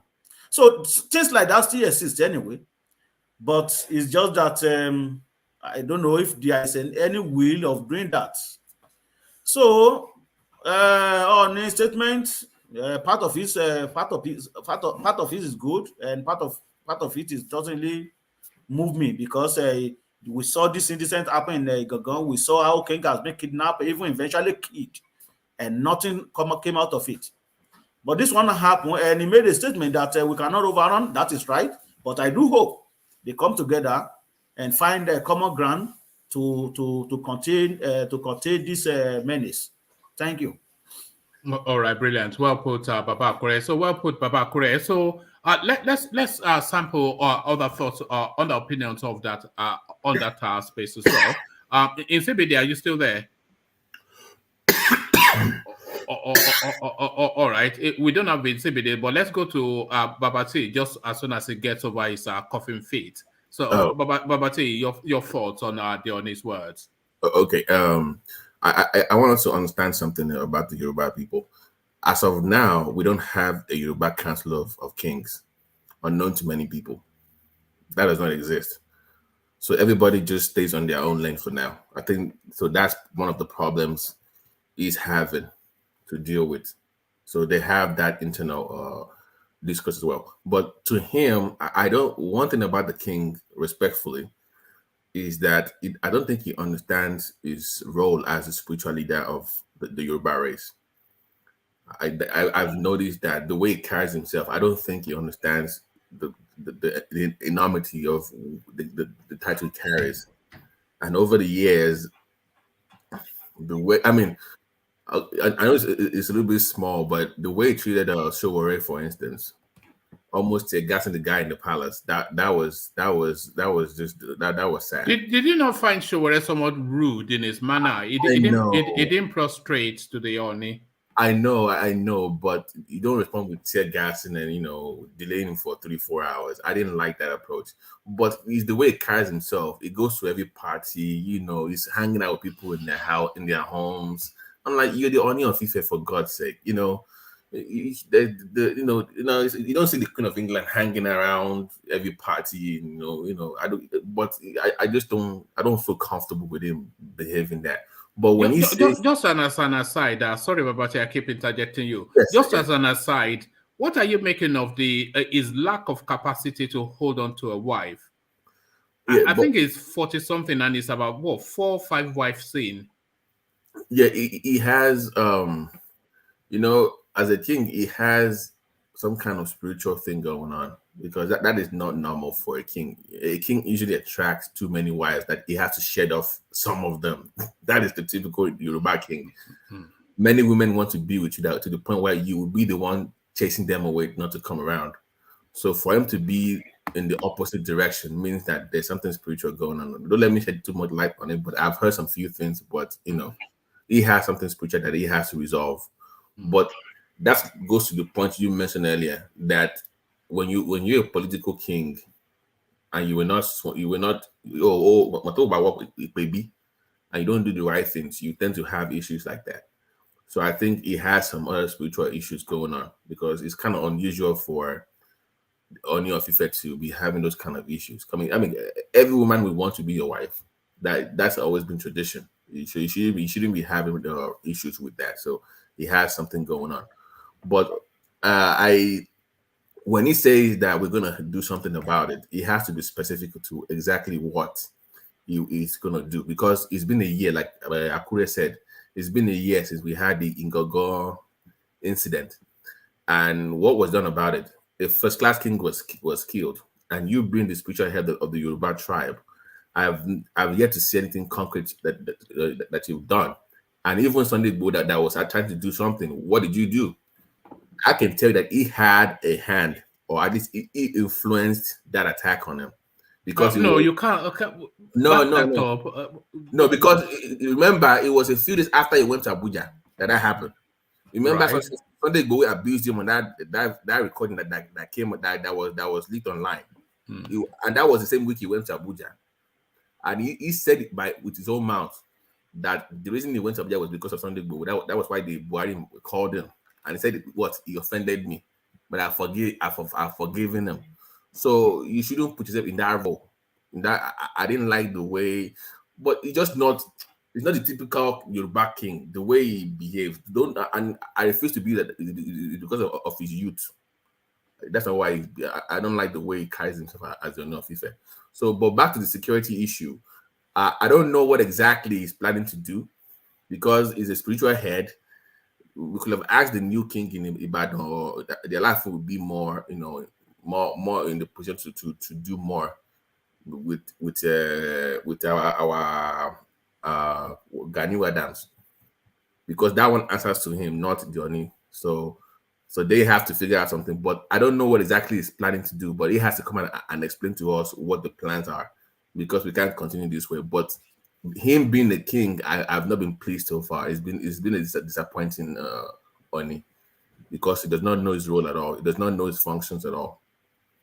All right, brilliant. Thank you, Babati. So let's go on from you, Babati. Let's take in new voices that have just joined us for the first time. 2 new voices coming up. And can I encourage anybody that is comfortable to have their cameras on, have it on for the aesthetics of the space? People like to see our faces matching voices. But let's go to Moses first. So Moses, let's take your soundings on the conversations you've heard so far. So Moses, let's hear from you. Yes, I greet you all in the house. My name is Moses. I believe you people are hearing me clear and clear, because my camera have a little problem. Yes, we can hear you. Carry on.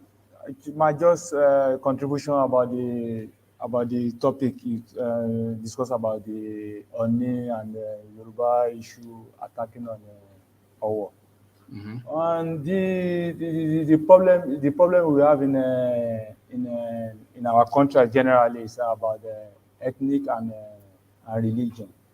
But you see, if you look about the situation on ground now, we put sentimental on whatever we are doing, and which is not helping our country. It's not helping us at all, because if you look now, before we have a president which came from Yoruba during the Obasanjo and something like that, and we know the role Obasanjo played about Nigeria. But really, Obasanjo is not a perfect man, not because Obasanjo is from Yoruba and trying to support him or something like that. But no one is perfect.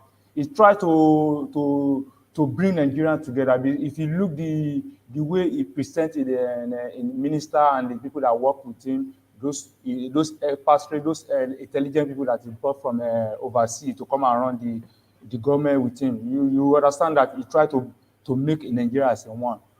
But if you go to Yaradua, Yaradua didn't have enough time to perform for we as in Nigeria to discover Yaradua, or what ability or what the system they have for us. But unfortunately, he left. And if you go to Jonathan regime, Jonathan regime, everybody were very, very happy to have Jonathan on the system. But at the end of the day, Jonathan really fuck up, because Jonathan is no, mind the language though, but carry on. I'm sorry to say. But if you look, the problem we have now is the regime of the former political party. I'm sorry to say. But now we believe when this regime came in, we believe, it's going to do this, to fight security for us, because it's a ex-military man, because of the record he has in the back, and a disciplined man, military man, something like that. But unfortunately for us, is this the biggest mistake we have ever made as a country, Buhari? For me, it's a big mistake. It's the biggest mistake Nigeria ever made, because the problem we have is ethnic and religion. That's the problem we have, because we don't go for the best. And if you want to go for the best, you have to be pure.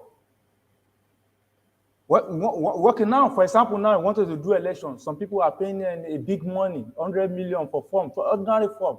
When they get there, what are they going to do? What are they going to do? They can't do anything because the system is wrong. And now, for example, the problem we have is the constitution. If you want to deal with Nigeria, if you want better for Nigeria, if you want Nigeria to be improved, want Nigeria to be a good country to be reckoned with, we have to go for the constitution.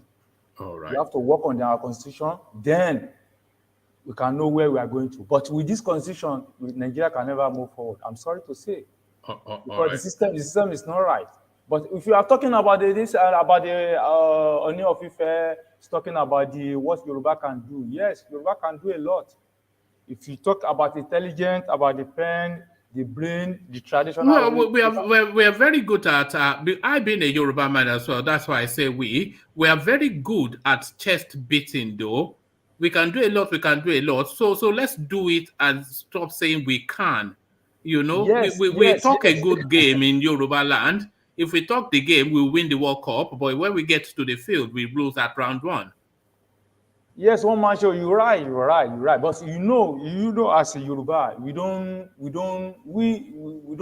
pass our header. We wait for our header to make decisions. Maybe it's time for us to clear the. Anyway, I don't know, but you know.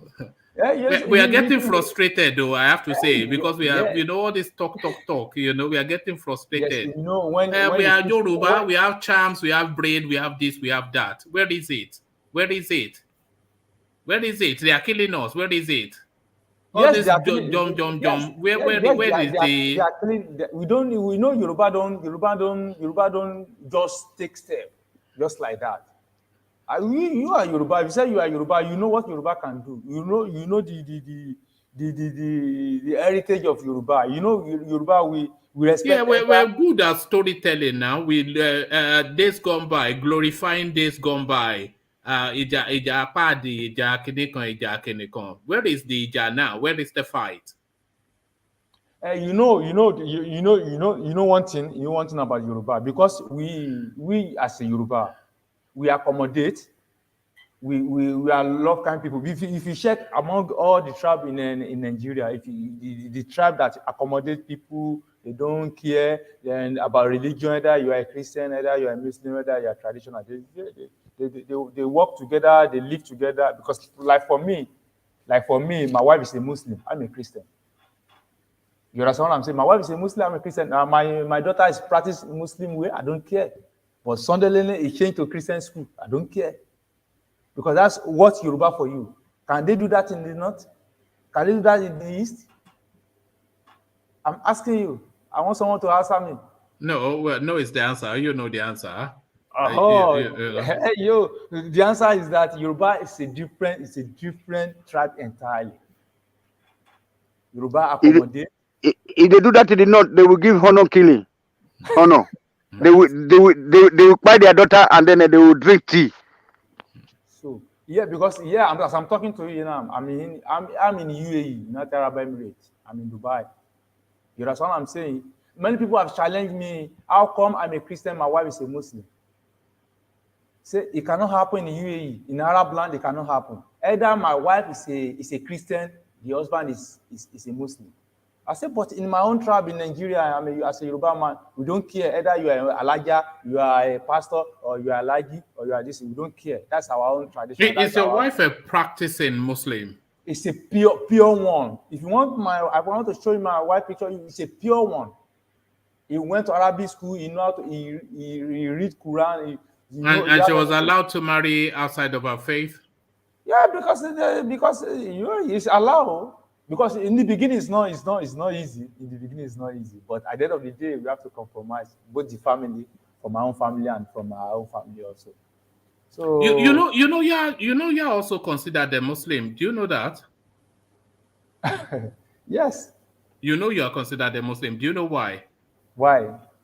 Because in that faith, everybody is considered to be, every human being on the planet.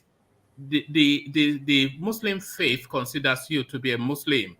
So if somebody joins Islam, they don't call you a convert, they call you a revert.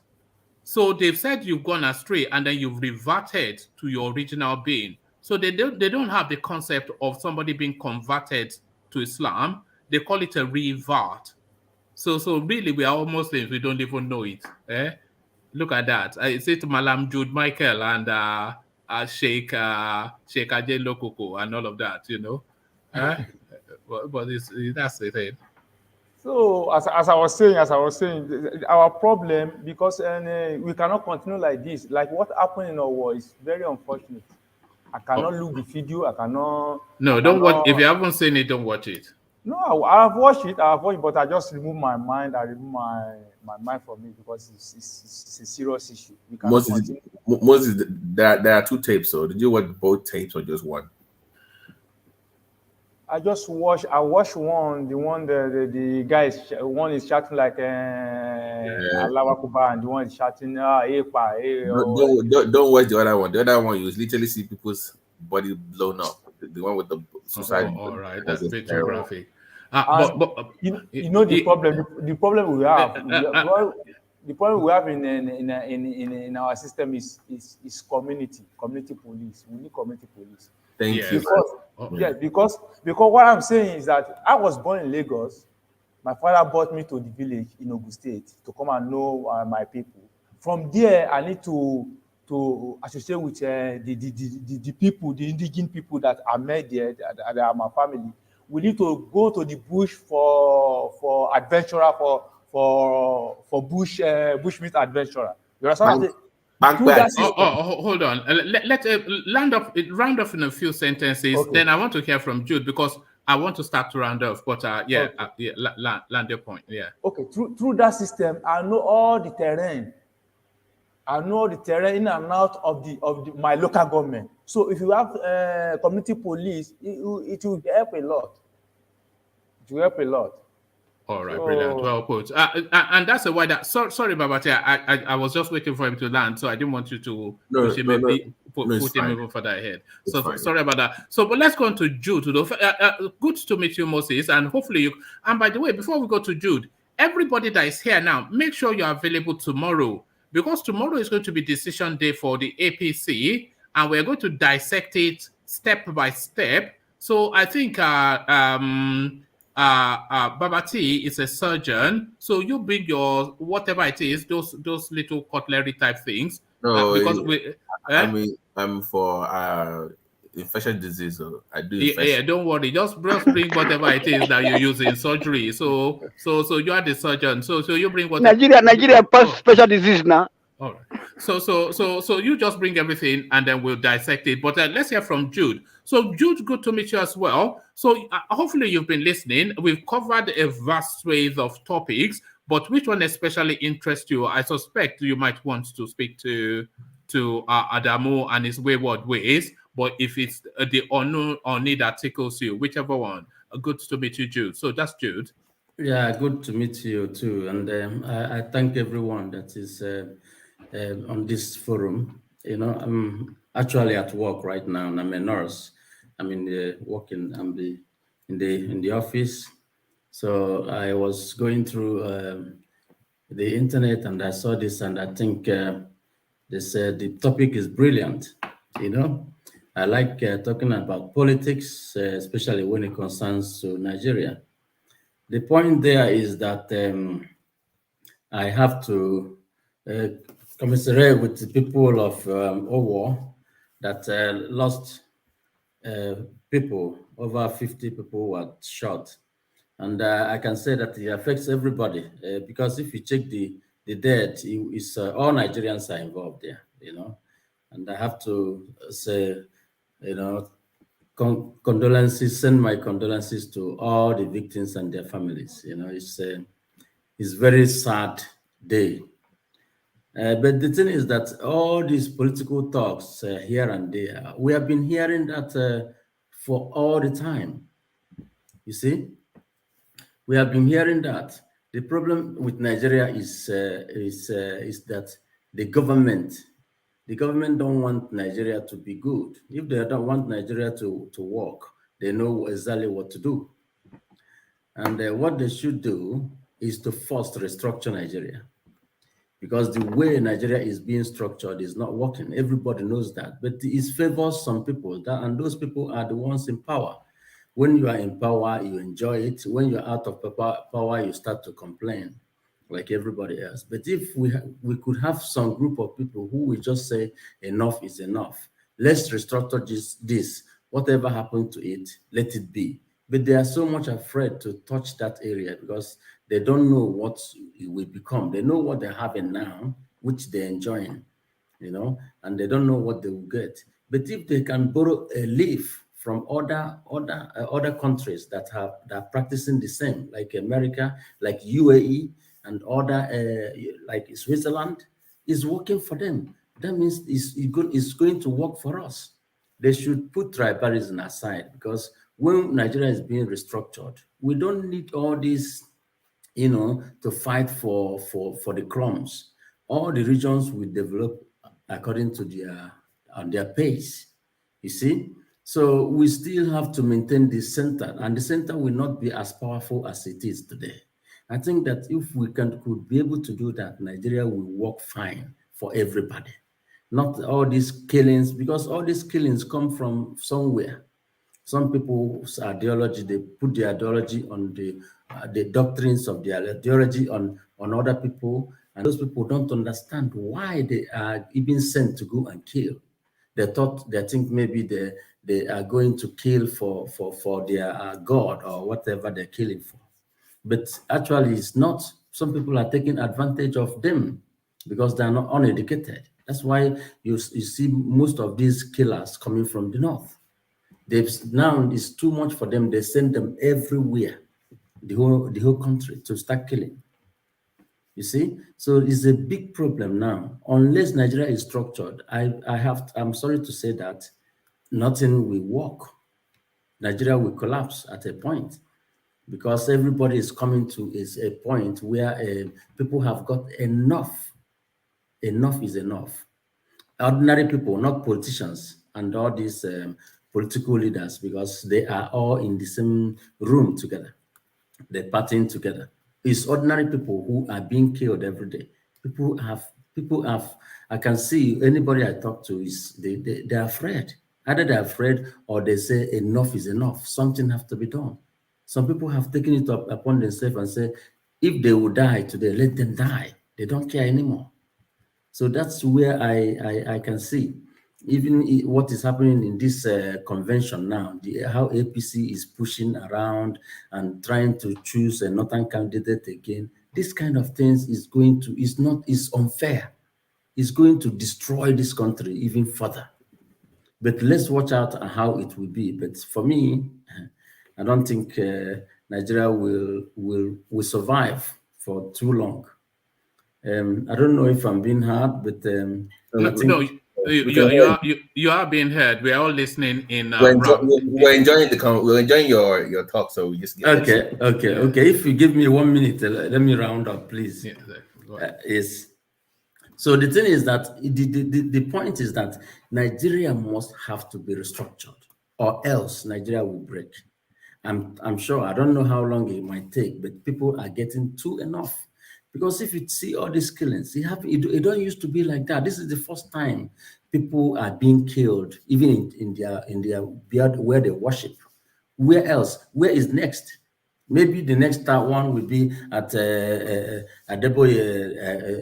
congregation church. Maybe the next will be can be anywhere. You see, before it was in the north, and people are saying, "Oh, I knew that time that it will spread because this ideology." The ideology, and they make, they mix it with political undertone. You see, so it's a lot. It's confusing. It's very complicated, and people must be wary of where we're going, and stop making all this political talk, giving people false hope, because it's not going to help us. One, it had happened in the Gogo. What happened? It had happened in the Middle Belt. People forget easily. I remember one Christmas they killed around 80 people. They just forget like that. It happened in Agogo. It happened in Southeast. It happened everywhere. It wouldn't take time. People just forget. We are used to. Nigeria have become immune to suffering. So in 2 days, they have this This is at over now. 2 days, people will start talking about it. You will feel like, oh, you see. So let's just continue, and we continue to pray that some good people might, arise one day and say enough is enough. Thank you very much, and I will join tomorrow again because it's a very interesting topic you guys are putting up. I have to thank you all for listening, and let me continue listening to the others too. Thank you very much. Sorry, please. Yeah, go on. Let me thank Jude. Let me thank you especially. You say you're a nurse, right? Can you put your mic on, please? Woman, please. This is very important. Yes. What floor do you work? What areas? I'm in psychiatric ward. I'm actually in the office. The stress level. Are you UK based? What? No, I'm in Denmark. All right. Okay. My wife is a psychiatric nurse as well, but okay. She had a first class. I have to tell you that. But oh my God. Let me thank Jude. Let me thank Jude for being a nurse during COVID for what you guys did. It was a tough. People in healthcare, we know what I'm talking about. Yeah, we get rewarded for that because but I appreciate you. God bless you for what you do, man. God bless you. Bless you too, my brother. All right. All right, well put. So and that's on behalf of all of us. You are saving lives, literally. And they are killing people. You are saving lives. So we are trying our best. So you the hero. Everybody's the hero. Yes. But thank you, Jude. Good to meet you. And stay with us. We do it every day, 9:35 UK time. I'm not sure what your timeline is, but 9:35 UK time. Now is way 3 o'clock in the mid. Oh, okay. We're 2 o'clock here, so we are just an hour chasm there. Yes, I will try to join tomorrow. Actually. All right, brilliant. Good to meet you. So good to meet you, and thank you, gentlemen. So what we usually do, Jude, and I think Moses is still with us. What we usually do at the end of the session is we then give a small 1-2 minute window, but not a long extended, for people to have their closing remarks. So. And of course, we always land on one name and one name only, which is the mighty Ajanle Koko. And when he's giving his remarks, you know why he always has the final word. But we start to take up the closing remarks now, and we kick that off with Nsibidi, if he's still with us. Nsibidi, are you still there?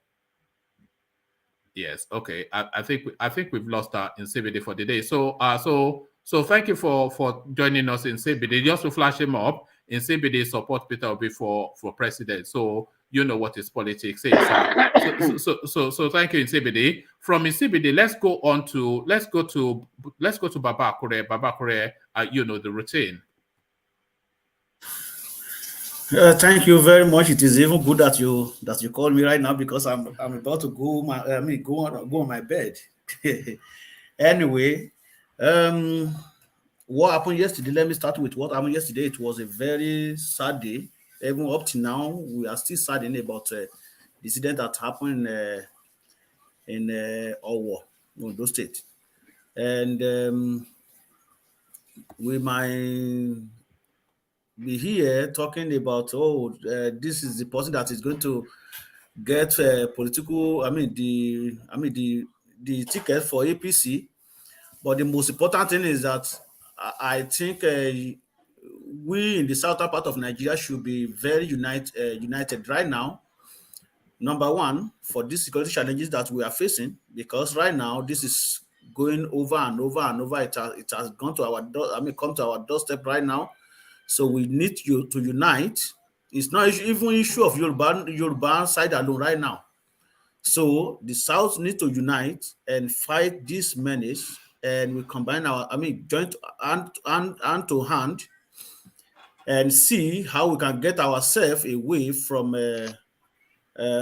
these people. If Nigeria is not working, if northern Nigeria want to hold the presidency, that's okay. Well, we just have to find our way of getting out of this of the shit hole, like Trump said. Because it is getting barbaric every single day. It is one bad news to another. There is no single day you hear about anything about any good news. Is it that you hear they stole some $90 billion? Is that 90 billion naira or somebody just sit in the office and just take that money and nothing happen nothing happen. Nobody is going to take anybody to court. Even when they take them to court, they still free them and they welcome them with talking drum and stuff like that. So I think we need to get rid of all these things. If we want Nigeria to work, where restructure the place and let everybody carry their own cross. If not, let pass our way. And for Asiwaju Tinubu, it is very sad that they won him anyway, but he never yielded to that warning.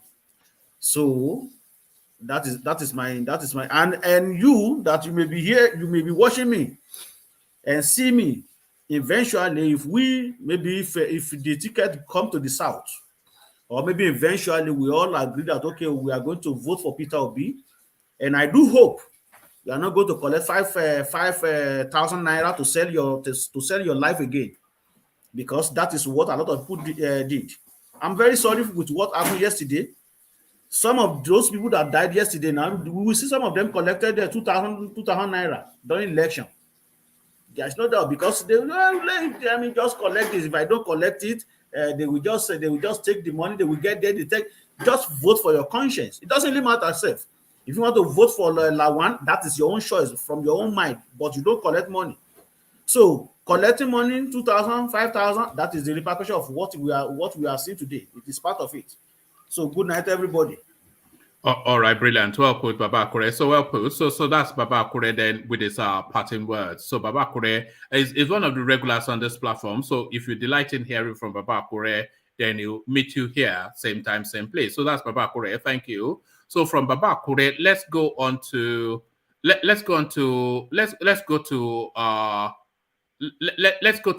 to Tony. Tony, your closing words. Yeah, thank you. So I was waiting for you to ask me about the OONI. So I want to beg everybody here, especially Babati, whoever, that OONI's stand is very good right now. So we have to give him the benefit of doubt, that he's going to do something for us, because we have been waiting for this type of opportunity. I'll be soliciting for that OONI or that the Oba or the Oba Benin should speak out. Now that the OONI have done that, kudos to him. So it's left for us now to support him, and then at the Dominanace, we did there. The Edo Delta people did there, because we don't get anybody to speak for us right now. They are killing us also there. So don't forget. So we have to be inclusive in any security arrangement. Try to approach all our traditional rulers there. Probably also in Kogi State. All this zone. So and then to Joe, I'm very happy to have you, speak your mind here tonight, because you just spoke, you are now part of my, you are now my partner, in this platform, because you kind of represent all what I represent here. Like the country cannot function, and then we have to separate. Just peacefully, without no fight. Let us separate ourselves. Then to my brother Moses Kabo, say. As I say, you come from Ogun State. So we just can't imagine. Say that if we go to Djibouti now, we go play. Then between Djibouti and the Djibouti, like from Ogbogo Bush, we enter there to go play, go boss out for free to see for I go I go with you, or we go cross the Djibouti, we not fear it again. Then all to Dobolu. So it's very bad. All those bush where would they play? Back of all this, I don't know the college. All those streams there where would they go watch close they play? We don't fear that again because of these people. So let us separate the country, peacefully. Thank you, sir. One right, everybody, thumb up, like. I will check her now whether I don't. I know that they say, Tony, come in, but I don't come in now. Okay, look now. All right, sir. Good night, sir. All right, thank you, Tony. So thank you, Tony. So that was Tony. So from Tony, let's go on to. Sorry, let me remove this from the screen. So let's go to. Let's actually come to you, Jude, so you can go about your day. So closing remarks, final words from you, Jude. So thank you very much for giving this opportunity again. I have to ask, plead with all our Southern brothers that, this is not a joke. We all have to come together, forget our differences and just come together and to have a very good plan, a way out, because this is serious. And these people, they are not stopping. They are inside our bushes. You know, this is not just to be politically correct. They are inside, they are ready, and they mean business. You know, it doesn't matter who is there, even if it's our own person. The person cannot do, as long as our constitution is still the same, the way it is, he cannot do much. And anything he tried to do, he will try to play by the book so that the country will not break in his or her hands. So, you know, so but we as individuals who are facing the bullet, we must have to come together, forget our tribal differences, work together and protect each other. And for those our politicians, please, please, please, you have to remember that people, you are being elected to, you know, represent the people, and the people are suffering. We Nigerians have suffered enough. Please, please, you guys must please do something that you can even be proud of yourself, because you know what is good. Forget about these money bags and all these things, you know, the corruption that is there. You know, we know that everybody have conscience, and you have to. Please, let us be one another's brother's keeper. You know, we don't want the country to break, you know, in war, because war is not good for anybody. I always say that everybody will be at loss if it comes to that, you know. But nobody is a coward. If it comes to that, people will fight, but that's not what people pray for. So I thank you, everybody that have been here today, and I hope to see you tomorrow again. Thank you very much. All right, brilliant. Well put. So that's Jude. So we discover talents here, and who more talented than Jude? I mean, you heard him. I don't have to expand. And somebody you also heard from for the first time. So Moses, we're taking closing remarks.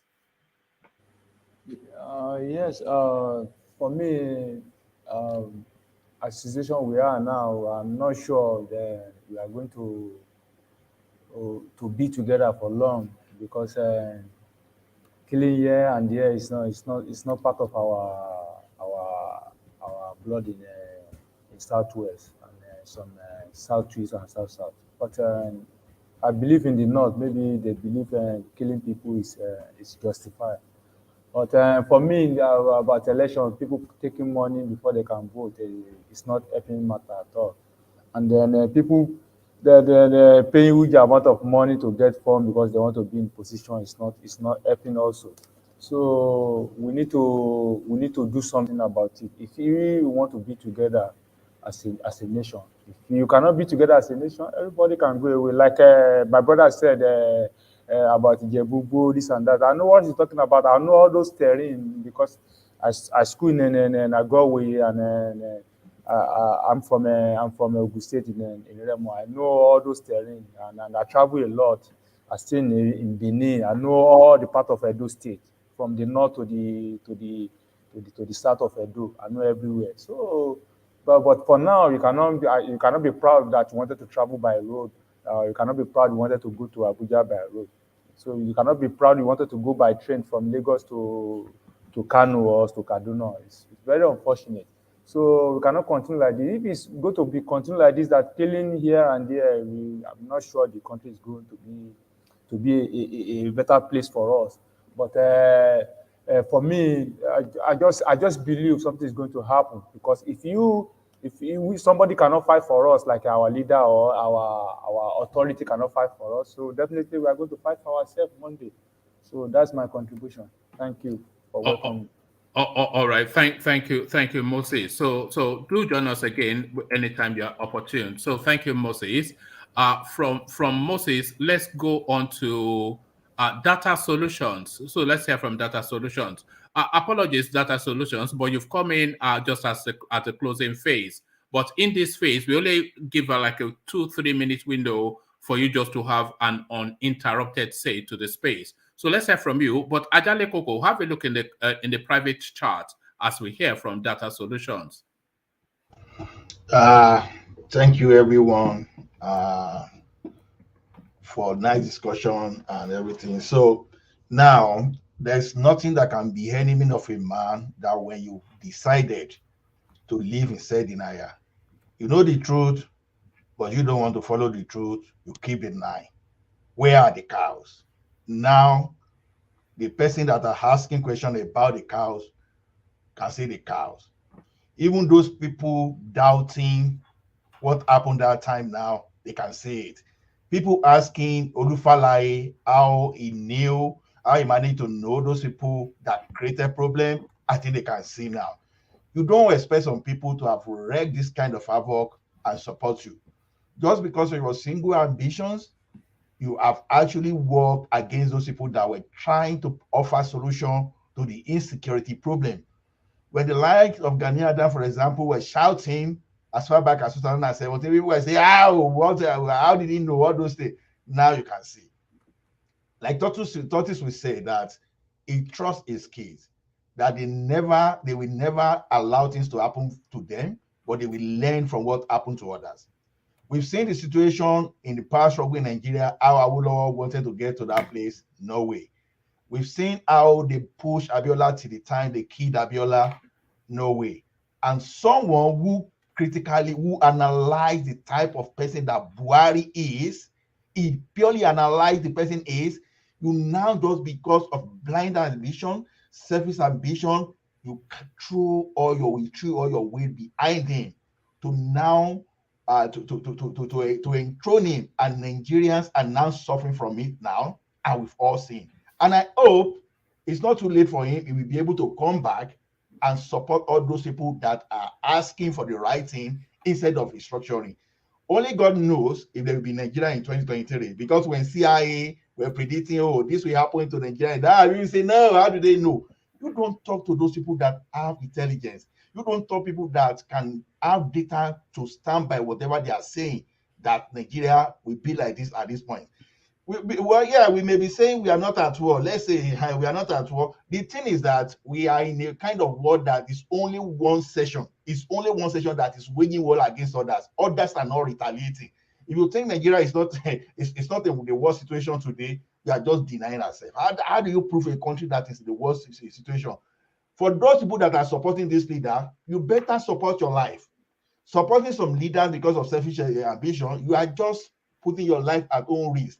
Use your senses now, disembark, move away from this leader that only seek a self-interest, because when the bubble bursts, honestly, the next flight, they are out of the country, because some of them, they are holding foreign passports. They will get out of it, and they've already led you into trouble, and you have nowhere to fly.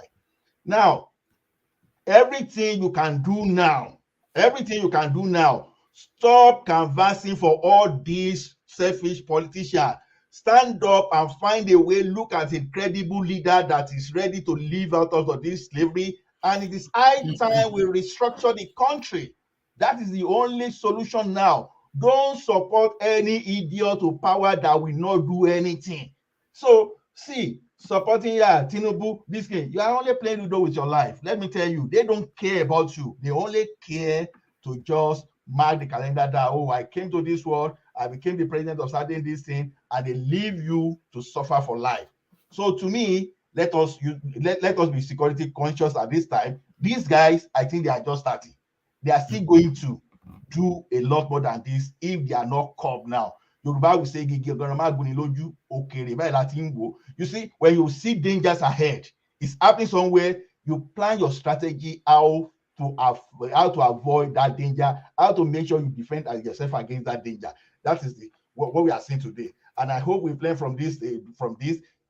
Tinubu will not become a president eventually, but we supporters now join those people now fighting for self-determination. It is meant to see. You can still continue to live in denial. Good luck to you. But thank you, everyone. We hope to see you later. Please thumb up and share, because the impact of what you'll be sharing now, we can see now. I know that some people, some better strategists will come here and give us the way forward. Thank you. Kudos to you, one man. I can see your effort. Ola, don't escape. So that's you've been hiding behind that. Since Bakari dropped out, you've been hiding. Don't worry. I knew it was Ola all the way through. You know about that. See, Aremo. No, I knew. I'm like, what happened to Ola? You see, Nigeria is even beyond whether Bakari, whether Tinubu, whether don't take that. He's one in charge of data solution for Pantami. I gotta go move on your own. No. All right. Good to hear from you, Ola. So good to hear from you, Ola. I knew it was Ola all the way through, but I just played along. But good to hear from you. So, Ola has so many incarnations. It comes, on this one this time around. But good to hear from you. So from Ola, let's go on to Babati. Babati, who has transmuted to BT Aremo. So Aremo, Obalola, let's hear from you. All right, guys. Thank you for having me. Thank you, one man, for a great show. Interesting show. A prelude. This is a prelude to the big one tomorrow, right? That the big one comes tomorrow. Yes, everybody must be here tomorrow. Definitely. Yeah, we have to. I think we've been building, the momentum has been building. They've been teasing us, so it's been good with the numbers. By the way, though, the teasing has been good with the numbers, so it's good for the channel as well. But just to put a cap on it, let's be honest, guys, we are not ready. In the event of an invasion as the South, not the U-boats. The U-boats, they have some, they can even withstand these people to a point. But as a Yoruba man, I'm worried that we're not ready at all. And if anybody thinks that Betu and Shango Lukoso will defend them against AK-47, they must be fooling themselves. That's not going to work. So we need to figure out what we want to do. So, and somebody said earlier on this program that we should figure out a way to encourage community policing, but they have to have weapons. So find a way to force the hand of the government to at least an AR-15 or something that can counter all these idiots from Mali or wherever they come from. For Tinubu, he's toast. That is clear. I'm looking forward to his reaction. That is really why I want to come in tomorrow.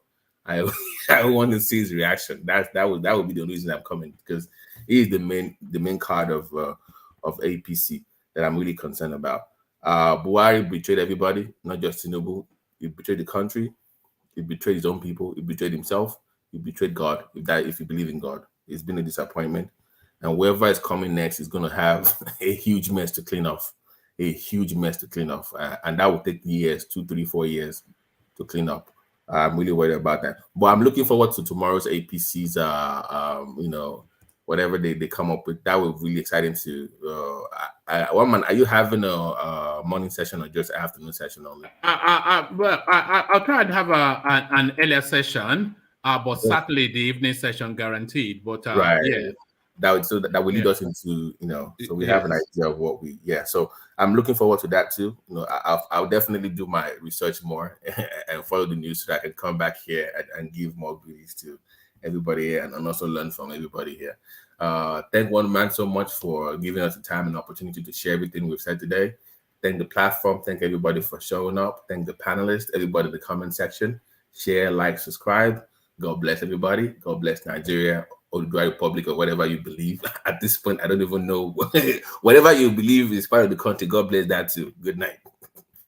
All right, brilliant. Well, so that's the when they say Obalola, that's king of the future, and I'm not just even saying that to swell his head. It's actually a prince. So good to have people like that on your in your black book, so that maybe I can be a chief. I don't know. Maybe if I'm nice enough to you, you make me a chief. So that's Babati. So the final word, of course, the king of boys. He may be a prince, but the king of boys, Ajan Lekoko. The final word, the king of boys. Thank you, Oman. Let me thank everybody that came on the platform today. Your contribution was quite meaningful and thoughtful as well. You're fading somewhat, Ajan Lekoko. Okay. I'm thanking everybody that came on the platform, that your contribution was quite meaningful, very thoughtful as well. I hope tomorrow the news will come and we all gather again to trash it out. But in the meantime, I want to give kudos to the foremost king and #1 king in Yorubaland, the Oni of Ife, for speaking the truth to power today, for telling the authority that they have failed to protect us as people and that Yoruba nation, Yoruba people will not wait for the government anymore, that we have to take steps to protect ourselves. According to him, he said he's going to call. He has been consulting with other kings and in conjunction with the governors to start doing something. That message, that is a very strong position for the security of Yoruba land that OONI is taking right there. And I believe that will serve signal to everybody that we cannot wait any longer. I believe he's been frustrated. Everybody been frustrated. Imagine that those people went to Olawa's palace yesterday, because Olawa's palace, so that church is like 5 meters away or 10 meters away. If those people have attacked Olawa's palace yesterday, what we would have been saying today, it would have been a serious problem. It would have been more than what we have seen. We will have been in a very serious mourning now. But for those that were killed, we pray that God, show mercy on their soul and their family. God will give them the fortitude to bear their loss. But OONI have done well. I hope they will pursue that cause vigorously and start doing something to protect us as people, because we cannot wait any longer. The government has failed. It is clear. Nigerian authority, Nigerian state cannot secure that state anymore. Even Buhari himself, in an interview with the Arise News last year, he said that 2 governors from the West came to him for help, and he sent them back. That what were they doing with the money they are getting every month? That they are the chief security officer of their state. They should go and do whatever they can do. So what are they waiting for? What are they waiting for? So we have our traditional way of securing our homeland. We have to embark on that traditional way with every other means to secure ourselves. That is what we need to do. And I believe that the traditional king will start mobilizing the hunters and vigilantes and everything that they can do. The government has failed. There's nothing the government can do for anybody this time. We have to do it. OONI,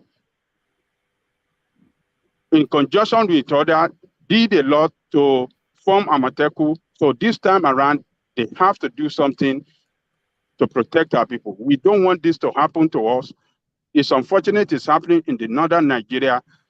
The government failed them, and that's why people in the northern Nigeria are being killed every day.